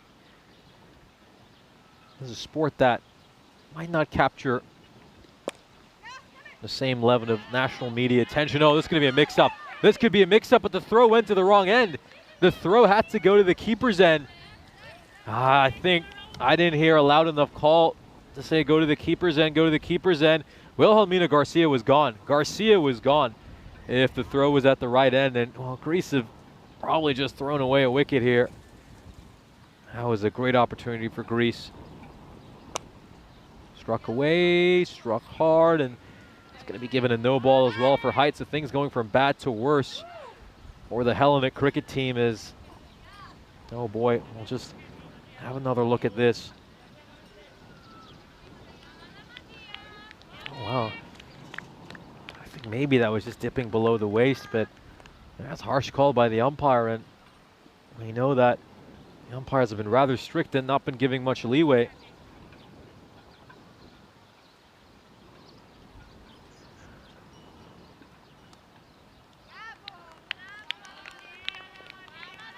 So going back to the stories of cricket, probably not a sport that gets the same amount of national media attention here in Greece as football, and of course basketball, absolutely massive in Greece as well. Greece has a number of NBA stars, and obviously Greek clubs like Olympiakos, Panathinaikos, all very successful in their own right. Oh, this one struck uppishly. Could be a chance for a catch. It's going to Yorgota, and she'll take it. She'll grab it. What a wonderful catch. As Greece finally get their first wicket. It's been a long time coming. It's been a wonderful opening stand, a 54-run opening stand that has really laid the platform for Germany. Absolutely wonderful. But that was a free hit, so we do have to just we do have to calm down a little bit. I was caught by surprise by that as well. That was a free hit. I think some of the reaction made me forget as well. That was a free hit, so yeah, good catch there by Yorgota, but it's not going to count as it was a free hit.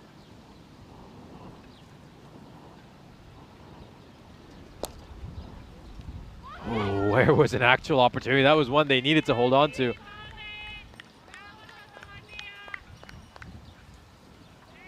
Well, we just saw them take one catch. This was the one that really needed to be held on to. That's Teresa Kapsukavadi in that position. She needed to grab that catch, really did. Greece have got to find a way to break this opening partnership.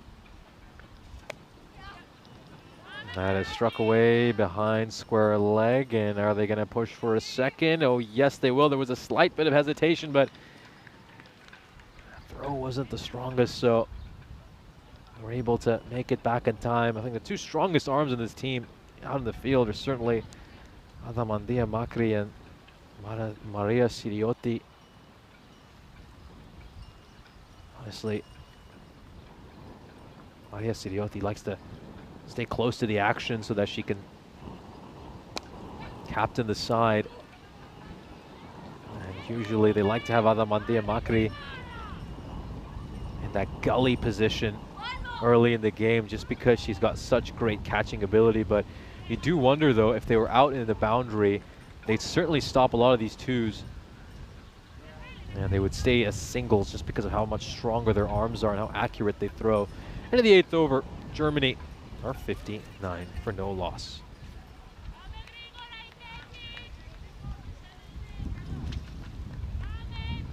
That's kind of a dilemma, isn't it? I mean, you want to have your strongest arms out the boundary, but you know, the captain doesn't want to be too far away from the action. She wants to be out at the boundary rope. You got Adamandia Makri, who's got some great catching ability as well, so you want her up close where she can take those catches. But then the disadvantage there is that maybe you don't have your strongest arms out at the boundary.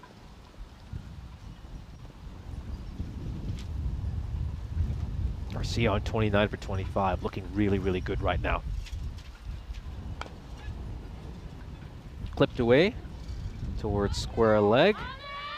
That's going to be a single.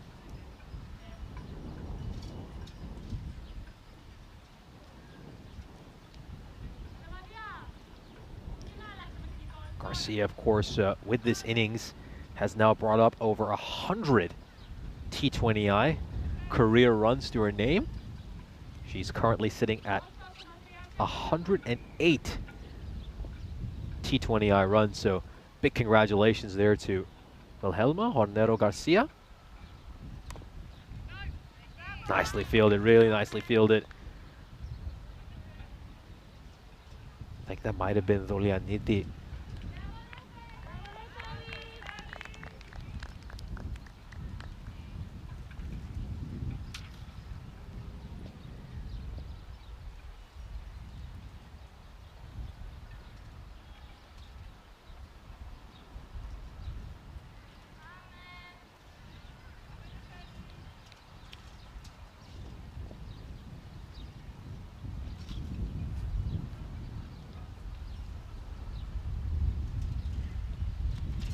Backing away with her Vijayaraghavan, looking to make some room to cut that away, but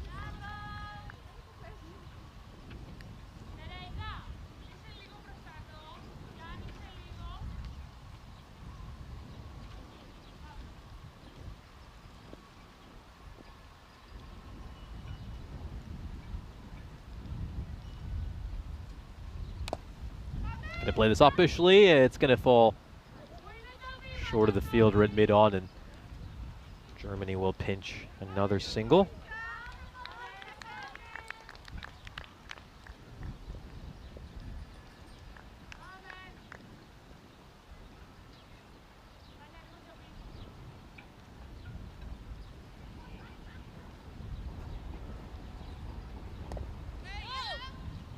It's going to be a dot ball. So yeah, continuing our story about cricket in Greece, a sport that maybe doesn't receive the same national attention as football and basketball, but it's certainly starting to gain a lot of attention, particularly here in the island of Corfu. There's plenty of belief that cricket, or sports similar to cricket, was played in ancient Greece. This could be a run out. This should be a run out. And Greece will finally get a wicket. Of course, Yorgota took a good catch earlier. Well, that was off a free hit, so it didn't count. This time around, though, she will be involved in a run-out. Neferli gets the wicket for her side, and this wonderful opening stand for Germany will end on 62. They've managed to snap this partnership at last. Probably going wide. Garcia might have been better off just leaving that alone. It's a good take there by Teresa Kapsukavadi. She dropped a catch earlier, so she'll be delighted that she can help her side get a run-out this time around. End of this wonderful opening stand. Kartika Vijayaraghavan, who is, of course, captaining her side with Asmita Kohli as the 12th player for this match. She decided to sit this one out and give a few other players an opportunity. Asmita Kohli will be delighted that her stand-in captain has batted as wonderfully as she has, setting the platform for the rest of the team. You might even call it a captain's knock.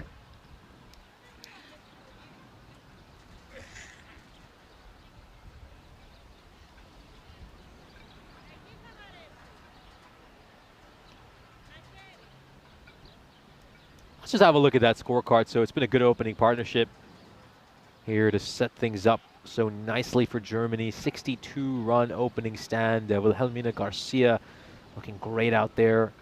Personal milestone for her as she's crossed over 100 T20I career runs, as we're now 1 over away from both these sides taking a drinks break.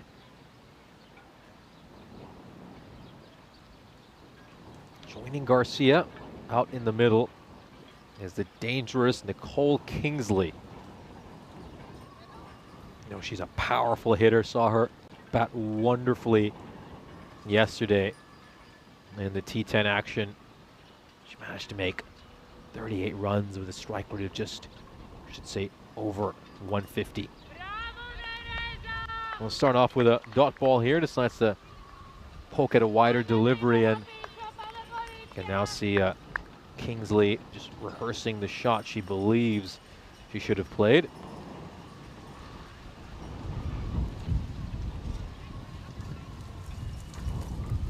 Kapsukavadi starts off her spell with a dot ball. Oh, she got a wicket! What a brilliant ball! She has absolutely done Kingsley there, who decides to play across. Went for the horizontal bat stroke. It's a very risky shot to play. Couldn't quite judge the bounce. And Kapsukavadi has made the stumps shatter. Brilliant bit of bowling. Top stuff to get rid. One of the most dangerous batters in this German lineup. That ball just dipping down on Nicole Kingsley, who, when she sees that replay, she'll be very disappointed with her shot selection. I think she's gifted her wicket there. Nicole Kingsley, she holds herself to a very high standard, an incredibly talented batter. And for her to get out the way she did, that isn't the best, is it? They're probably been better off playing a straight bat stroke this early in her innings and just trying to judge the bounce a little bit. Decides to go a little bit risky, wanted to help that one away towards square leg. Didn't quite judge the bounce right. Dipped underneath her bottom edge. And away it went. Shattered her stumps.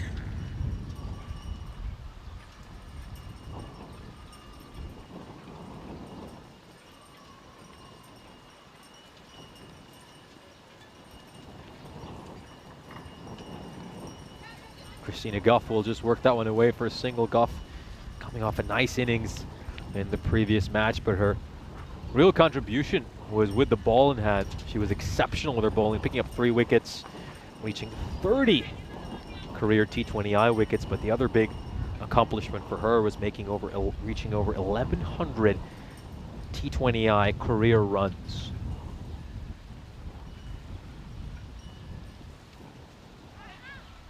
Managed to get some bat on that. It's worked away towards fine leg.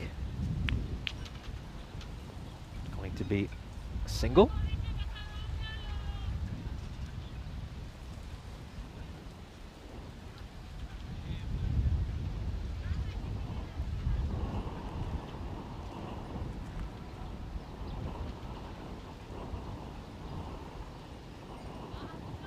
Oh dear, that's a wide.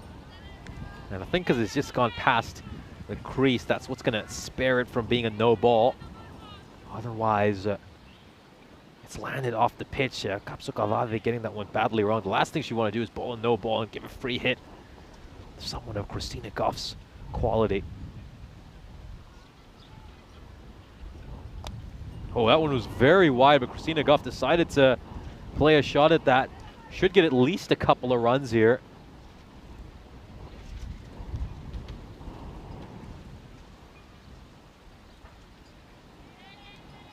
Going well over the fielder at square leg and away for 2 runs.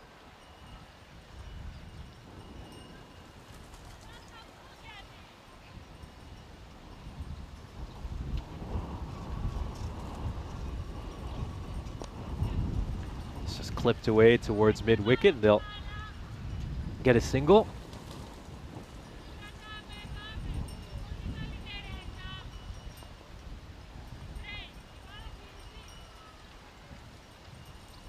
End of the 10th over, Germany are 68 for 2, and it will now be a chance to have a quick drinks break. So we'll recap some of the action we have seen so far this game. Greece were able to get plenty of early wickets in the first match of the day. They had Germany at 39 for 4, but that's not been the case so far this match, as an impressive 62-run opening partnership has put Germany in a commanding position.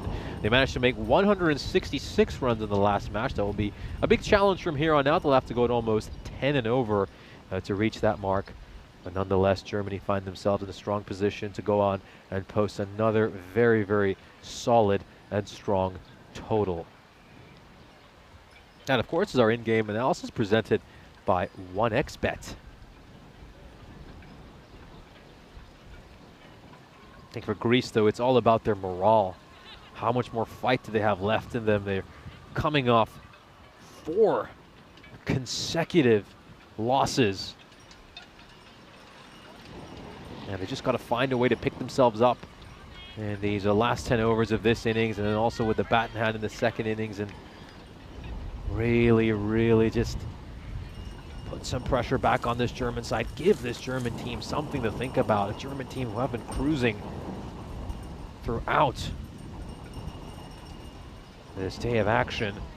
And well, just stepping away from this game for a second, do have a big bit of ECN news. We have witnessed an absolute shocker over in Jersey. One of the most stunning results that I have seen.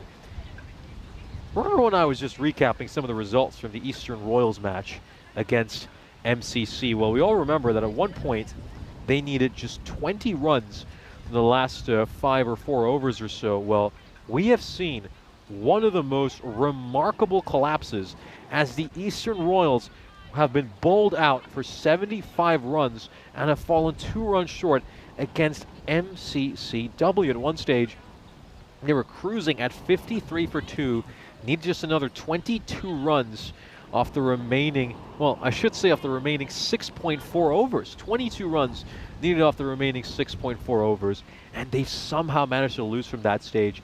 We saw them lose 8 wickets for 22 runs. The Eastern Royals have succumbed to a horrific defeat at the hands of MCC. I'm certainly going to check the highlights of that after we conclude our action here in Greece. But wow, what a shocking result over there. And well, I'm sure some of our viewers who were split screening this game with the one in Jersey are pretty stunned looking at that. That was definitely one of the most remarkable results we have seen in recent times here on ECN.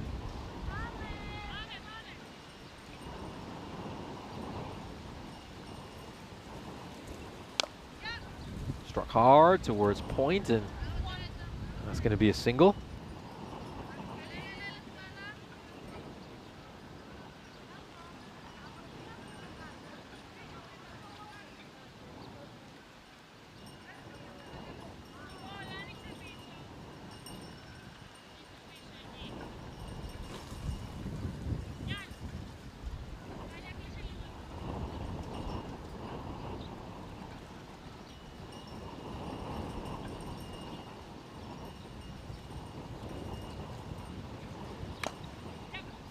Played out towards mid-on, and I'll pick up a single. What a difficult couple of days it's been for the Eastern Royals Cricket Club, of course. We spoke about how their men fell short yesterday. The Eastern Royals won 7 out of 8 games during the group stages of the men's ECS, and then suffered defeats in Qualifier 1 and Qualifier 2, and ended up not even making it to the final after being the most dominant team during the group stages. And the Eastern Royals women now, that's 2 losses for them to start off their campaign in the ECSW. So, you know, things not looking great for the Eastern Royals Cricket Club at the moment. Both their men and women struggling to get results to go their way.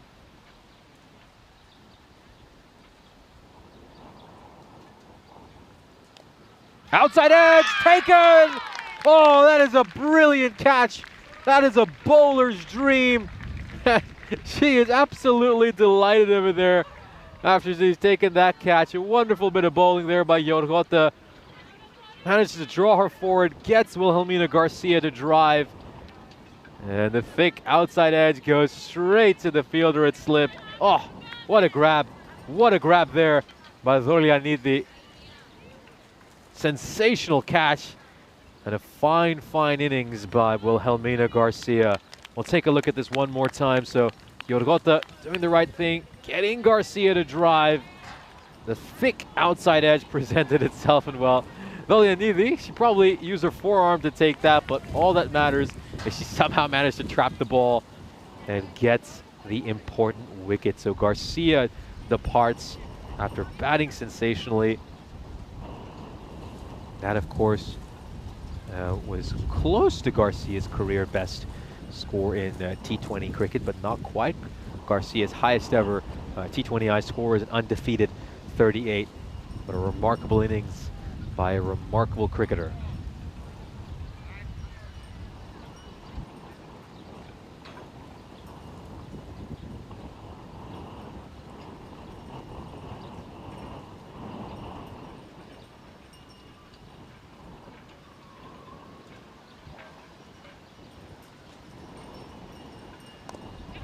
This is going to be clipped away by Ronalds, and she will pick up a single. Nicely played there off the back foot. Got some reaction coming in about that remarkable result, which we just witnessed over in Jersey.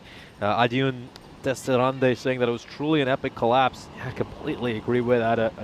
A collapse of epic proportions. It was very remarkable. Laurie commenting that it was a very, very difficult game for the Eastern Royals to lose from that stage. It certainly was. I mean, you'd probably play that game another 99 times, then you'd expect the Eastern Royals to win it the other 99 times, but gosh, really has been a difficult time for the Eastern Royals Cricket Club. Both their men and women really haven't found much success over the last couple of days, and I'll be hoping that they turn things around very quickly. The breeze has picked up massively there at the Marina Cricket Ground. We just had a couple of things falling all over the place. It's rather windy right now.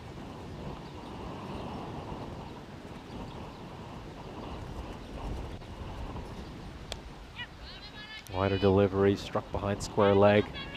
And they'll pick up a run.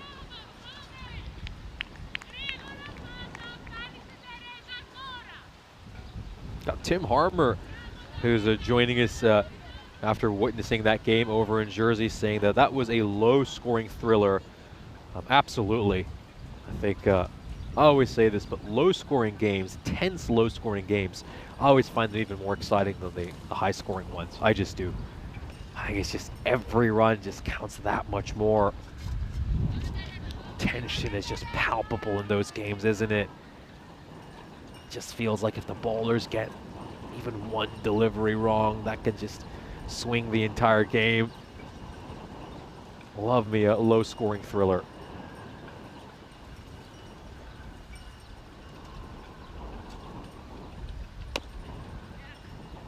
Struck down towards mid-off. They'll get a single.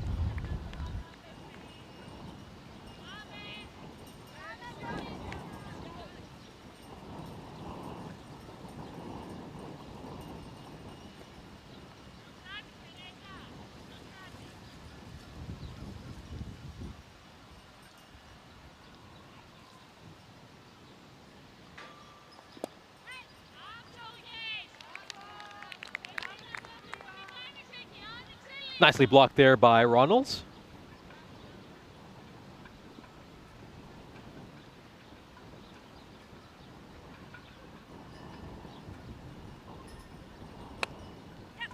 Struck away, and oh, well, it was a catching chance there for Thalia Kula. Just not able to bring that one down. It was a full toss. Would have been a difficult catch there for Thalia.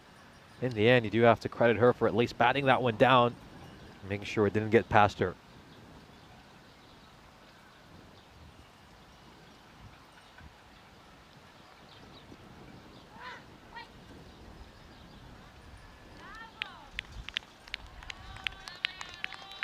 Teresa Kapsukavadi, gotta say she's bowled really well.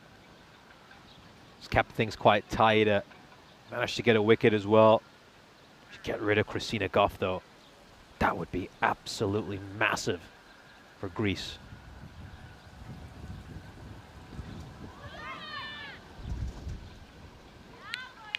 End of the over, a good one from the Greek perspective as Germany find themselves 76 for 3 at the end of 12.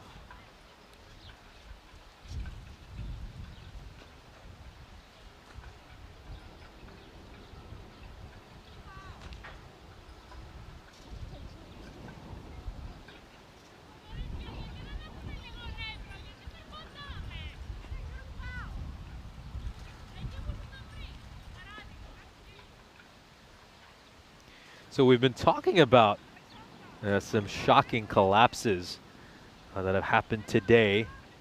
Well, I've just been notified about one.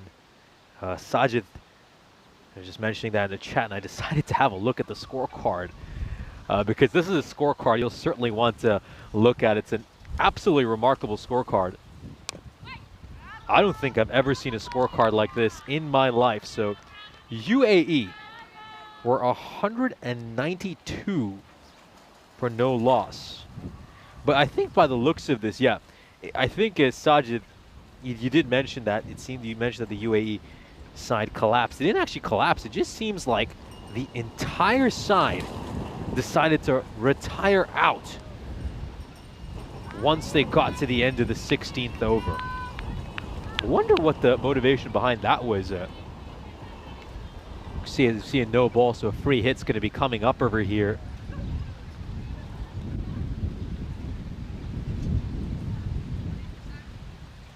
So yeah, just trying to bring up the article here. So the UAE women's cricket side decided to retire out all 10 batters in a 163 win over Qatar. Ronald's probably spoiling a wide on that free hit. Would have been better off just leaving that alone and waiting for the next free hit to come by. And this was the first time in international cricket that a team retired out more than 2 batters in their innings. And not only did they retire out more than 2 batters, they just retired out all 10. And then, of course, Qatar were bowled out for 29 runs, securing an emphatic victory for the UAE. This could potentially be a no ball as well. I'm just having a look at the umpire's signal. That struck away for a boundary. Very, very nice stroke there by Tina Goff. Can't afford to serve up a player of her quality a full toss. It's a tight one, but maybe it was just dipping below the waist, so pretty good call there by the umpire.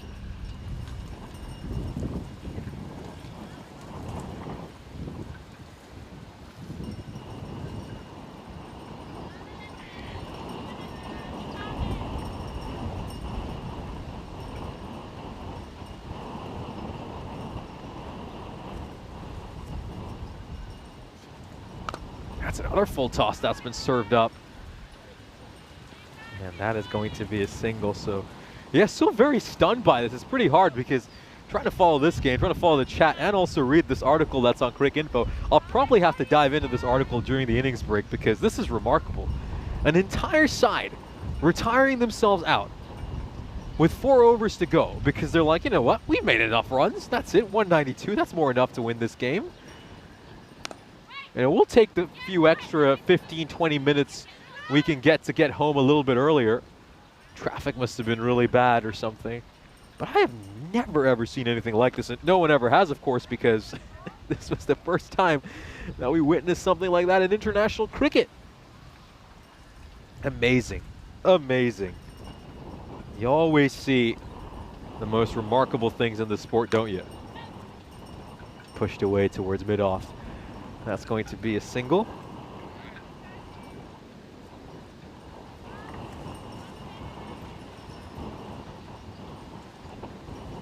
"13 overs are in the books. Germany are 85 for 3.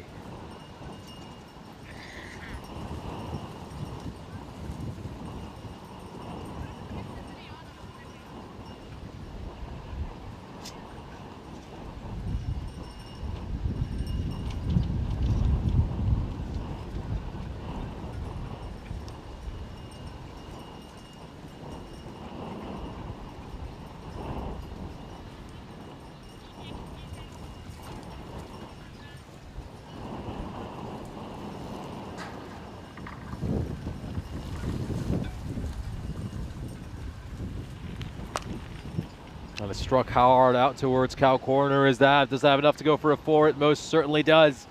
Beautifully timed there by Goff. Off it goes for a boundary. Beautifully played. Nicely along the carpet. It goes straight towards her dugout, and her teammates will be saying, send plenty more our way. And I'm sure Goff will be happy to oblige.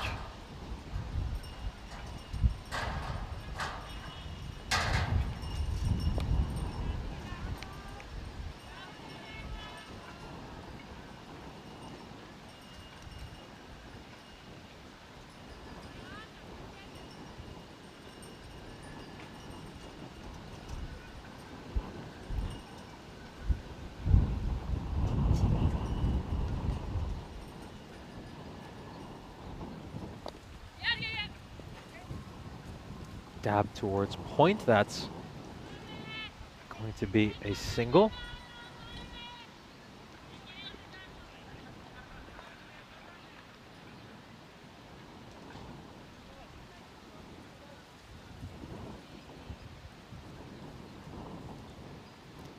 Expected score right now for Germany listed at 144. I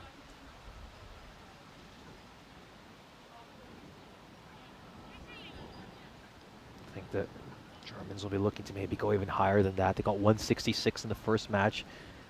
I think they'll be eyeing something in the 160s again. Maybe even get to 170. I think Ronalds, though, it does have the tendency to play at some of these wider deliveries. Just be better off just leaving those alone.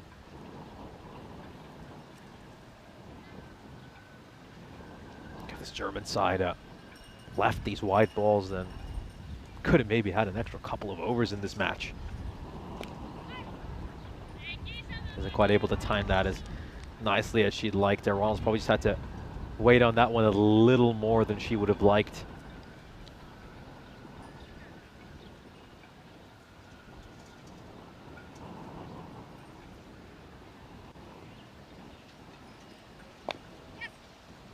Struck out towards mid-wicket. That's going to be a single.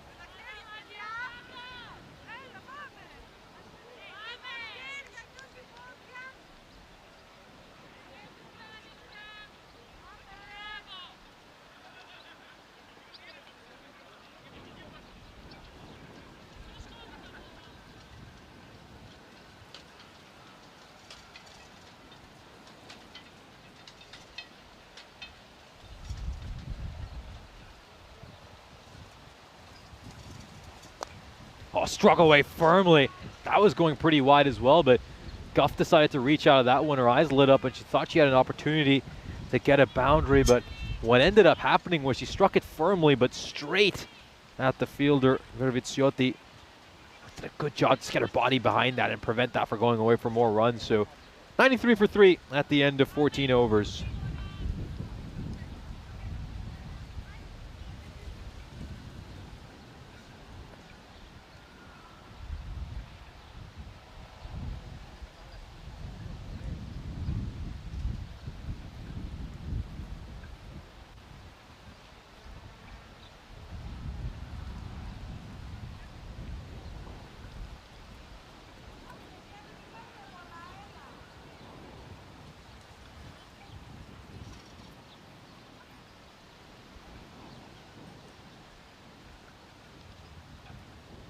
So here we are, ready for the start of the 15th over.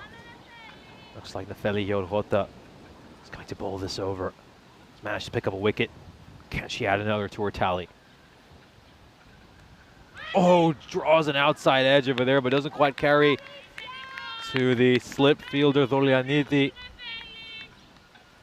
Yorota's been wonderful with the ball, hasn't she? She's managed to get rid of Tina Goff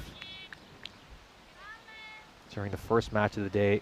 Clean bowled her with an absolute peach of a delivery.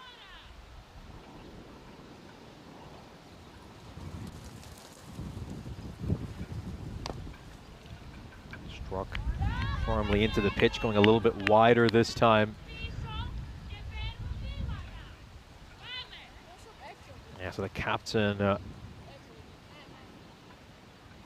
Maria Siriotti, just moving long off and long on back. They're about 3/4 right now.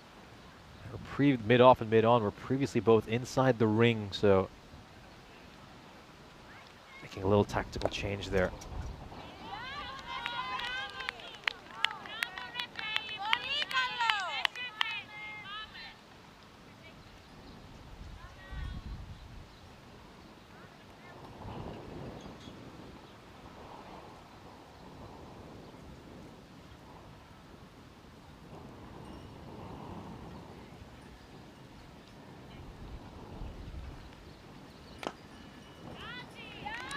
This is some great bowling here by Yorota.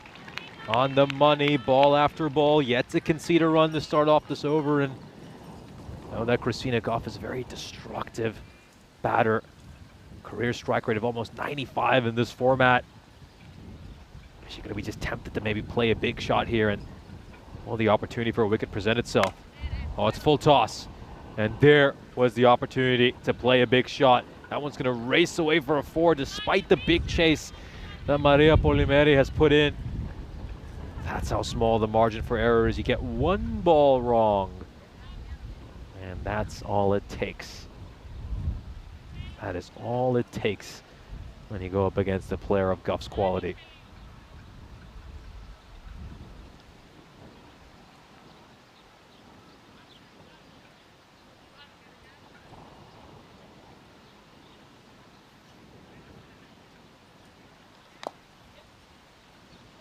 Struck towards extra cover. Are they going to push for a second? A second run isn't on. They'll have to settle for the single. As Germany are 98 for 3 at the end of 15 overs. Here's a look at the action we have coming up for you tomorrow. So we're playing our second and final T20I of the day today, and tomorrow is our last day here in Corfu. Greece and Germany will do battle once again. Are Greece going to be 2-0 down and looking to battle their way back up against Germany, or will this series be split at 1-1? And will tomorrow be the deciding day where we find out who lifts this T20I series trophy?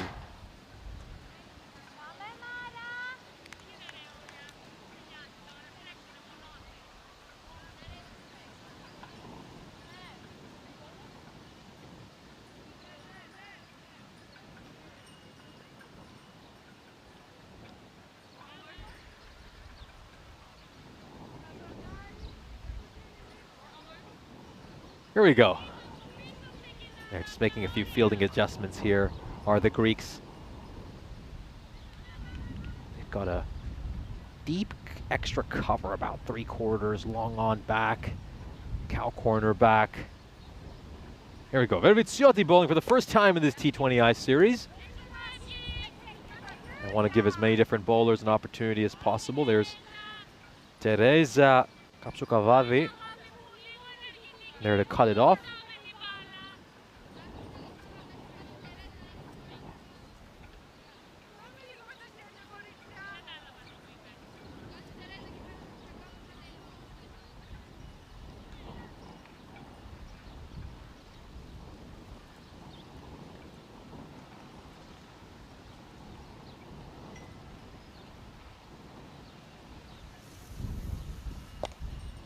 Struck away and just beyond the reach of the captain, Siriotti, who put in one hell of an effort. He's actually getting a huge round of applause from all the crowd in attendance as well as the dugout just for her effort. This was wonderfully struck by Guff, really hard. Great shot right out of the middle of the bat. But the entire crowd just roared in acknowledgement, appreciating the effort the Greek captain put in place over there. Beyond her reach, but still a great effort.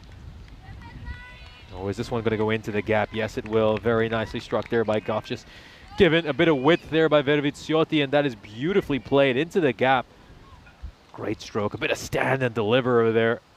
It's a slap towards extra cover. And now Greece just going to make a slight adjustment in the field. They've moved Teresa Kapsukavadi out towards deep extra cover. Moved her a lot straighter after that stroke by Guff.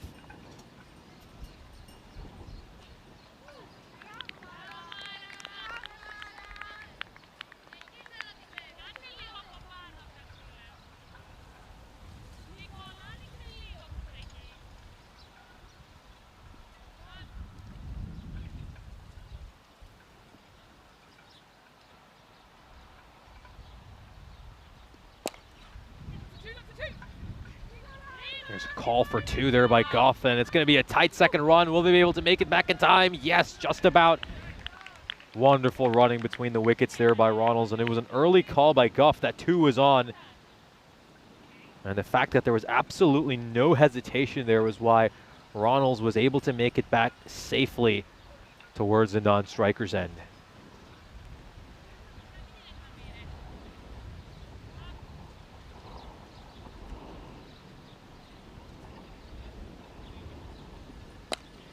Struck hard, out towards deep cover, and Kapsukavadi puts a slide in. Oh, they'll want to get a run here. Oh, this is really, really good. Great presence of mind there by Christina Guff. Kapsukavadi just didn't quite get enough power on that throw simply because she was lying flat on her belly and took full advantage of that there, Guff, to pinch the extra run. She'll keep strike as well heading into the next over. So 3 runs coming off that delivery in the end. Terrific presence of mind. 15 runs coming off that Verviciotti over, the most expensive over we have seen over the course of this inning. So Germany in a commanding position, 113 for 3 with another 4 overs to go. They'll be eyeing something massive, absolutely massive. The expected score is 152, but I don't think Germany will be pleased with just 152. They'll probably want to crack the 160s again, maybe even see if they can get into the 170s.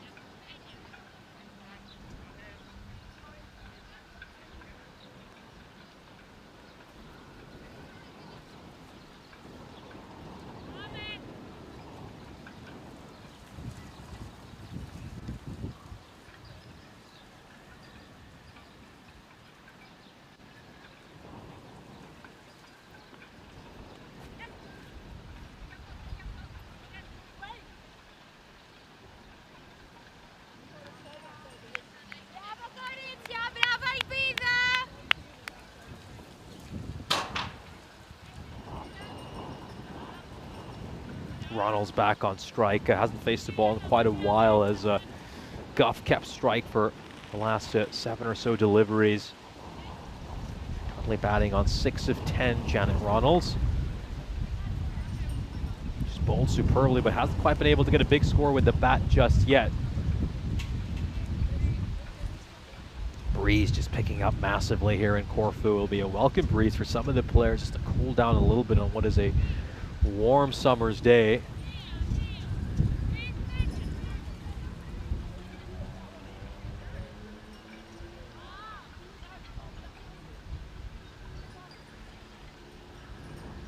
Seems to be a little bit of a hold up here as Greece trying to get their field setting absolutely right.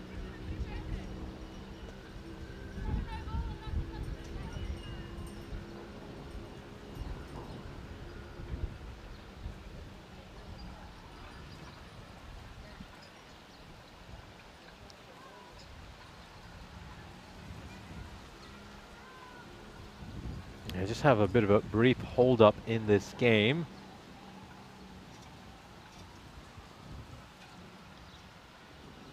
Of course, it is worth just recapping this game while we, of course, wait for this little delay to come to an end. So the platform was laid for Germany thanks to a great opening partnership worth 68 runs.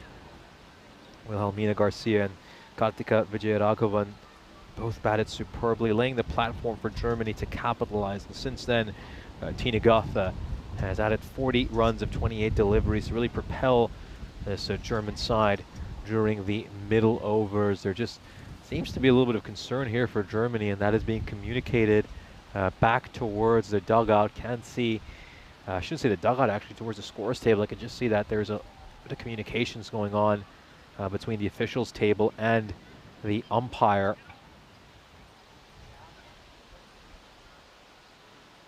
Wonder what this hold up is about. We'll of course keep you updated if anything were to change. It's also a good opportunity for us to maybe dive into the chat. We'll say hello to some of the people who are joining us. Adiyun Desanande saying that he believes that Germany might even have a chance to get to 200. A little bit optimistic. I'm not sure they can get to 200. That might be slightly unattainable, but expected score obviously in the 150s. I think they get to the 160s, and if they, the way Christina Guff is batting, I think something even in the 170s is possible. So, yeah, no ball has been signaled over here, and I wonder if this is for some sort of fielding infringement. I believe that's what the case might be. So a free hit coming up here for Germany. Struck firmly towards Maria Siriotti. That is going to be a single.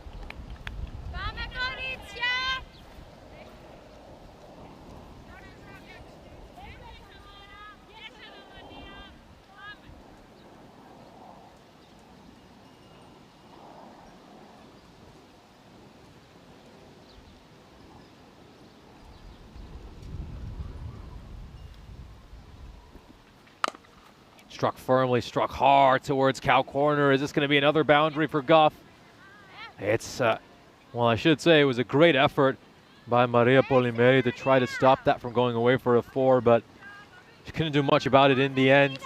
Stellar effort, but Goff still gets the boundary she desired. A little bit short, and it's pulled away firmly. A terrific stroke, and yeah, Polimeri just trying to use her feet to get to that. It's unable to stop the boundary.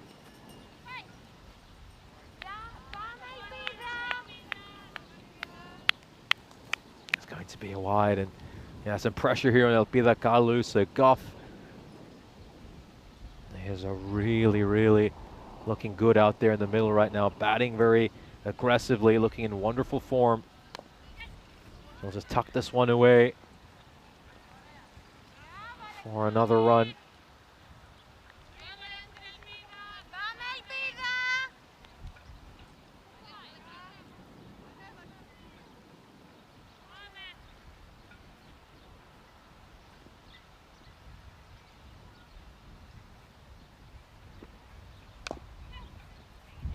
Hit towards mid-wicket. Oh, slight misfield there. Slight misfield by Maria Siriotti. And that will allow Germany to pinch an extra run. Elpida Kalus needs every little bit of help she can get with the struggle she's had. It's not often that you see Maria Siriotti let a ball get past her.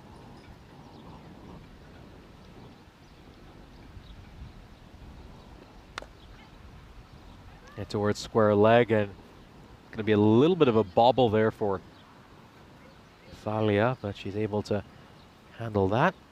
So got one ball left in this over. Goff going to face the final ball of this 17th over. Of course, Christina Goff has 6 career 50s to her name and 1 T20I century as well. She's 5 runs away from a 7th 50. Pushes this away towards mid-on. And I think a single is what they'll have to settle for. You could see that Ronalds was keen to maybe take a second, but second run definitely wasn't on. 126 for 3 with 3 overs to go in this innings.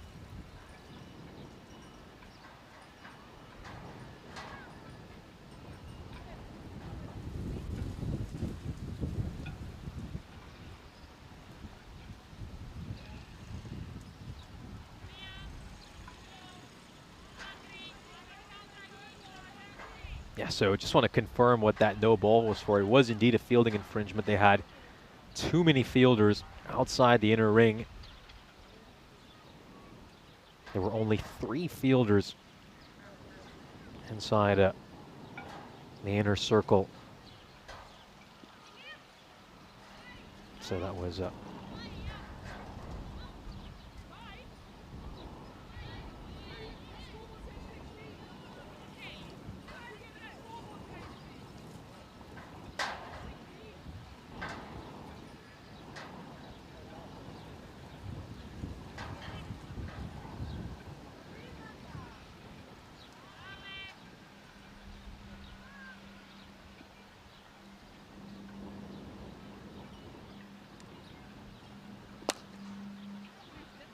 struck firmly towards cow corner. It's going to take a bit of fielding there by Yorgoto. Handles that really well.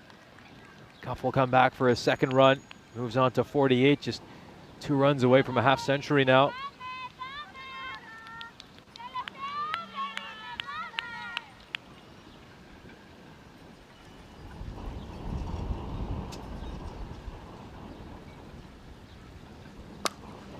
This is struck hard. Is that going to go away for a boundary? Yes, it will. And it's 4 more runs for Goff, who brings up her half century, 7th career 50 for Christina Goff. And this really has been a fine knock, an aggressive knock. She's brought about this 50 in no time at all. Just 33 deliveries to get to her half century. Brilliant innings that has really propelled this German side over the course of these middle overs. You can just see for that wagon wheel which has come up that she's really favored that deep mid-wicket / cow corner region. Looking to go a lot straighter this time around. We'll get a single, moves on to 53.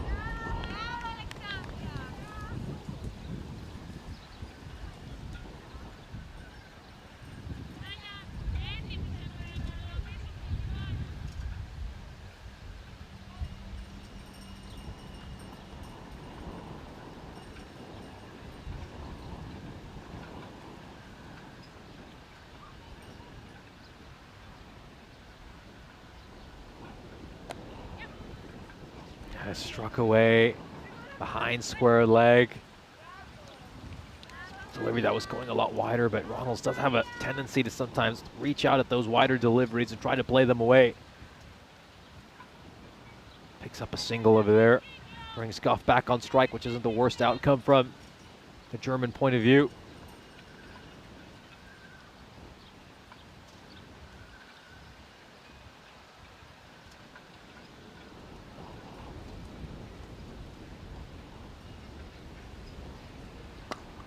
Struck firmly, struck hard, doesn't have enough to go for a 6. It's going to be one bounce over the rope. And another wonderful shot here by Christina Goff. This was very close to being our first 6 of the weekend. It's probably fallen just a couple of yards short of the rope. Goes away for a boundary. Excellent shot there by Christina Goff, and she's really starting to roll right now, and alarm bells are ringing in the Greek camp.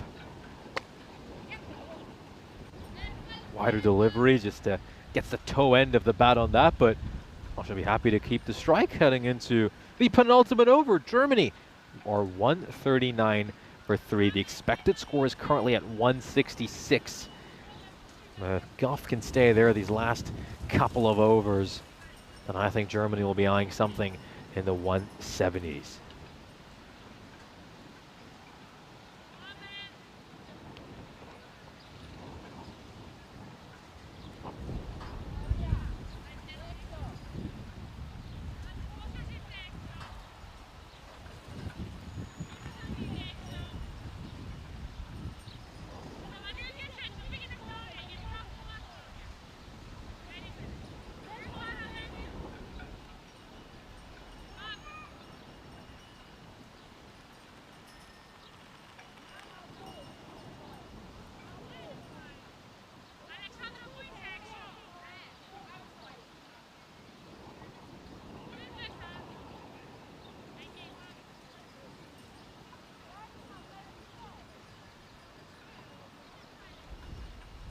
Going to be Elpida Kalus to bowl the penultimate over here for Greece. Bowled just 1 over so far. It's gone for 13 runs.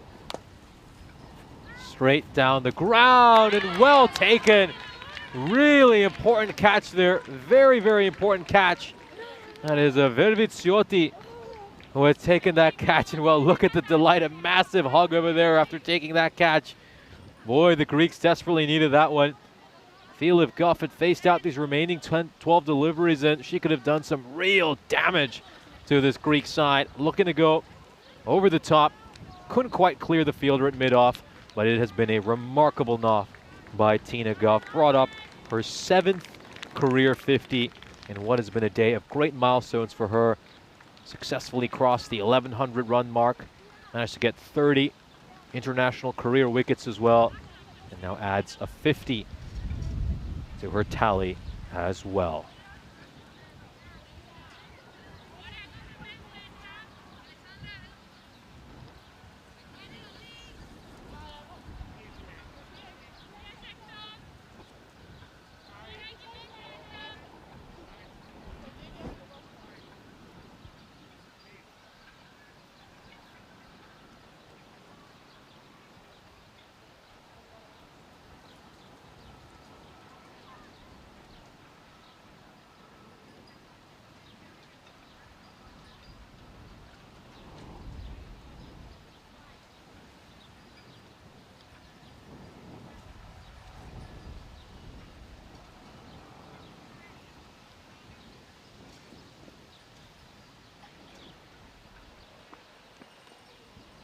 Oh, it's going to catch a little bit of an edge, and it's going to go run away.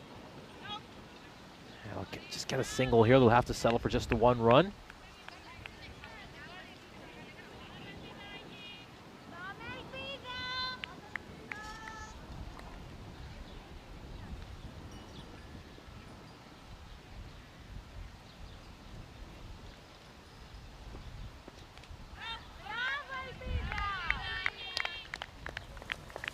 Temperature is currently 22 degrees Celsius here in Corfu. Humidity is 56%, so very warm day. A beautiful Ionian island.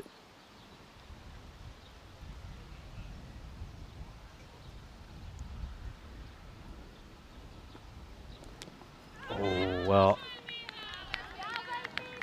that was a wonderful length there by Pida Kalus. Gonna get right up there.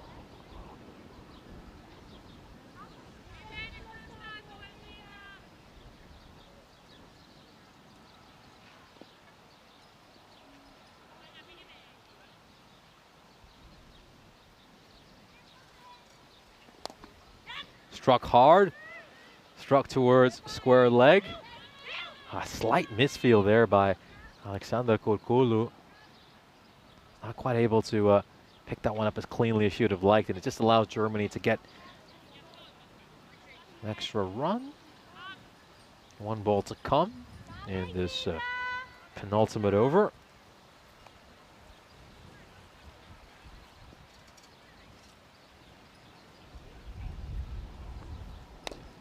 Full toss, and oh dear. Okay, this is rather concerning. This is really concerning. Throw will be fired in here by Sirioti, but oh my goodness. One of the Greek fielders has been struck, and it feels like she's been struck around the face, maybe even her nose. And the entire team will huddle around her, including a couple of members of the Greek coaching staff will be off to approach her as well. And yeah, this is not a great scene. I believe that's Thalia Kula, who's just going to be going off here. The 12th player, Chrisa Kanta, will replace her, but I really hope that Thalia is okay. They're just getting an ice pack over for her. Yeah, it looks like she might just have been struck on the bridge of her nose. Oh, that isn't a great sign. That really isn't.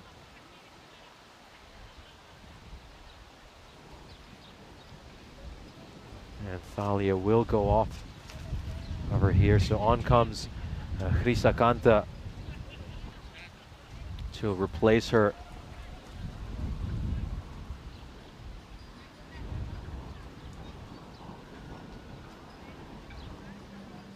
So a few members, a few medical personnel going to check on Thalia as well.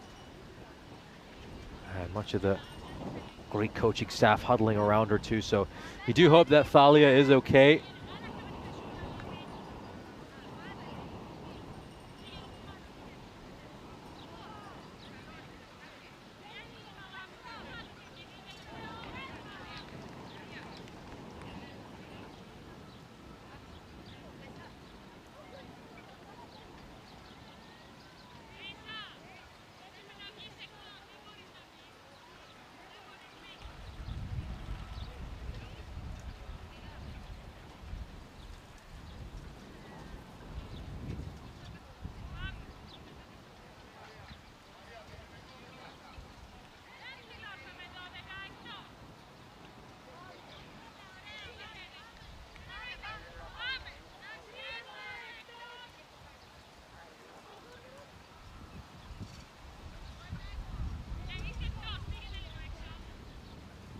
So just a little bit of confusion here. There seems to be a few problems about whether Greece will be allowed to bring on their 12th player or not. It seems like a decision's just been made by the match referee that they can't use Chrisa Kanta as their 12th player. I was just taking a look at that. And now the Greek coach will just be heading over to have a word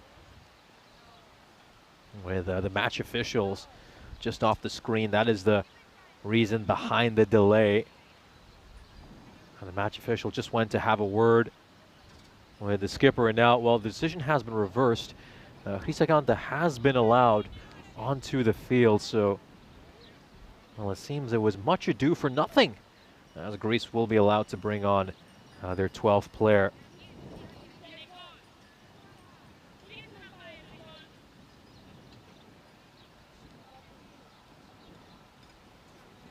And now Greece will have 11 players on the field, so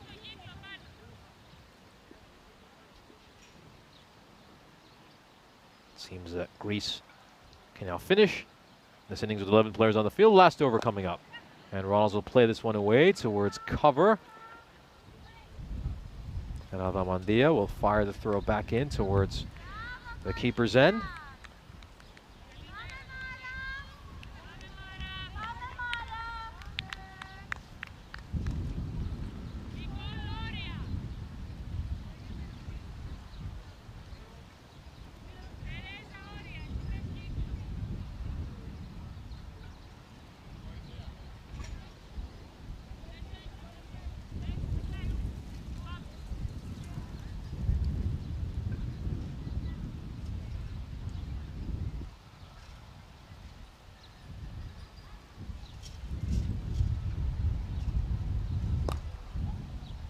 Played out towards extra cover. Going to be a big chase here. Are they going to be able to make it in time? Not really.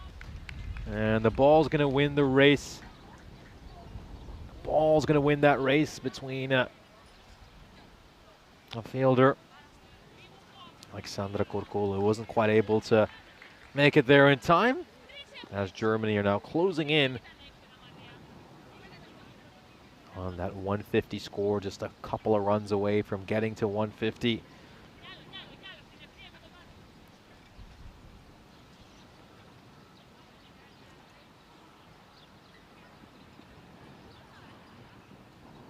Goldstrom, of course, coming off 21 of 13 in the last innings.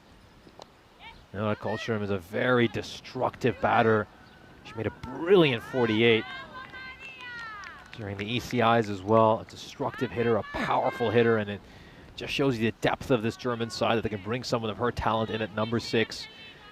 Meanwhile, Ronalds has been nice and steady so far, going at just a shade under a run of ball, keeping the scoreboard ticking, while her more aggressive batting partners at the other end have looked to play the big shots. Ronalds works that one away. They'll pick up a single. Ronalds wants the second run. She's almost halfway down the pitch and will be sent back by Kolcherum, who had absolutely no interest in getting a second run.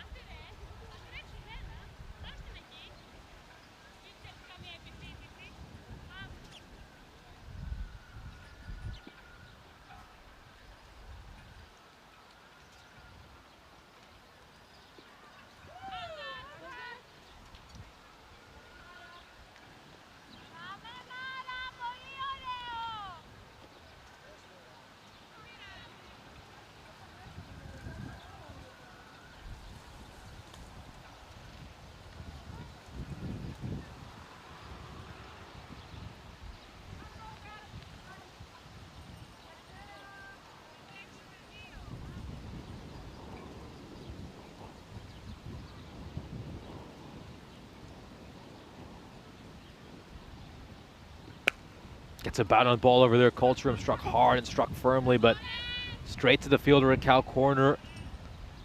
The throw will just trickle back towards the bowler, so that will mean the Germans will end up with 152 runs. So Germany won the toss, decided to have a bat first. They wanted to post a big total on the board, and that's exactly what they've done. Not as many runs as they got in the first match, where they managed to make 166. But 152 is a pretty impressive total as well.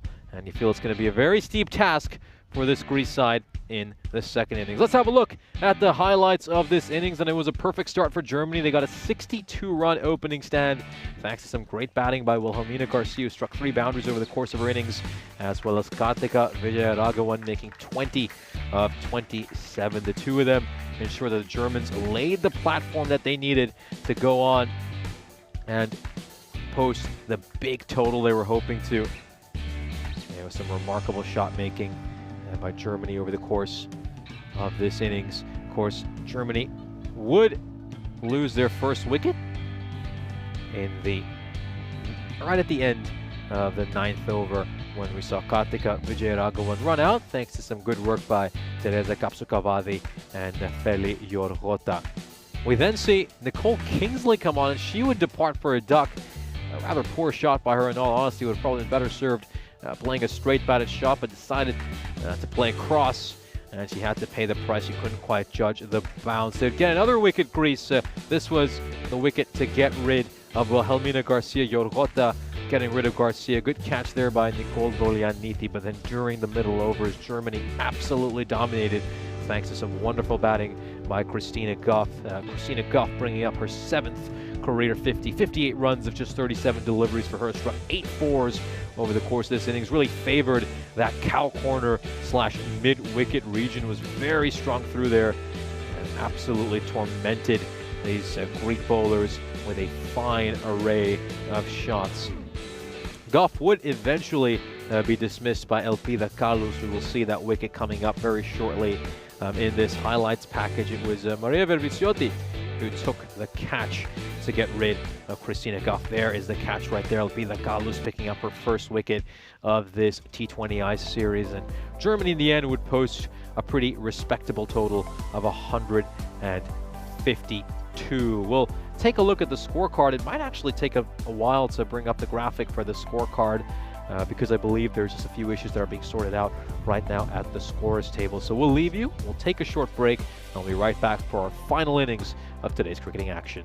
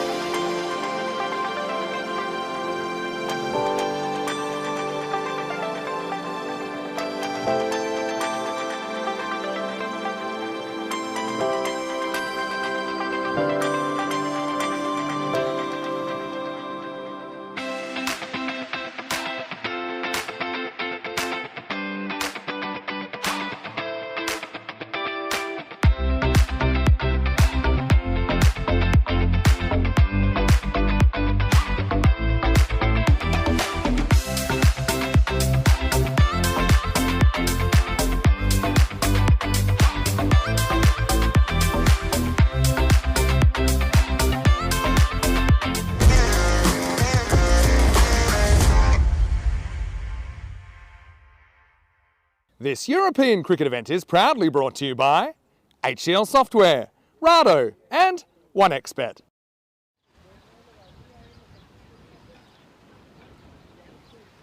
Welcome back for the second innings. It's the final innings of our Super Saturday here in Corfu. Greece once again face a pretty steep challenge as they've got to find a way to get to this target of 154 against Germany. They're getting a big round of applause from the massive crowd that has come in to cheer them on.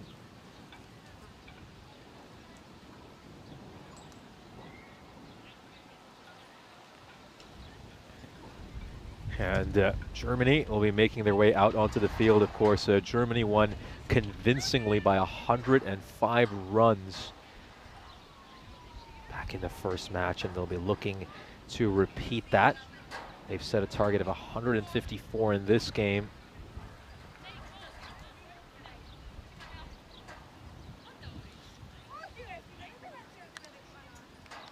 We'll be hoping for a very similar outcome here, Germany. Let's see if they make a few changes with their bowling lineup and give a few other players a chance to roll their arm. They're in a very strong position, really are.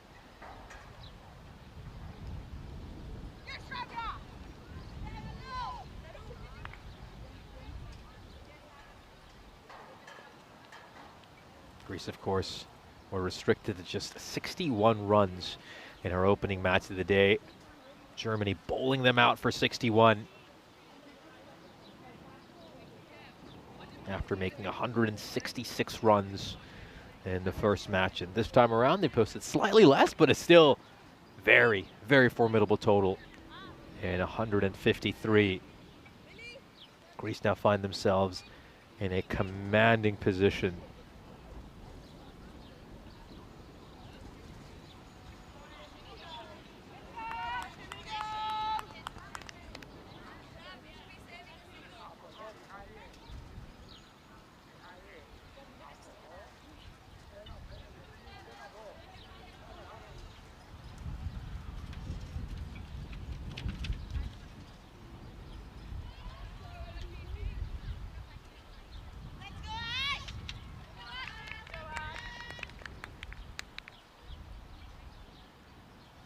Here we go.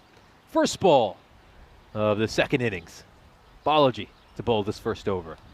And starts off with a rather wayward delivery. Not quite what Balaji was hoping for. And well, Greece will happily take that little bit of generosity. It's a couple of runs to the Greek account.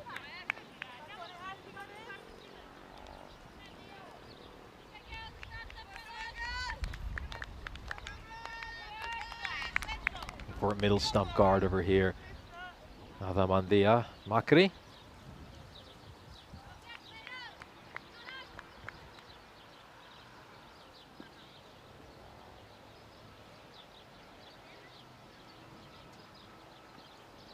Oh dear. Well, Balaji hasn't quite found her radar to start things off, bowling in an extremely wayward manner.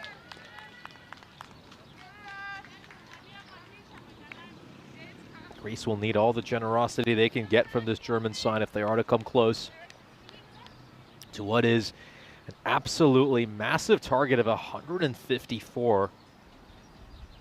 It's not too much we've seen from Greece over these last four matches to suggest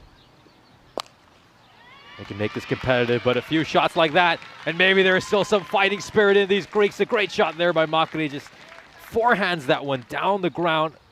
Beg your pardon, that's the skipper who struck that shot. It's Maria Siriotti who has come up with that wonderful shot. Just forehands it straight down the ground, almost like a tennis shot, more than a cricket shot. And is there some fight in this Greek team? We've seen one legal ball so far, 7 runs coming off it for Greece. Going to push this one away. They'll look to get a single, and every run is being cheered for by this Greek team. They've got a huge contingent of supporters who've come in as well to root for them. Supporters from varying age groups as well, which is really, really great to see. And despite the fact that results haven't gone Greece's way, the support hasn't died down whatsoever.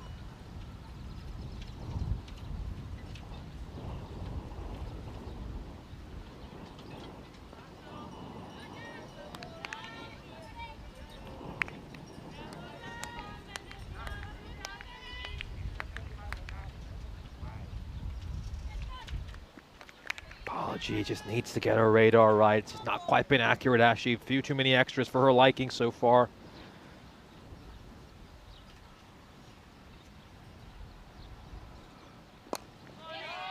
Nice looking forward defensive shot there by Adamandia Makri, the first legal ball she's faced.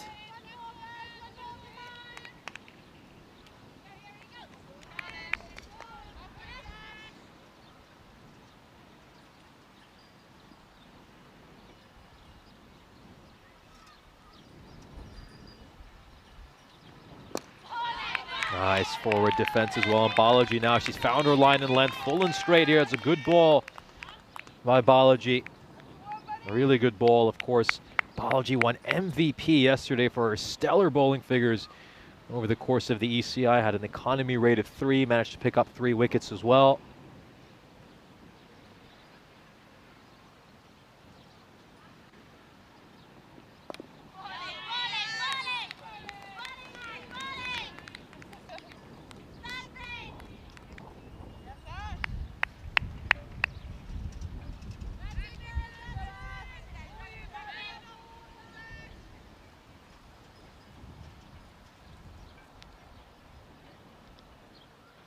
It's been an entertaining over so far. Greece with 1 ball to come in this over.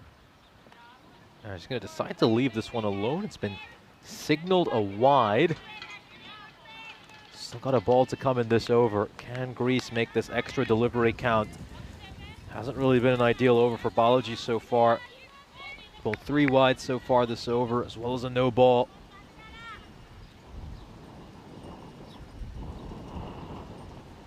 Potentially the last ball of the final of this over coming up. Are they going to pinch a single here? Yes, they will. The initial call was no by Maria Siriotti, but eventually saw the opportunity present itself and decided to take the single. Terrific start for Greece. They pick up 12 runs off the first over.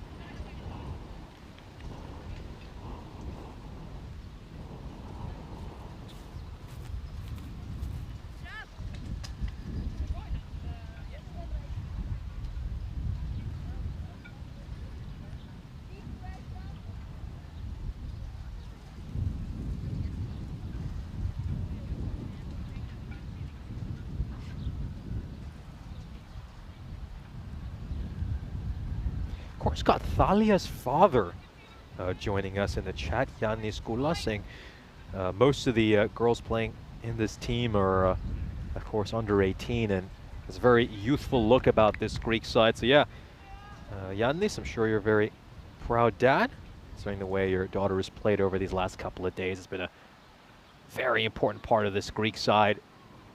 Been involved in some fine moments, so congratulations to you and your entire family.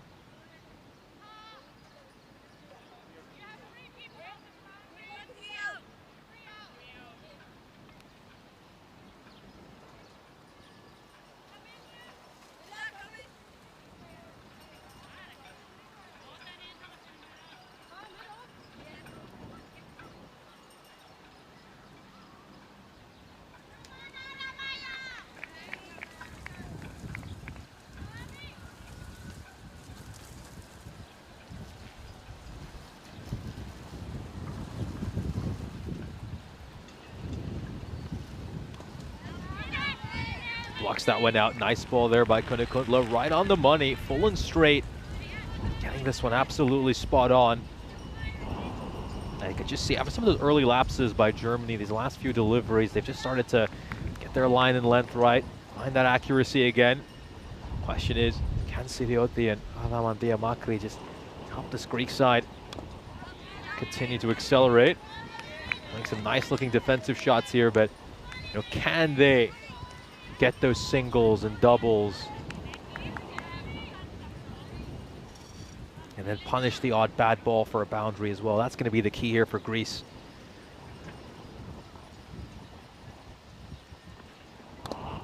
Another good ball there by Kanukuntla, full and straight, ball after ball, keeping things very tight. And Germany squeeze in a few tight overs here, then that run rate just shoots right up.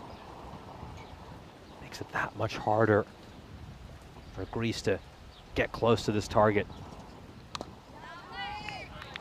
This is very good bowling. This is very good bowling by Kanukuntla. It's simple, it's full and straight, but it's extremely effective, and so far Makri just not able to get her away.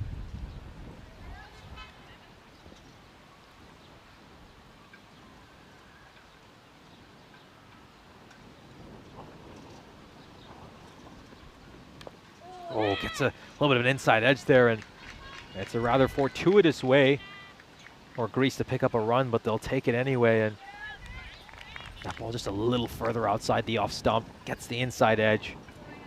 And Greece will pick up a single, brings the captain Sidioti on strike to face the last ball of the second over. It's been a terrific over by Kanukuntla so far, just a 1 run coming off 5 deliveries. Saw Sidioti hit a beautiful shot in the last over, a forehand slap, a very tennis-esque shot to get a boundary.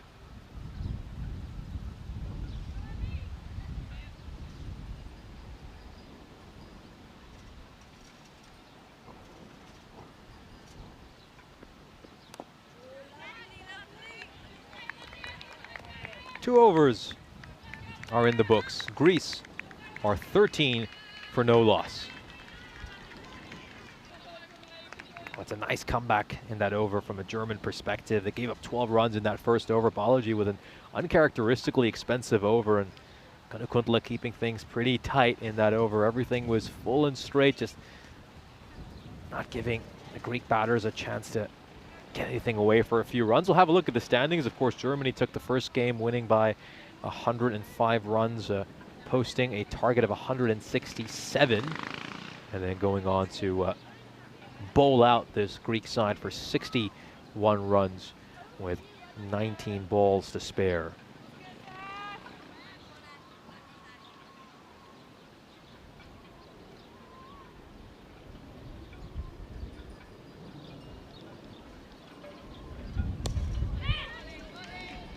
This is going to be worked away towards point. Strong throw there by Tina Guffin. Direct hit, might even have been chance for a run out, but there's going to be some overthrows here that wasn't backed up well enough, and Greece will get a second run, and with the cheers of this crowd, well, you'd have thought they struck a boundary as well. Now they've really got some strong support over here, Greece. Everyone rallying behind them.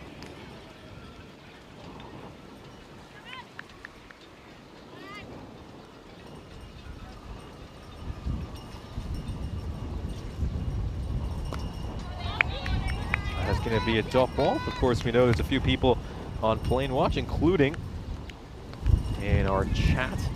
Chris Smith has been tracking some of the aircraft via flying overhead. Got a Boeing 737 operated by Ryanair, going from Corfu to Katowice in Poland.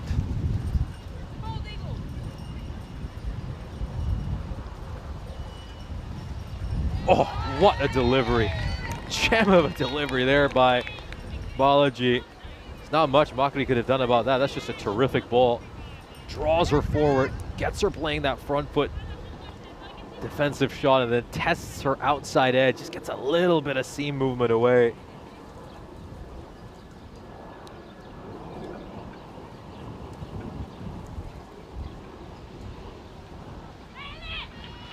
They'll grab a run over here.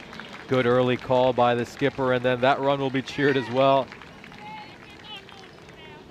Every run is being cheered by all the fans in attendance.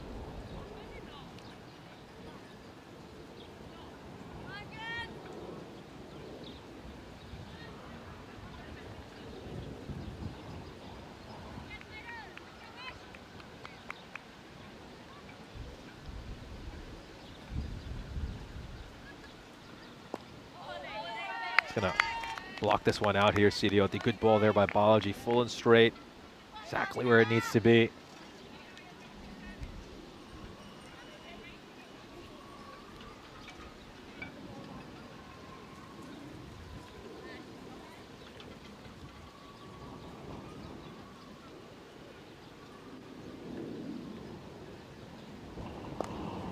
I'm gonna push this one away for a single, but Ronalds is right there to ensure it doesn't get past her. It's going to be another dot ball, so Greece going at exactly a run a ball right now, which is pretty decent for them, although the bulk of those runs came in the first over where they managed to pick up 12, just the 5 runs in the last 11 deliveries for Greece. And they're going to have to find a way now to get some runs because the scoring has dried up a little bit. Greece are 17 for no loss with 3 overs in the books.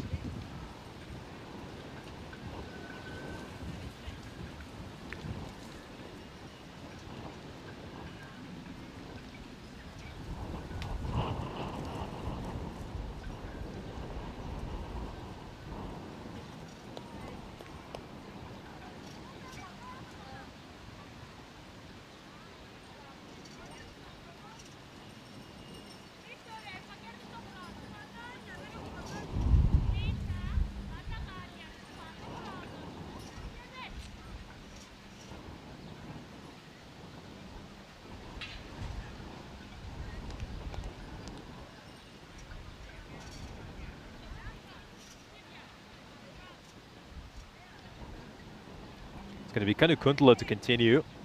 Bowled a superb first over, kept things very full and straight, was metronomic throughout that over.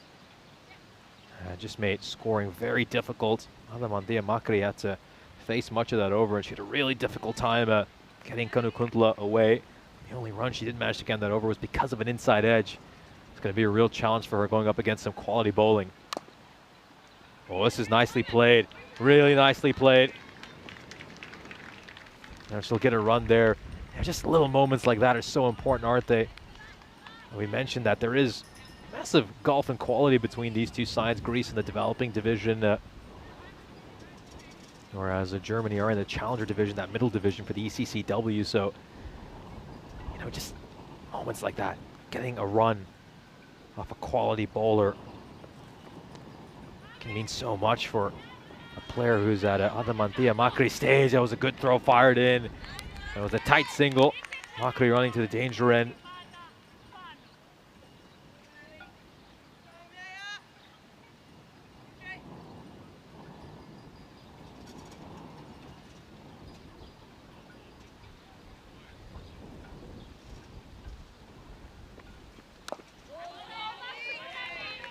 Gets behind that one and blocks it out. Kanukuntla once again on the stumps. Full and straight is her motto. That's exactly how she looks to bowl.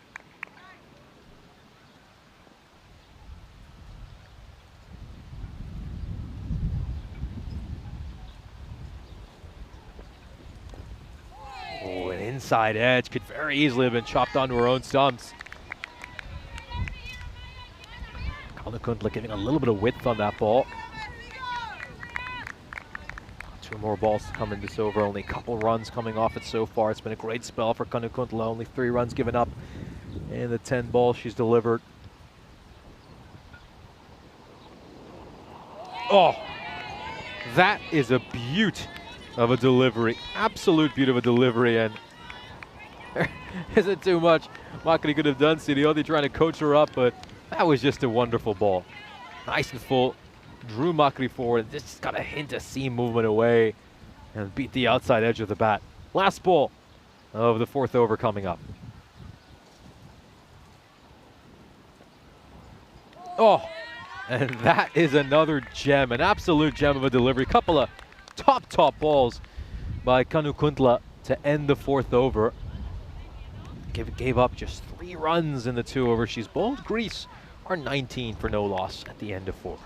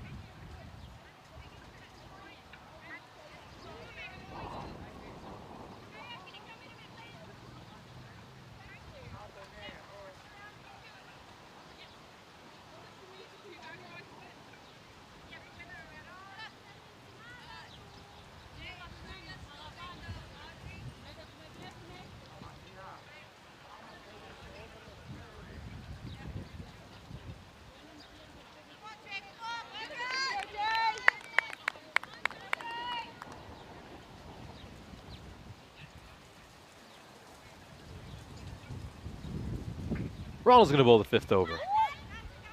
Starts off with a wide, just pushes one down the leg side. Ronald's had a really good day with the ball so far. Bowled a wicket maiden in the previous match. Kept things extremely tight.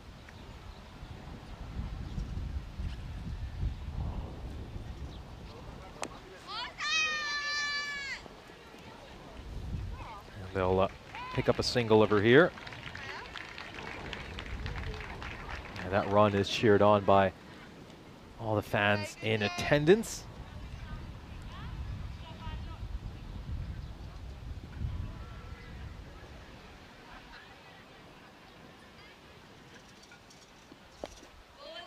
Get behind that one there, Makri, and block it out.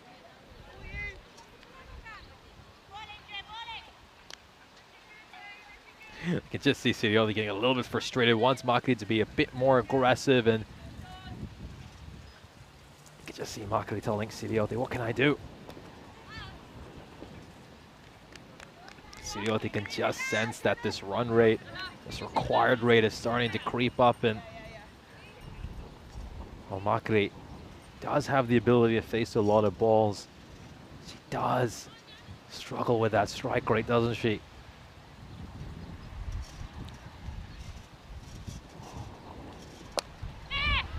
Struck hard out towards deep mid-wicket. That's going to be a single, so brings her captain back on strike. Captain who's done the bulk of the aggression, batting on 7 off 9.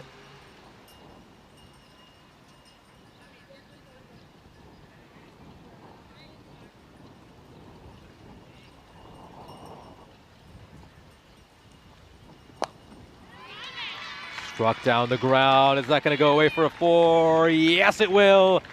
Second boundary of this innings for the captain Sidioti, and that's why she wanted to get back on strike. Knows that they need to pick up the scoring rate. Beautifully played stroke into the gap, taking advantage of the fielding restrictions during the power play, and gets that away for 4 runs. So she just moved mid on back over here, Ronalds, and asked her to go all just right on the edge of the ring. Garcia's still out at cow corner, and they've got a deep square leg in position as well. Can't quite make out the identity of that fielder from my position. Oh, wonderful ball by Ronalds to end the over. So Greece are 26 for no loss after 5 overs.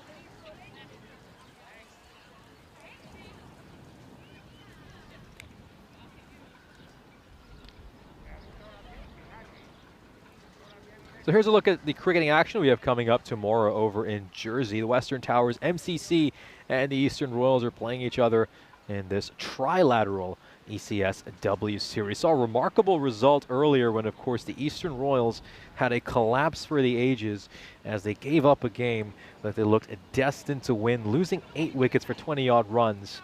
And one of the most surprising results we have seen on the European cricket network. It's been a tough time for the Eastern Royals. Of course, their men, after having an incredible group stage where they won 7 out of 8 games, failed to get a single win on finals day, losing both qualifiers 1 and 2, and ultimately couldn't even make it to the finals. And the Eastern Royals women right now are sitting at 0-2. Meanwhile, the Western Towers and MCC have a win apiece. Those two sides are actually currently playing each other. The Western Towers posted a target of 150 for the MCC, and MCC struggling at the moment, 21 for 3, 3 overs into their innings. The required rate for them is just under 18.5. So, you would say that the Western Towers are in prime position to win, but stranger things have happened, and stranger things have happened just an hour ago. So, hard to predict any result in Jersey, considering what we just witnessed as European cricket fans 1 hour ago over in the beautiful island of Jersey.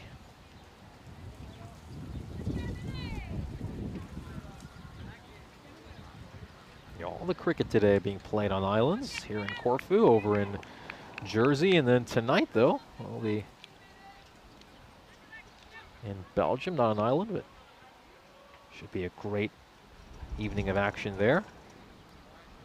Big games over in Belgium, of course.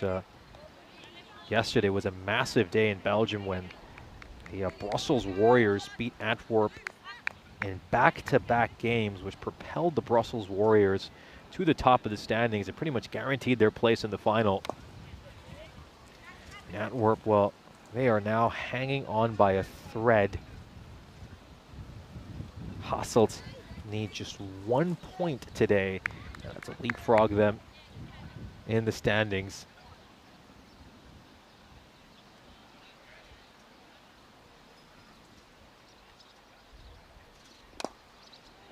Hasselt, of course, have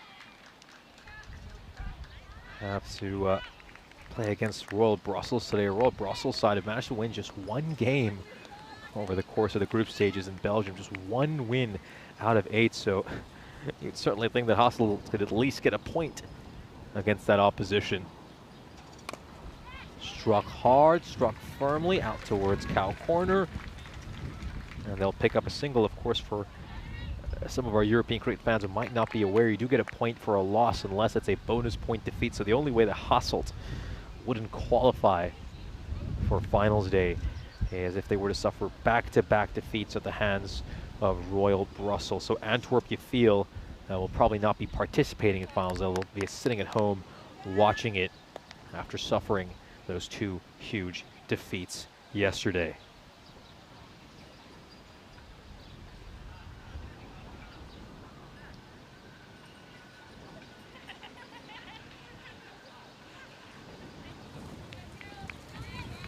Congratulations to the Central Commanders as well over in Jersey. This is struck away. Wonder if that one was just dipping below the waist. It was a full toss presented there by Beresford, who had a very interesting trend yesterday. She'd bowl an expensive first over and then a superb second over to just clean up and save her stats. So Milena Beresford, let's see if she follows a similar trend today. Struck towards square leg, and that will bobble along towards Shavia Kolcharam for a single.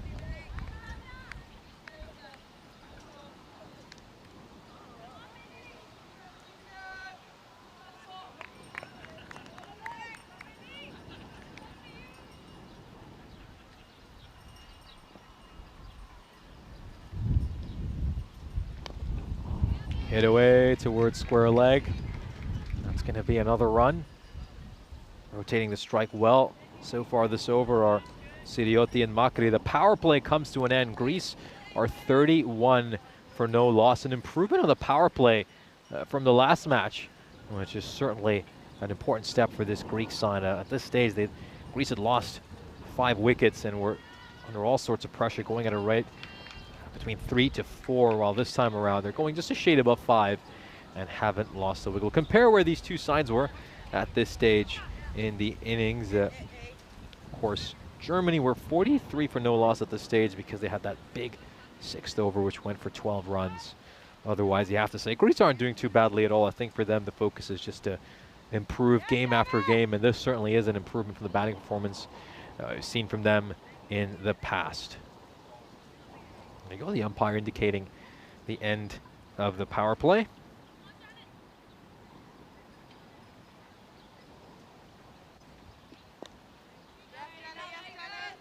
Still got a slip in place here. Christina Goff standing at slip. She did take a very good catch off the bowling of Ronalds in the previous match. Nice reflex catch, diving down low to her right. Trying to just sweep that one away, Sirioti, but doesn't get any bat on it. It's coming. And you can just hear calls of "it's coming, it's coming." Do they sense a wicket is on the horizon? Pushes that one down the leg side. Nice take there by Sadrangani.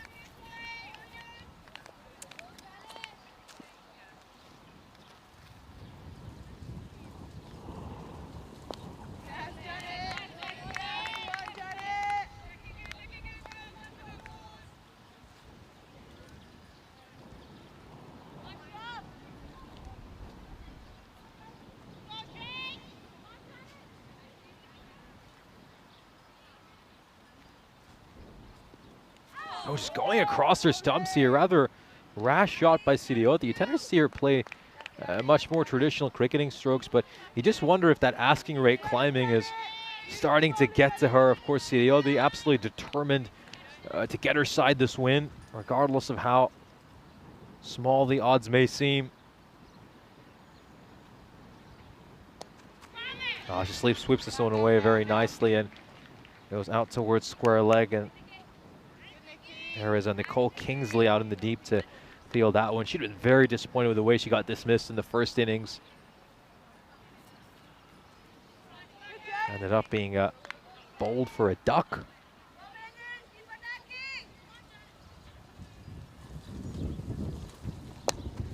Struck hard, struck out towards deep mid-wicket. It's going to be another single, and Garcia's got a very strong arm. That's why she's one of the boundary riders for this German team. Fired that throw back in towards the keeper's end, and this is really the difference between Germany and Greece. If that shot was played by Germany, I think Greece just don't have the same strength in their arms, in particular with their boundary riders. That might have been a couple of runs for Germany if you had to reverse the situation.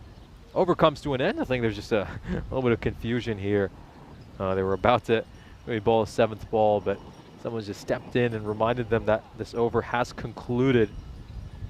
So Greece are 34 for no loss at the end of 7. I think the message is going to be relayed out there right now saying that 6 balls have been delivered.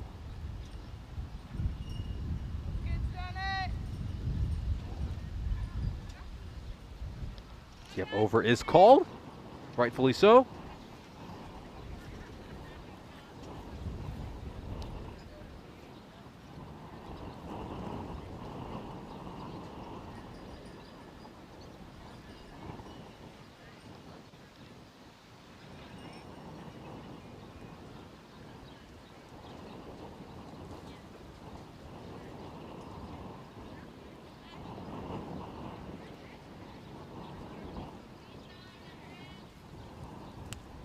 The asking rate for Greece currently sitting at 9.2. Siriotti and Makri, his opening stand has been worth 34 runs. Germany had a 62-run opening stand during the first innings. That really laid the platform for them to accelerate during those middle and final overs. Greece will be hoping for something similar. It's going to be Milena Beresford to bowl her second over. Her first went for 5.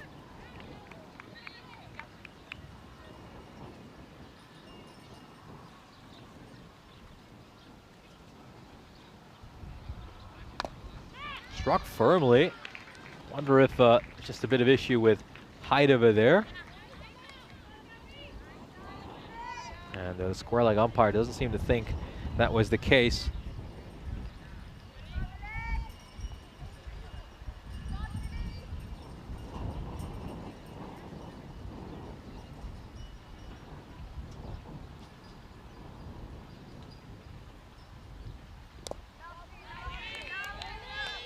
Blocks that one out there. Siriotti. Still got plenty of support here for Greece. A lot of the fans are in attendance. You can just catch a glimpse of them there. That's what the stands look like. Huge amount of traveling support for this Greek side. Struck straight towards Anbiovic, but she's thrown that straight at Adamantia Makri, and she's just immediately gone to apologize. They're telling her that she didn't mean to. And yep, there's a look at all the supporters that have come in here today to watch this Hellenic side. Got plenty of support, and every time Greece get a run, they're up on their feet cheering, every single one of them. Love the enthusiasm and passion for the game here in Corfu. And looks like they're going to push for a second run here. They should be able to make it quite comfortably. Nice running between the wickets by Siriotti and Makri. Solid opening stand by these two. It's worth 37 runs.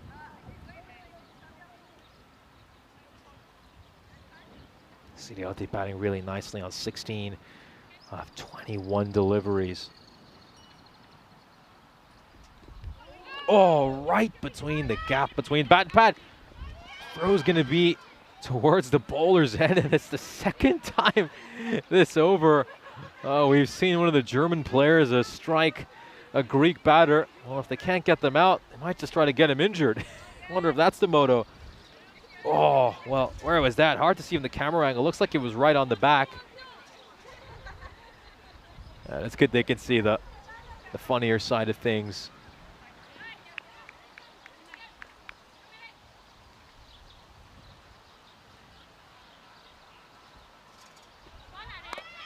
Ooh, this could be a no ball, and it's going to be given a no ball well above waist height. It's actually dealt with extremely well in the end by Adamandia Makri. Let's just have a look at this. Yeah, it's an old baseball shot, isn't it, really, in the end? Gets that one away, although that would be a foul ball in baseball. So a free hit coming up here for the Greek captain. Can she get this away to the boundary? She's already managed to strike 2 fours so far this innings.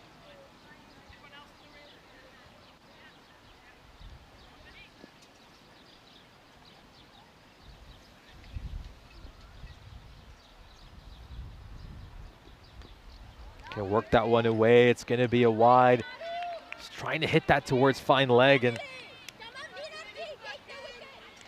I think sometimes Greece can maybe just be guilty of looking to hit a lot of these leg side deliveries just a little bit too fine. But anyway, better off leaving that one alone. Oh, was there a little edge there? We're going to find out. I think there might have been. They'll certainly push for a second run here, Greece, and they'll be able to get that second run comfortably. So getting 2 runs off the free hit. And yeah, I just got a little bit of bat there. That's signaled by the umpire. 43 for no loss at the end of 8 overs. Massive improvement by Greece batting so far this innings.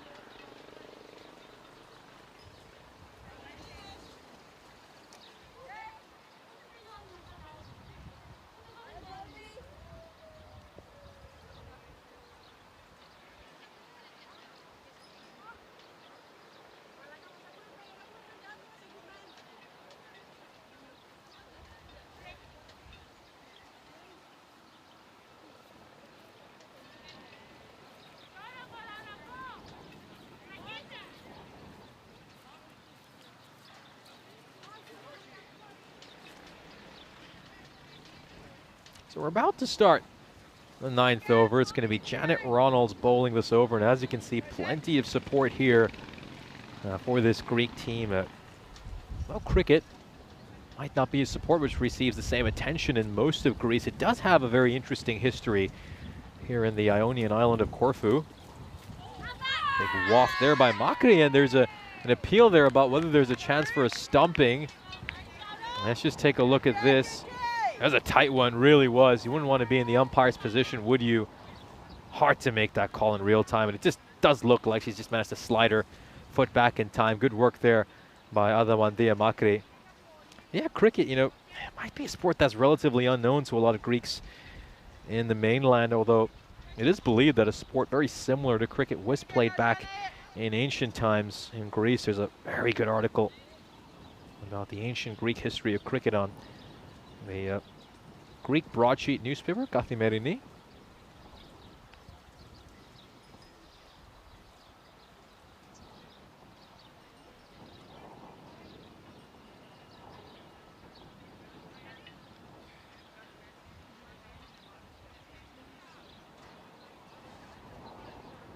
I know, right?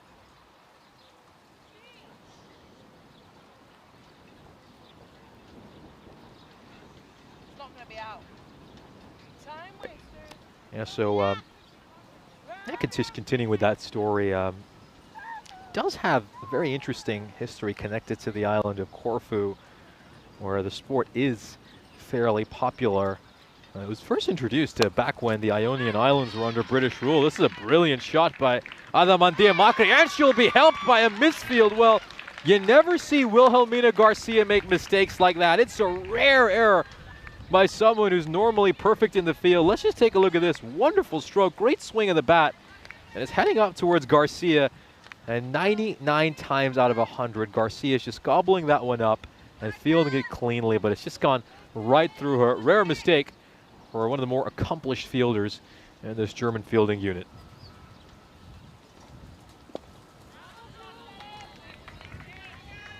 So the first teams, of course, on this island would be involved in matches between some of the locals here in Corfu and the British Navy. Go on, Janet.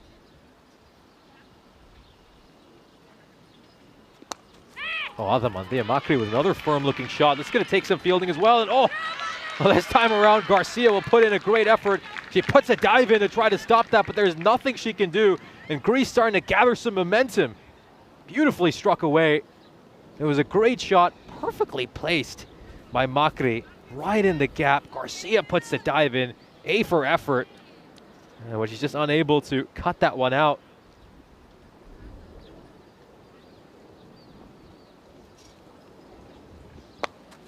It was probably a wider delivery, and oh, a mistake there by Makri.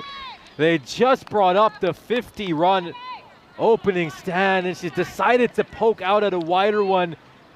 Oh, what a disappointing way for Makri to throw away her wicket. She's just getting a little bit eager after hitting a couple of nice shots. And she's presented a dolly out at short mid-wicket. Well taken, really well taken by Anbeavish, who was, of course, involved in a nice fifth-wicket partnership in the first match. Takes that catch. Makri departs having made 19 of 32. Struck back-to-back boundaries and then just decided to reach out at a wider one, but she's going to get a well-deserved round of applause here by everyone in attendance. She's even getting the acknowledgement of the German coaching staff.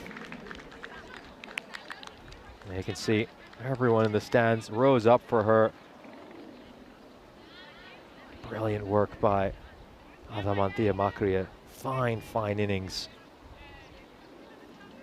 Greece find themselves 51 for 1. You gotta say it's been a good opening stand here by Sirioti and Makri. They've certainly laid the foundation for Greece, but the question is, does Greece have much more batting left in their lineup?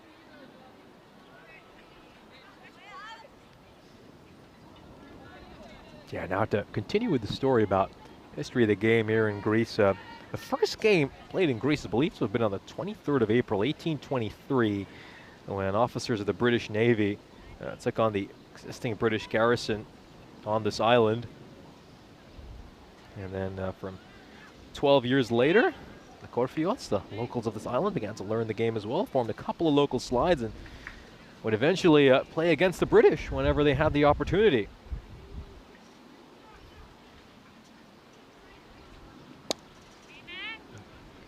There's a call of stay there from Sirioti as the wicketkeeper Argyropoulou makes her way out towards the middle. So the first couple of clubs founded in this island were back in 1864. Then in 1893, one of the existing clubs on this island, Kerkiraikos Gymnastikos Silos, a Greek multi-sports club, was founded. And of course, alongside cricket, that club also has other sports such as basketball, football, as well as track and field. Here's a look at the scorecard for Greece's efforts so far. As you can see, good opening stand there, half century, 50 opening stand. And Greece have actually laid a pretty good platform here for their side to look to accelerate. Well, I'm just having a look at what's being said in the chat. And first of all, just going back a couple of overs, there's a lot of chatter about when the German fielders clobbered a couple of the runners for Greece. Oh, struck away towards fine leg. Adaman Sirioti, I should say, has tried to play that shot a couple of times. And she'll get this one away for a 4, just creates some room and helps it along. Gets a nice chunk of bat on that, and away it goes. Very fine for 4 runs. Looking good here. Looking really good here right now, Greece. Struck 5 boundaries so far this innings, a lot more than they had in the entire first match. Keep in mind, they made just 61 runs in the opening game. That's a full toss. She's going to sweep this one away towards mid-wicket. They'll settle for the single. Yeah, just going back to some of the messages that we had in the chat earlier. I like this one by Johnny Hisham, referring to when a couple of the fielders struck some Greek batters. Of course, Anbiovic and both Tina Kuff try to fire in some throws, but instead find Makri and Sirioti. I like this one by Johnny Hisham, said that that's a different type of body line. And then Adiyun Tesarande messages, Greece may have finally figured out the German bowling. And then right after he messages that, we of course saw Ada Mantia Makri depart. So my question is that a chatter's curse? I think it is. And I think so far this series, I'm pretty neck and neck with the chat. The commentator's curse, the chatter's curse, I think we're fairly neck and neck. I think all of you in the chat have hexed some of the players here just as much as I have. Oh, it's going to be an appeal here for a stumping. Looked fine to me.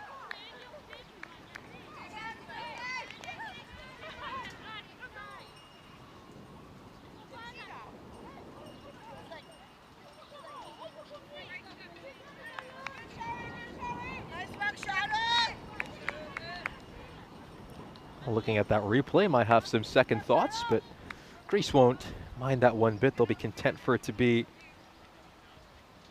not out. Next one. As Thomas Martin is, of course, mentioning, yeah, the greatest Greek player of all time is Corey Rutgers. Yeah, never mentioned. Believe, what did he have, like, what, 8th, 10th Greek ancestry, something like that I heard, and apparently is eligible for Greek nationality. Oh, it's going to be a wicket there. It's going to be a wicket there. Beresford will get a wicket, a very muted celebration. Argyropoulos will depart for a duck. She tried to play a very expansive stroke, and Sirioti, just off camera, is going to have a word with her, coaching her up and talking to her about that decision she made in terms of her shot selection. And Germany grab another wicket. Nicely done there by Beresford. It's just clipped the leg pad along the way. Let's take a look at that. Oh, it's actually come off her foot. It's just come off her back foot and goes on to clatter onto her stumps. That's very unlucky, really is, in the end. And Ioana Argyropoulos departs without troubling the scorers.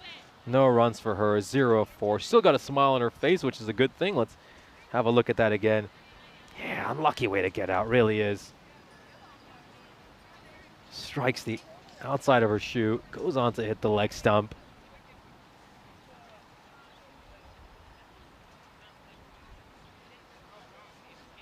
So I think we're just going to take the drinks break now, which is a pretty good idea considering that a wicket has fallen.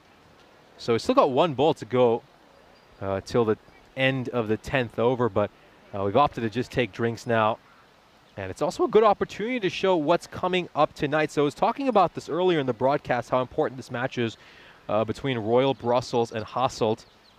It was moving day yesterday in Belgium as the Brussels Warriors won back-to-back games against Antwerp and moved themselves to the top of the table, pretty much guaranteeing their spot in the final itself tomorrow. So tonight is the last night of group play over in Belgium. Royal Brussels have just one win in 8 games so far. Hasselt are sitting at 5-3. They are 1 point behind Antwerp, who lost both their games yesterday. So it does feel at the moment like Antwerp really shot themselves on the foot by losing both those games, and probably won't be taking part in finals day. So I think all of us will be absolutely stunned if Hasselt don't get at least a point from these 2 games against Royal Brussels. Just to remind some of our viewers who might not be aware of how ECS and ECI cricket works, you get a point for a loss unless it is a bonus point defeat, in which case the winner gets 4 points and the loser goes home empty-handed. So if the 1-7 Royal Brussels Cricket Club managed to hand Hasselt back-to-back bonus point defeats, I think all of us will be pretty shocked. But you know, we have seen some very strange things today in the world of cricket. We were, of course, talking about the incredible women's match that took place earlier in Jersey, where the Eastern Royals were cruising to victory, had 8 wickets in hand, needed just 20 runs off the remaining 6 overs, and somehow they collapsed, were bowled out, and didn't win that game. They lost by 2 runs. And we also talked a little bit about some of the T20I action going on in other parts of the world over in the Middle East. The UAE side were cruising at 192 for no loss, and then retired their entire side. That was the first time in the history of cricket that 2 or more batters have been retired in the same innings. Forget about 2 or more batters. They retired their entire team with 4 overs to go. They said that's enough, 192 are enough runs, and then they bowled out Qatar for a score of about 20 odd. I was a little surprised why that happened. The Cricinfo article I came across didn't explain why, but there was someone in the chat who suggested that it might have been because of the rain. That could be the case. You know, maybe they're looking at that and just wondering that, hey, you know, we need to get enough overs in so that even if it rains, you know, we'll win by the Duckworth-Lewis method. But in the end, nobody could stop the UAE side as they won emphatically against Qatar.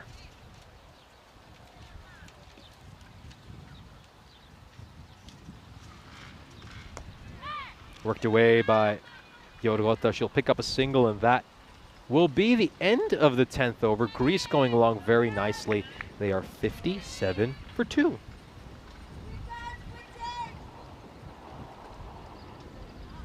So at this stage, just to give some perspective, Germany were 68 for 2. So Greece aren't that far behind where Germany were.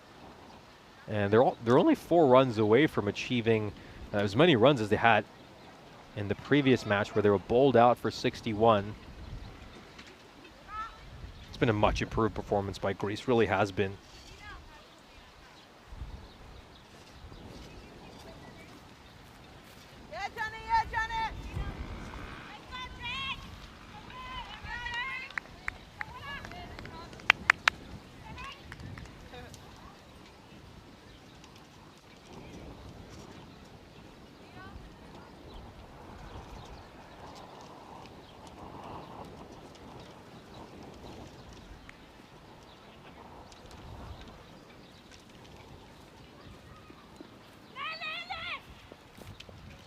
Was played very fine, just gets a little bit of edge on that.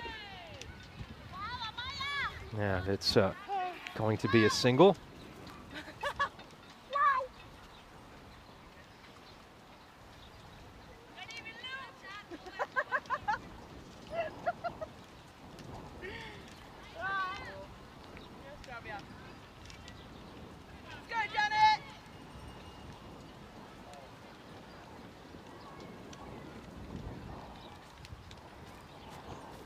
Oh, well, they'll be able to pinch some runs over here, Greece. That was a wide and got past Sadrangani as well. Greece currently going at just a shade under a run a ball, which isn't bad at all.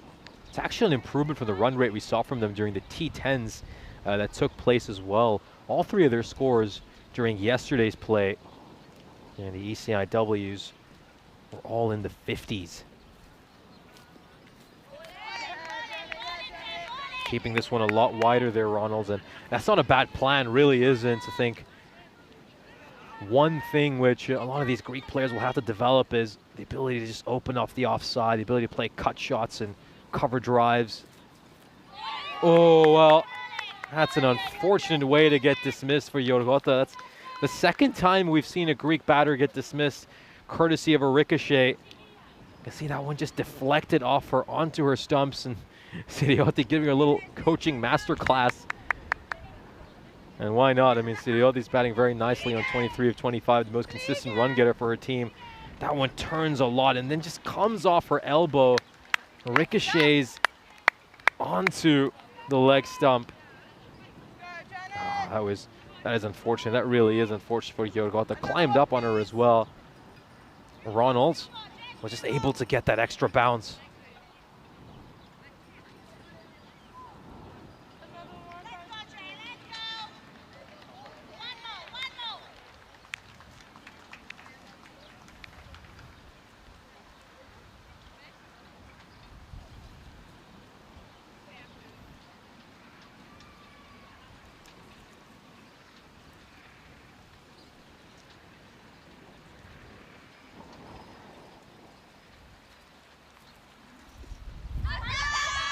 It's an appeal over there, rather optimistic appeal. Didn't feel like there was too much going for it, but always harder to see from that rear vantage point. It's Maria Polimeri who's coming at number 5, and now that they've lost a few wickets, they obviously lost Adamantea Makri. Just wonder if Greece will be able to maintain that run-a-ball run rate. It's got to be a lot harder now. It really will be.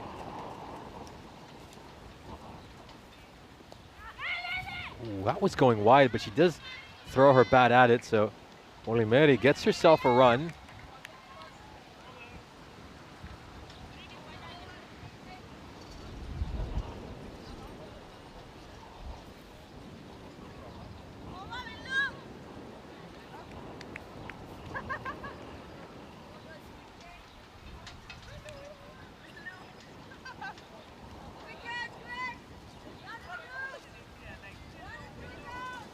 I think there's a little bit of confusion over here. There's still a ball to come in this over.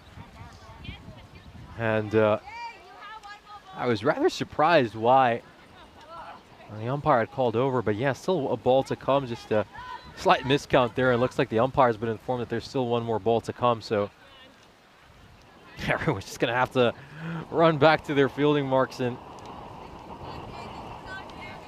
Ronalds is going to have to bowl one more ball. She thought she'd been able to get out of that over, but one more ball to come. Maria Siriotti on strike.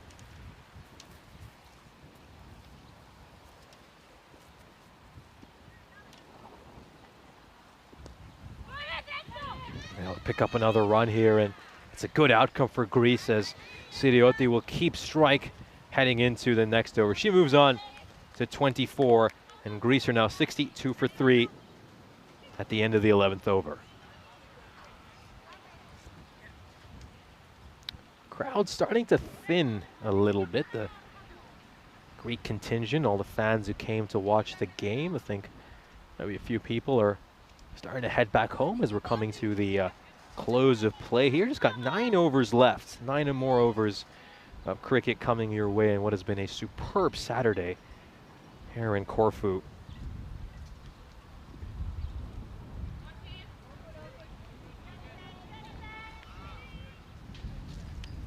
Mentioned cricket's got a very interesting history in Greece. It might not be as well known on the mainland, but here in Corfu, this is going to be struck away for a run. They'll pick up a single. But because of British rule in the Ionian Islands, Corfu is quite connected to the sport, and even a lot of the locals used to play with the British Navy. There was a period when the only time the locals would get to play in the 19th century was whenever the Royal Navy passed by, even if it was after British rule came to an end. Of course, the Hellenic Cricket Federation itself was founded in 1996, and is actually the only Greek sports federation that is not headquartered in the capital city of Athens. That was a massive no ball that you've got to credit Polimeri for. She's dealt with it incredibly well. And now Maria Siriotti, the dangerous Siriotti, gets to face a free hit. She's got that one badly wrong there, Beresford. It just slipped out of her hands. Just taking a look at some of the birds fluttering overhead. There we go, free hit. Oh, well, catches a thick edge. It was probably going to be a wide if she left that alone, but it won't matter as they will grab some runs here, Greece. Has that got enough to go for a 4? No, it looks like it stopped just short, maybe about 5 or 6 blades of grass between the ball and the boundary rope. Christina Goff had to cover so much ground, absolutely sprinted out towards deep third. She'll save her side a couple of runs. You can tell that was quite a sprint. Don't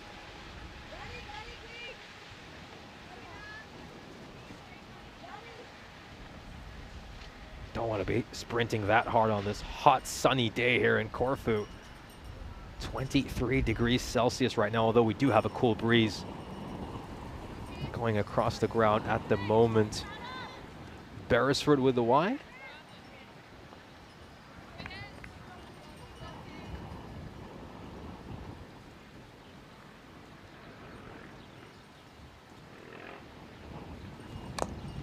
I look to play this one away. It's straight to the fielder's hands, and that is going to be a run out. So it's the end for Polimeri, who just got a little bit excited there. Got a little bit too eager.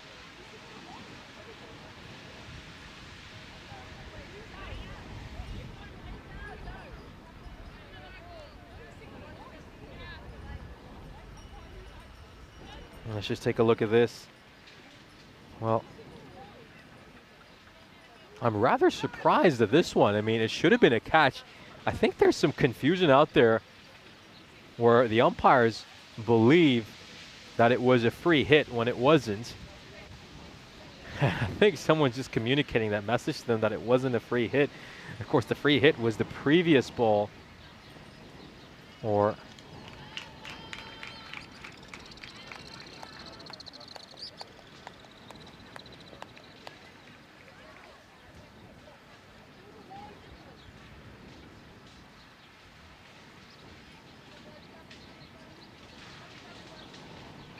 yeah, so there does seem to be some confusion because it should have been Siriotti who was dismissed.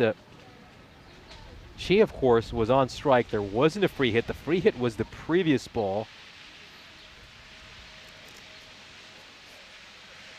The catch was taken at extra cover.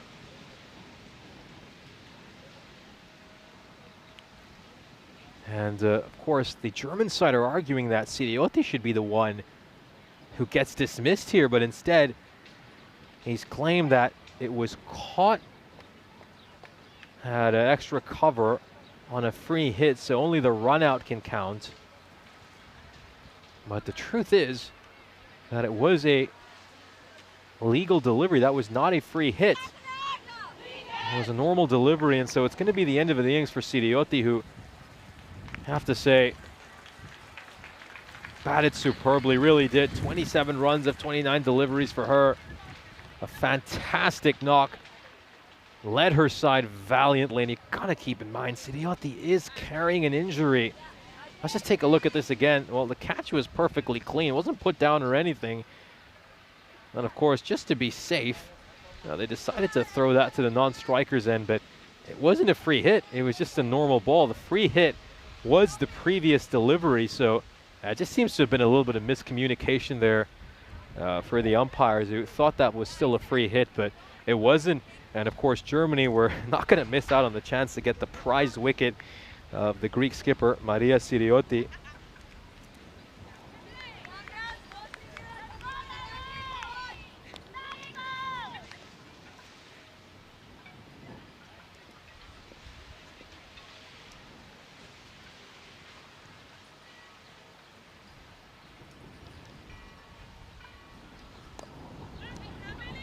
Pushed away there by Kapsukavadi. Spolimeri and Kapsukavadi here. Can they get their side to at least 100? I think that has to be a little target that Greece have to set themselves. Can they get to 100 runs? Platform's been laid by the likes of Adaman Diamakri and their captain as well, Maria Siriotti. That one was probably going wide, so Kapsukavadi would have been better served just leaving that alone as the 12th over comes to an end. Greece are 69 for 4.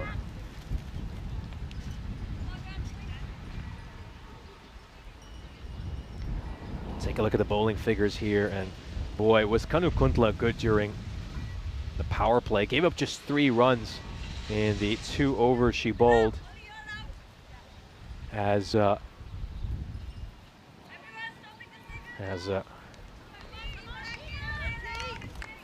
really set the tone for this German side.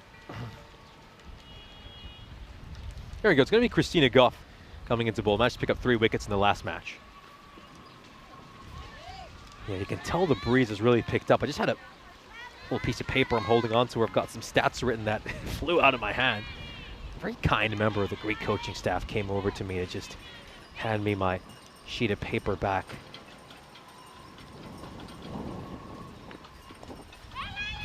It's going to be clipped away. Shouts, come on, and grab a run here, Greece.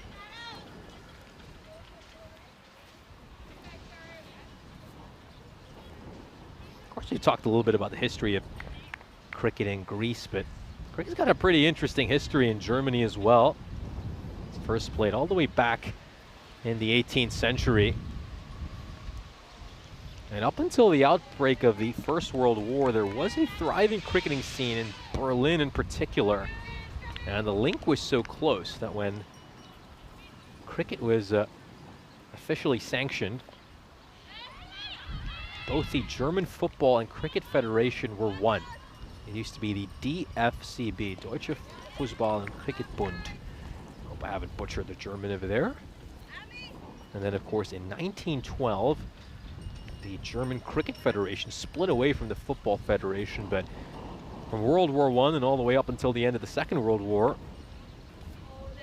cricket was pretty much non-existent in Germany. But with the arrival of British forces in Germany, as well as leagues with several expats who had moved to Germany, as well as the immigration boom of the 60s.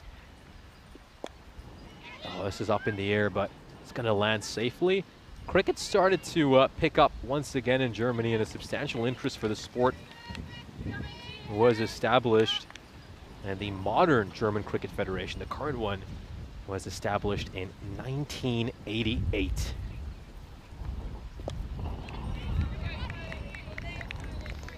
And then in 91, Germany would join the ICC as an affiliate member until they were upgraded to associate status in 1999. The 13th over comes to an end. Greece are 73 for 4. And of course, since then, cricket has progressed steadily in Germany to what it is today, a sport that is played all across the country in all of the different states across Germany. And at the moment, the DCB is split into 6 regions, all with their own independent regional bodies, and a lot has been done to really grow youth cricket in Germany as well as women's cricket. Of course, we can see the products of that over these last couple of days. The German cricket side have looked absolutely solid,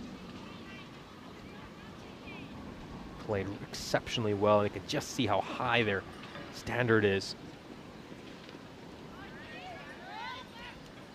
Back in 2019, it was believed there were as many as 350 cricket sides in Germany. So if you are in Germany, it's likely that there's a cricket game going on not too far away from you, especially this time of year when the weather starts to improve.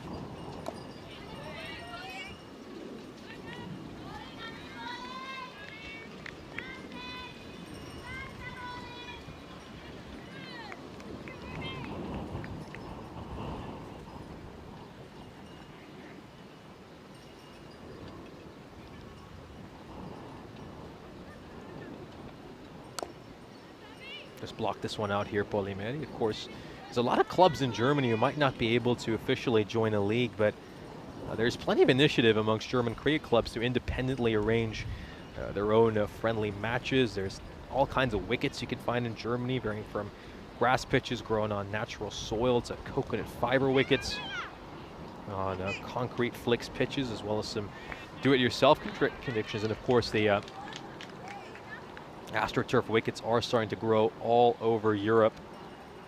Sort that we can see being used over here.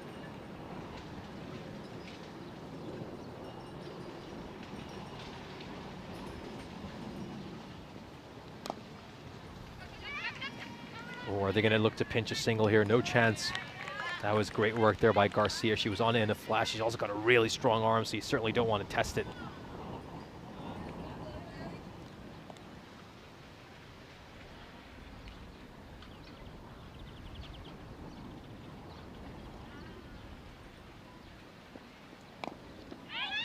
Tucked away towards square leg, and not going to get a single. I think an interesting comment here by Adrian Tesserande as they just have a chance to dive into the chat. He said, that's got to be a rare experience hearing your opponents passionately argue to the umpire that they did not take your wicket. I mean, that's just a compliment to how good Greek skipper Maria Sirioti is, that they prize her wicket a lot more. But also from a simple legality perspective, it was obviously not a free hit, so should have been Maria Sirioti who was walking back towards the dugout.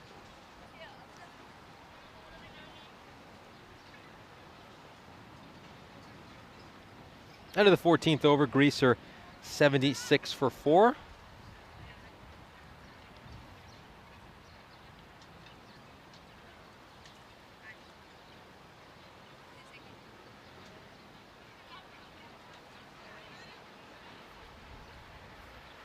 It's amazing thing just reading up on how the league system in Germany is organized.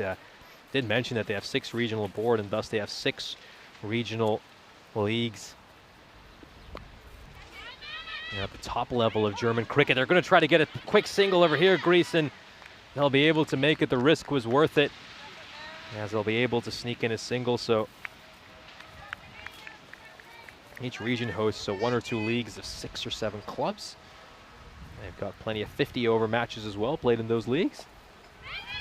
Oh, it could be a catch, and it will be a catch. Really nicely taken there by Nicole Kingsley.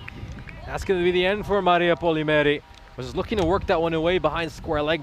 Might even have just been better served leaving that one alone. But it goes towards Nicole Kingsley, who covers a lot of ground, running to her left and takes a nice catch. Let's just take a look at this again. Probably sliding down the leg side would have been better served leaving that alone. And a big catch there, really big catch. Polimeri departs, and the wheels are just starting to come off this Greek chase. They find themselves 77 for 5. Yeah, T. Keep working, Tina.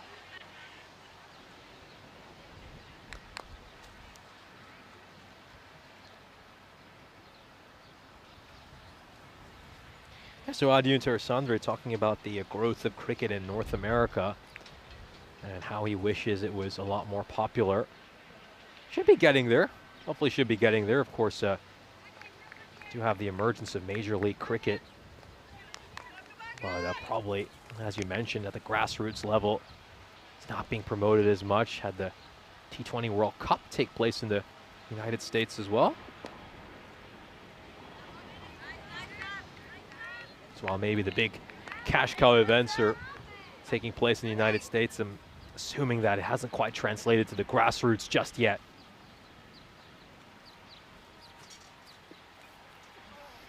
Takes an edge, but it's just going to go over the fielder's head, and Greece will pinch another single, getting closer and closer to that 100.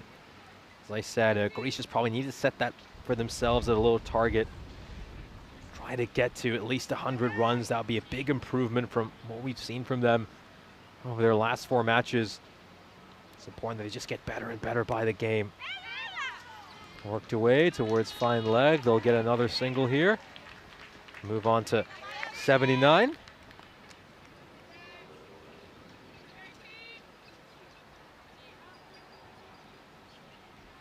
Yeah, so Hardik, of course, saying that that information is a little bit outdated, and now Germany has 8 regional boards. Yeah, I think the ICC website needs to be updated. But it's good to hear that now it's up to 8 boards as the game continues to grow in Germany. I know a number of English clubs that will also tour Germany and play against German clubs. So that's always very interesting to hear about some of the experiences that a lot of village cricketers have in England, traveling over to Germany to play in matches. Here's a look at the fixtures coming up tomorrow. Greece taking on Germany once again. Be a T20I doubleheader. As things stand, it looks like Germany will be leading 2-0 heading into tomorrow's games, which does mean that Greece will have to win both of tomorrow's game and also hope that things work out in terms of net run rate in their favor. Well, you'd have to say that it would be very shocking if we see this Greek side pick up 2 wins over the course of these 4 matches. That was a nice throw fired in by Goff, but terrific running between the wickets. Saw a shake of the head there by the square leg umpire as Alexandra Kurkulu made it safely to the striker's end.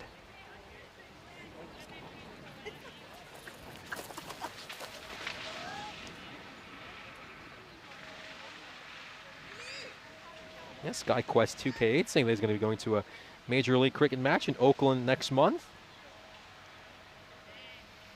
That sounds fun, SkyQuest. I think in terms of other bat and ball sports in Oakland, the Oakland A's don't seem to be doing too well from what I hear.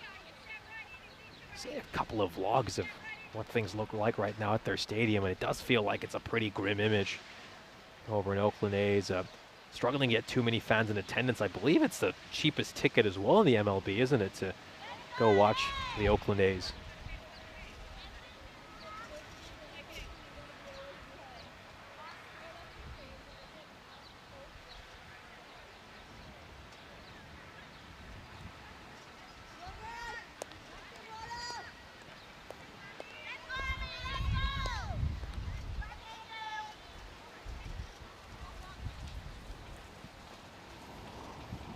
Just past 6:30 local time. We're into the evening. The sun's still out, shining brightly onto the Marina Cricket ground.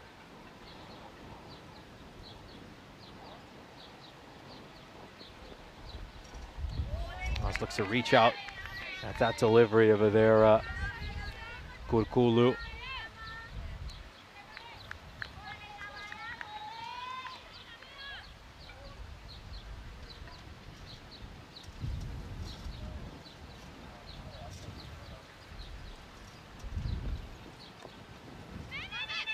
Hit towards third, and the throw's fired in once again by Christina Guff towards the keeper's end. They'll get another single, so they're just keeping the scoreboard ticking. And, you know, it's an opportunity for a number of these players to get some time out in the middle. And I think one thing you can sense from this entire Greek side is they are improving game after game, getting better and better. And I'd like to see where they are this time tomorrow in our final match of the day.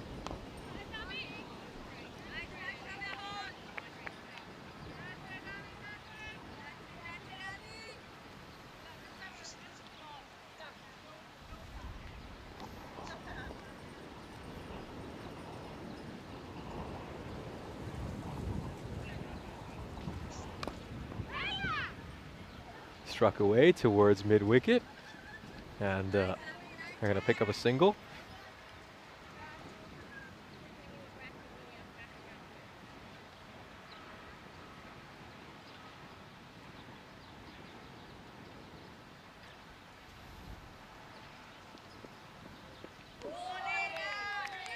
Brilliant bowling there. Wonderful bowling by Kanu Kundla.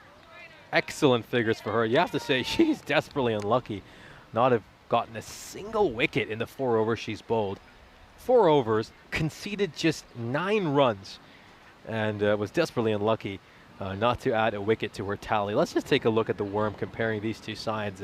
You can see that around that 12th over stage, Greece started to get somewhat close to where Germany were, but then the gap begins to widen, doesn't it? It starts to look like a river delta, doesn't it, at one point, because that's when Christina Guff really took charge and it hit that quick fire half century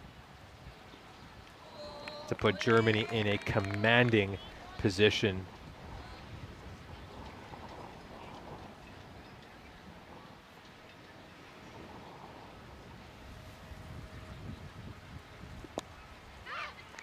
Oh, they're gonna look to get a quick single here. This could be tight, could be a run out. Was the throw just a little too low there by Balaji, looking to fire that one into Sadharangani. Just stuck underneath her gloves. And they'll get it. Single here. Kapsukavadi and Kokolu fighting hard for Greece.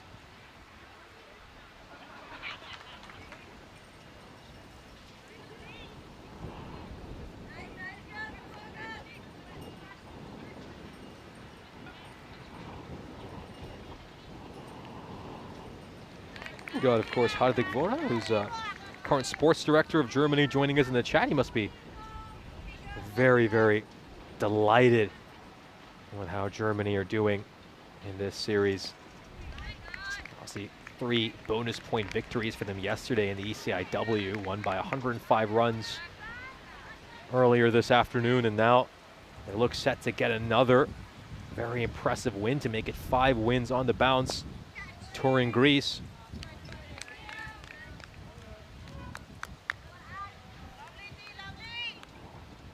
No, absolutely, Hardik. Love to mention your comments, and any insight you can give is very useful. You know, the pace at which cricket is growing in Europe. Sometimes the online resources just aren't there, as you just pointed out. I mean, this article on the official website of the ICC was outdated and didn't mention the information which you just provided in the chat. And if you also go have a look at the Wikipedia article for German cricket, it's much of the same, and I think that might be a message to convey to the right people, to the website administrators, or maybe someone from the German Cricket Federation could make an edit on the Wikipedia article as well. Yeah, it's just the way the sport is growing. Some of these online articles and resources might not really just be up to date. You can see a few fans have left the stands now. It's not as full as it was earlier. Coming to the end of day's play, and a few people have left the ground, but Greece really had a considerable amount of support earlier this afternoon. Well, it's worked away very nicely. It's played uppishly, and they'll get another run.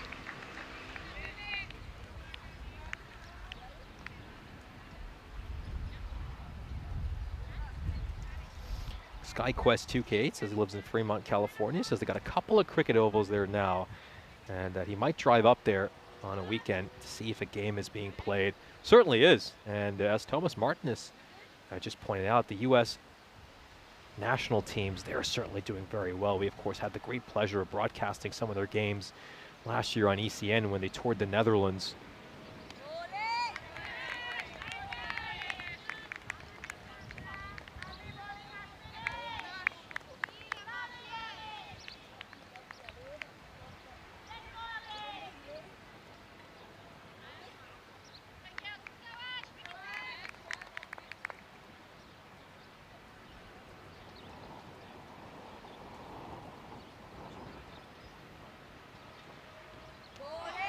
Got Hardik Vor, sporting director over in Germany, just adding his comments in the chat, saying that he's very excited by the way German cricket is growing, and they're also delighted to see how the women's team has done over the course of this weekend, and why wouldn't they be? Germany have just been a class apart. I think there's plenty for both these sides to be impressed about, even Greece. Oh, what a ball! What a ball! And someone who the German team will really be delighted about is her right there, Balaji. What an incredible weekend she's had. Picked up the MVP trophy during yesterday's ECIs, and she now gets her wicket. First one of this match. Beautiful ball. Got that wonderful slingy sidearm action, doesn't she? Let's just take a look at this one more time. That's a terrific ball. There is very little that could have been done to keep that one out. And I think sometimes you just got to take your hat off to the opposition bowler and say, you know what, I've been done great ball. Alexandra Kurkulu will depart having made a couple of runs. She's going to get a big round of applause as she makes her way back towards the dugout. And just going back to my point about how both these sides can be very impressed with their performance, I think for Greece, obviously a division below Germany in the ECCW, they put on a good show. They really have. They fought as hard as they can against the side who just have a little bit more experience than them. Oh, is there an edge? There was a sound. There was certainly a sound, a thick one. And Vervizioti departs for a golden duck. That's a brilliant ball by Balaji, angling it back in. She gets a thick outside edge. Top bit of bowling. Sensational stuff. Balaji, well, she will get a chance to attempt her hat-trick ball in the next over. So just keep that in mind. The next ball that Balaji will bowl at the start of her fourth over will be the hat-trick ball. You can see a deviation there as well, clear deviation as it went through to the keeper. There was a noise as well. And look at Balaji, she's delighted. She wasn't too impressed with how she bowled in the first match, thought she could have done a lot better. But that's more likely from Balaji. This is like the bowler we witnessed yesterday during the ECIWs when she managed to pick up 3 wickets with a run rate of 3.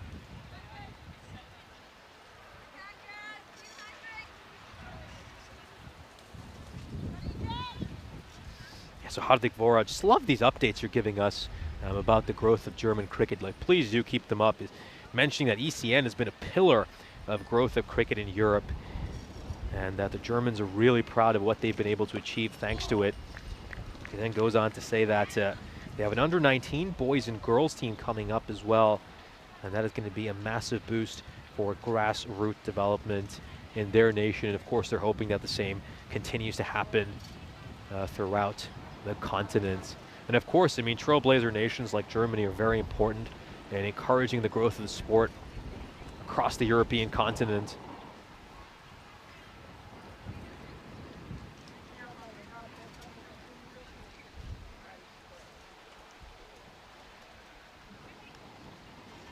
Look at that attacking field. Oh, it could be a catch. It will be. Really well taken. Just little something maybe to work on for Kapsukovadi. How she plays those front foot defensive shots nicely with soft hands, just angling the bat downwards. That one just kind of popped up, and it was a fairly simple catch. Let's just take a look at this. Yeah, really well taken. Superb catch. Just kind of plays that one uppishly rather than into the ground. Another one bites the dust here for Greece. Tereza Kapsukovadi departs after a very good knock by her, making 8 runs off the 17 delivers she faced. Vijay Raghavan taking that catch. And it's going at it with hard hands, and ultimately the catch was pouched. You do wonder though, I mean, Balaji, she'll want to bowl that hat-trick ball at the start of the final over. Is she going to get a chance to, or is Goff just going to run through this Greek side? It's now 5 wickets for Christina Goff so far today. Picked up 3 in the previous match. Got a couple over here as well.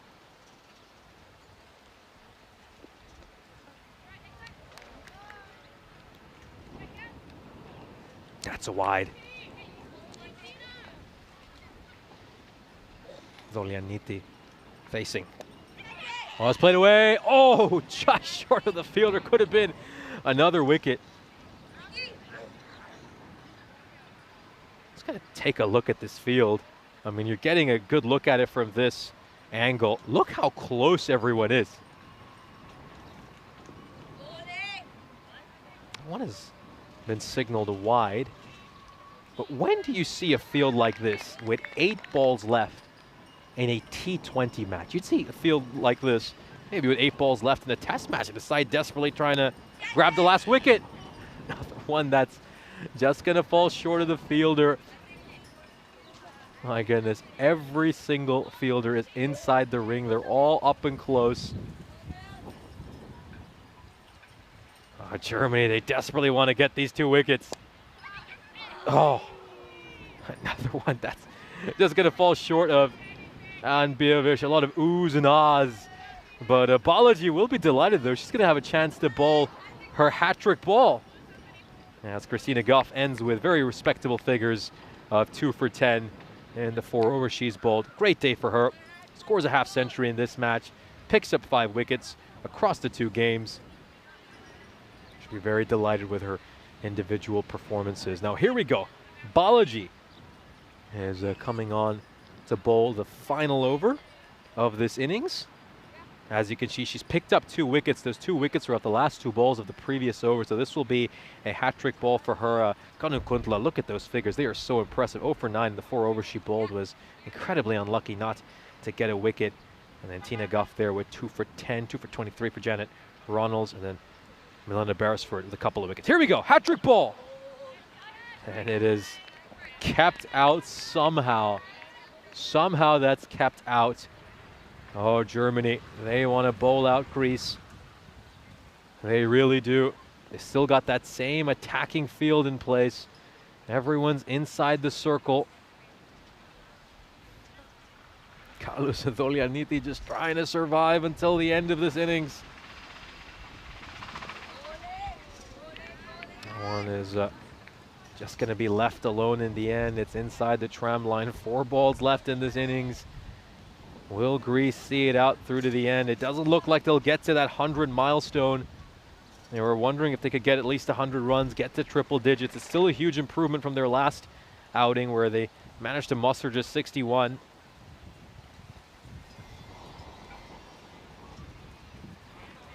Wide down the leg side. Just turned to 6:45 local time.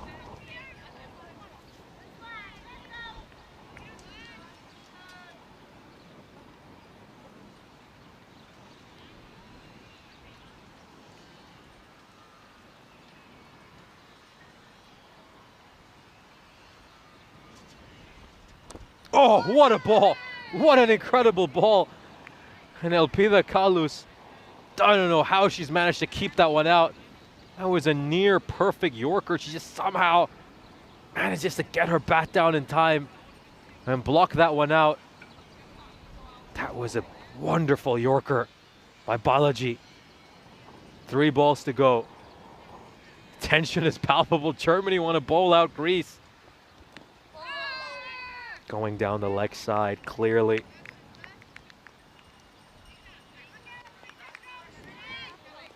Sandy Willow in the chat saying that Tina's been an absolute menace today, and let's see if that can continue.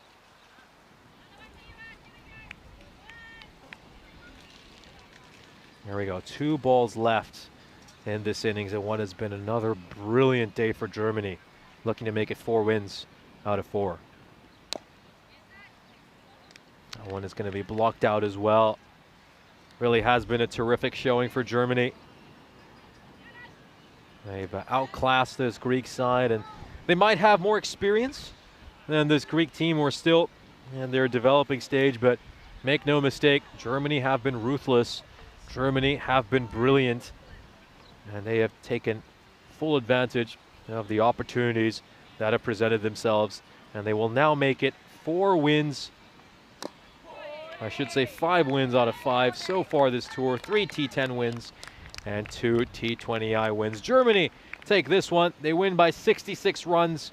They won the T20I earlier today by 105, and they are yet to taste defeat so far this tour, dominating in both T10 and T20I cricket. A fantastic performance by this German side, making the trip down south towards Greece, towards the Ionian Islands, towards Corfu, and they have been sensational so far this tournament. Here's a look at the fixtures we have coming up for you tomorrow, the last 2 matches of what has been a wonderful tour of Greece so far. We brought you some T10 action yesterday, brought you a couple of T20Is today, and tomorrow we'll have 2 more T20Is for you. Let's take a look at the highlights of this innings. It was a great start for Greece. They got a wonderful opening stand thanks to some terrific batting by Adamantia Makri as well as Maria Siriotti. The 2 of them had a 51-run opening stand and really set the platform for Greece.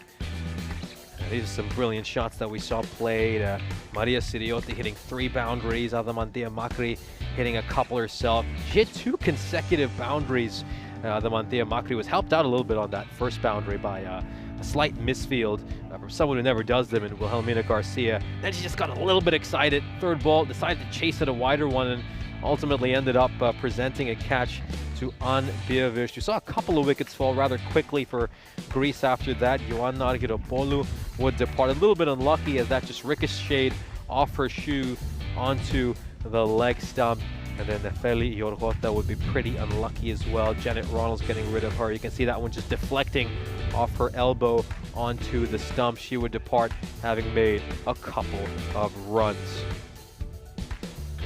Teresa Kapsukavadi would come on next, making 8 of 17 deliveries. This would be the dismissal of Maria Siriotti. There's a little bit of confusion out in the middle, as some thought that it might still be a free hit, but it wasn't, and Siriotti would have to go. This was a brilliant catch by Nicole Kingsley to get rid of Maria Polimeri. She departed having made 5 runs of 13 deliveries, and Alexandra Korkulu would fall victim to Ashwini Balaji, who got rid of her courtesy of an absolutely top ball. Great delivery there by Ashwini Balaji. She was on a hat trick after this ball, getting 2 wickets into a clear deflection there as it went through to Sharanya Sadarangani. And then we of course saw that moment right at the end of this innings when Germany had all their fielders up close and were desperately trying to bowl out Greece, but Greece hung on and managed to make their highest score so far today. They were bowled out for 61 in match number 1, but they got to 87 runs here. Let's take a look at the scorecard for this Greek innings.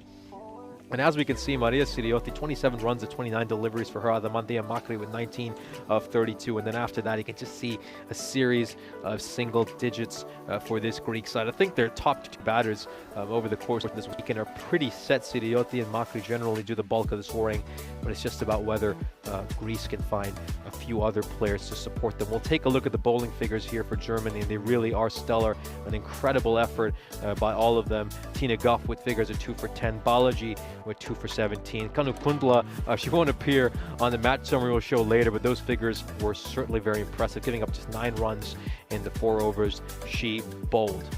So the story over here after our second T20I International is that Greece has succumbed to their 2nd consecutive defeat in this T20I series and their 5th defeat overall over the course of this weekend. Germany beat the hosts once again, this time by 66 runs. The story so far this series has been that Germany have just thoroughly outclassed this Greek side. You can see the fact that this German team are just a lot more experienced. They have plenty more cricketing experience in this team, while this Greek side generally has a very youthful flavor to it. All their players are under 18. It's a young team. It's an emerging team, which is why they're in the emerging division.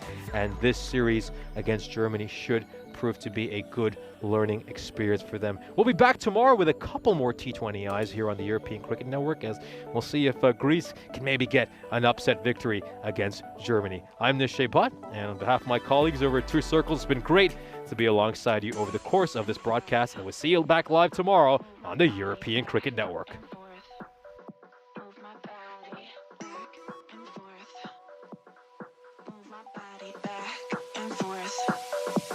My body back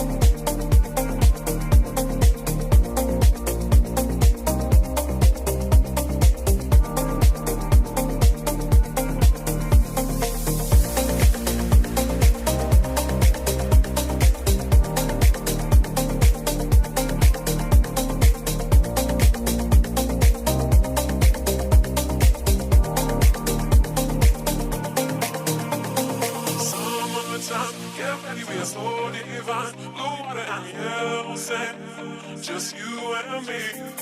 Summertime, get ready, we are so divine. Blue water and yellow sand, let's live our dream. Summertime, get ready, we are so divine. Blue water and yellow sand, just you and me.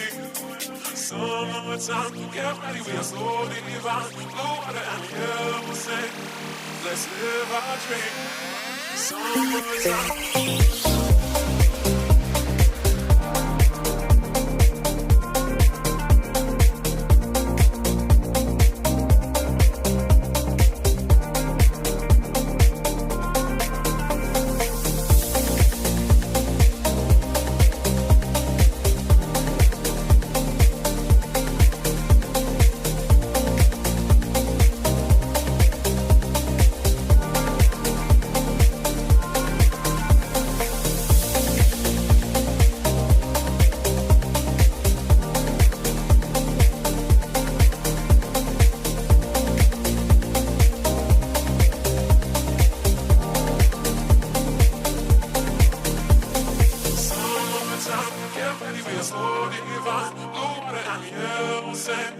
Just you and me.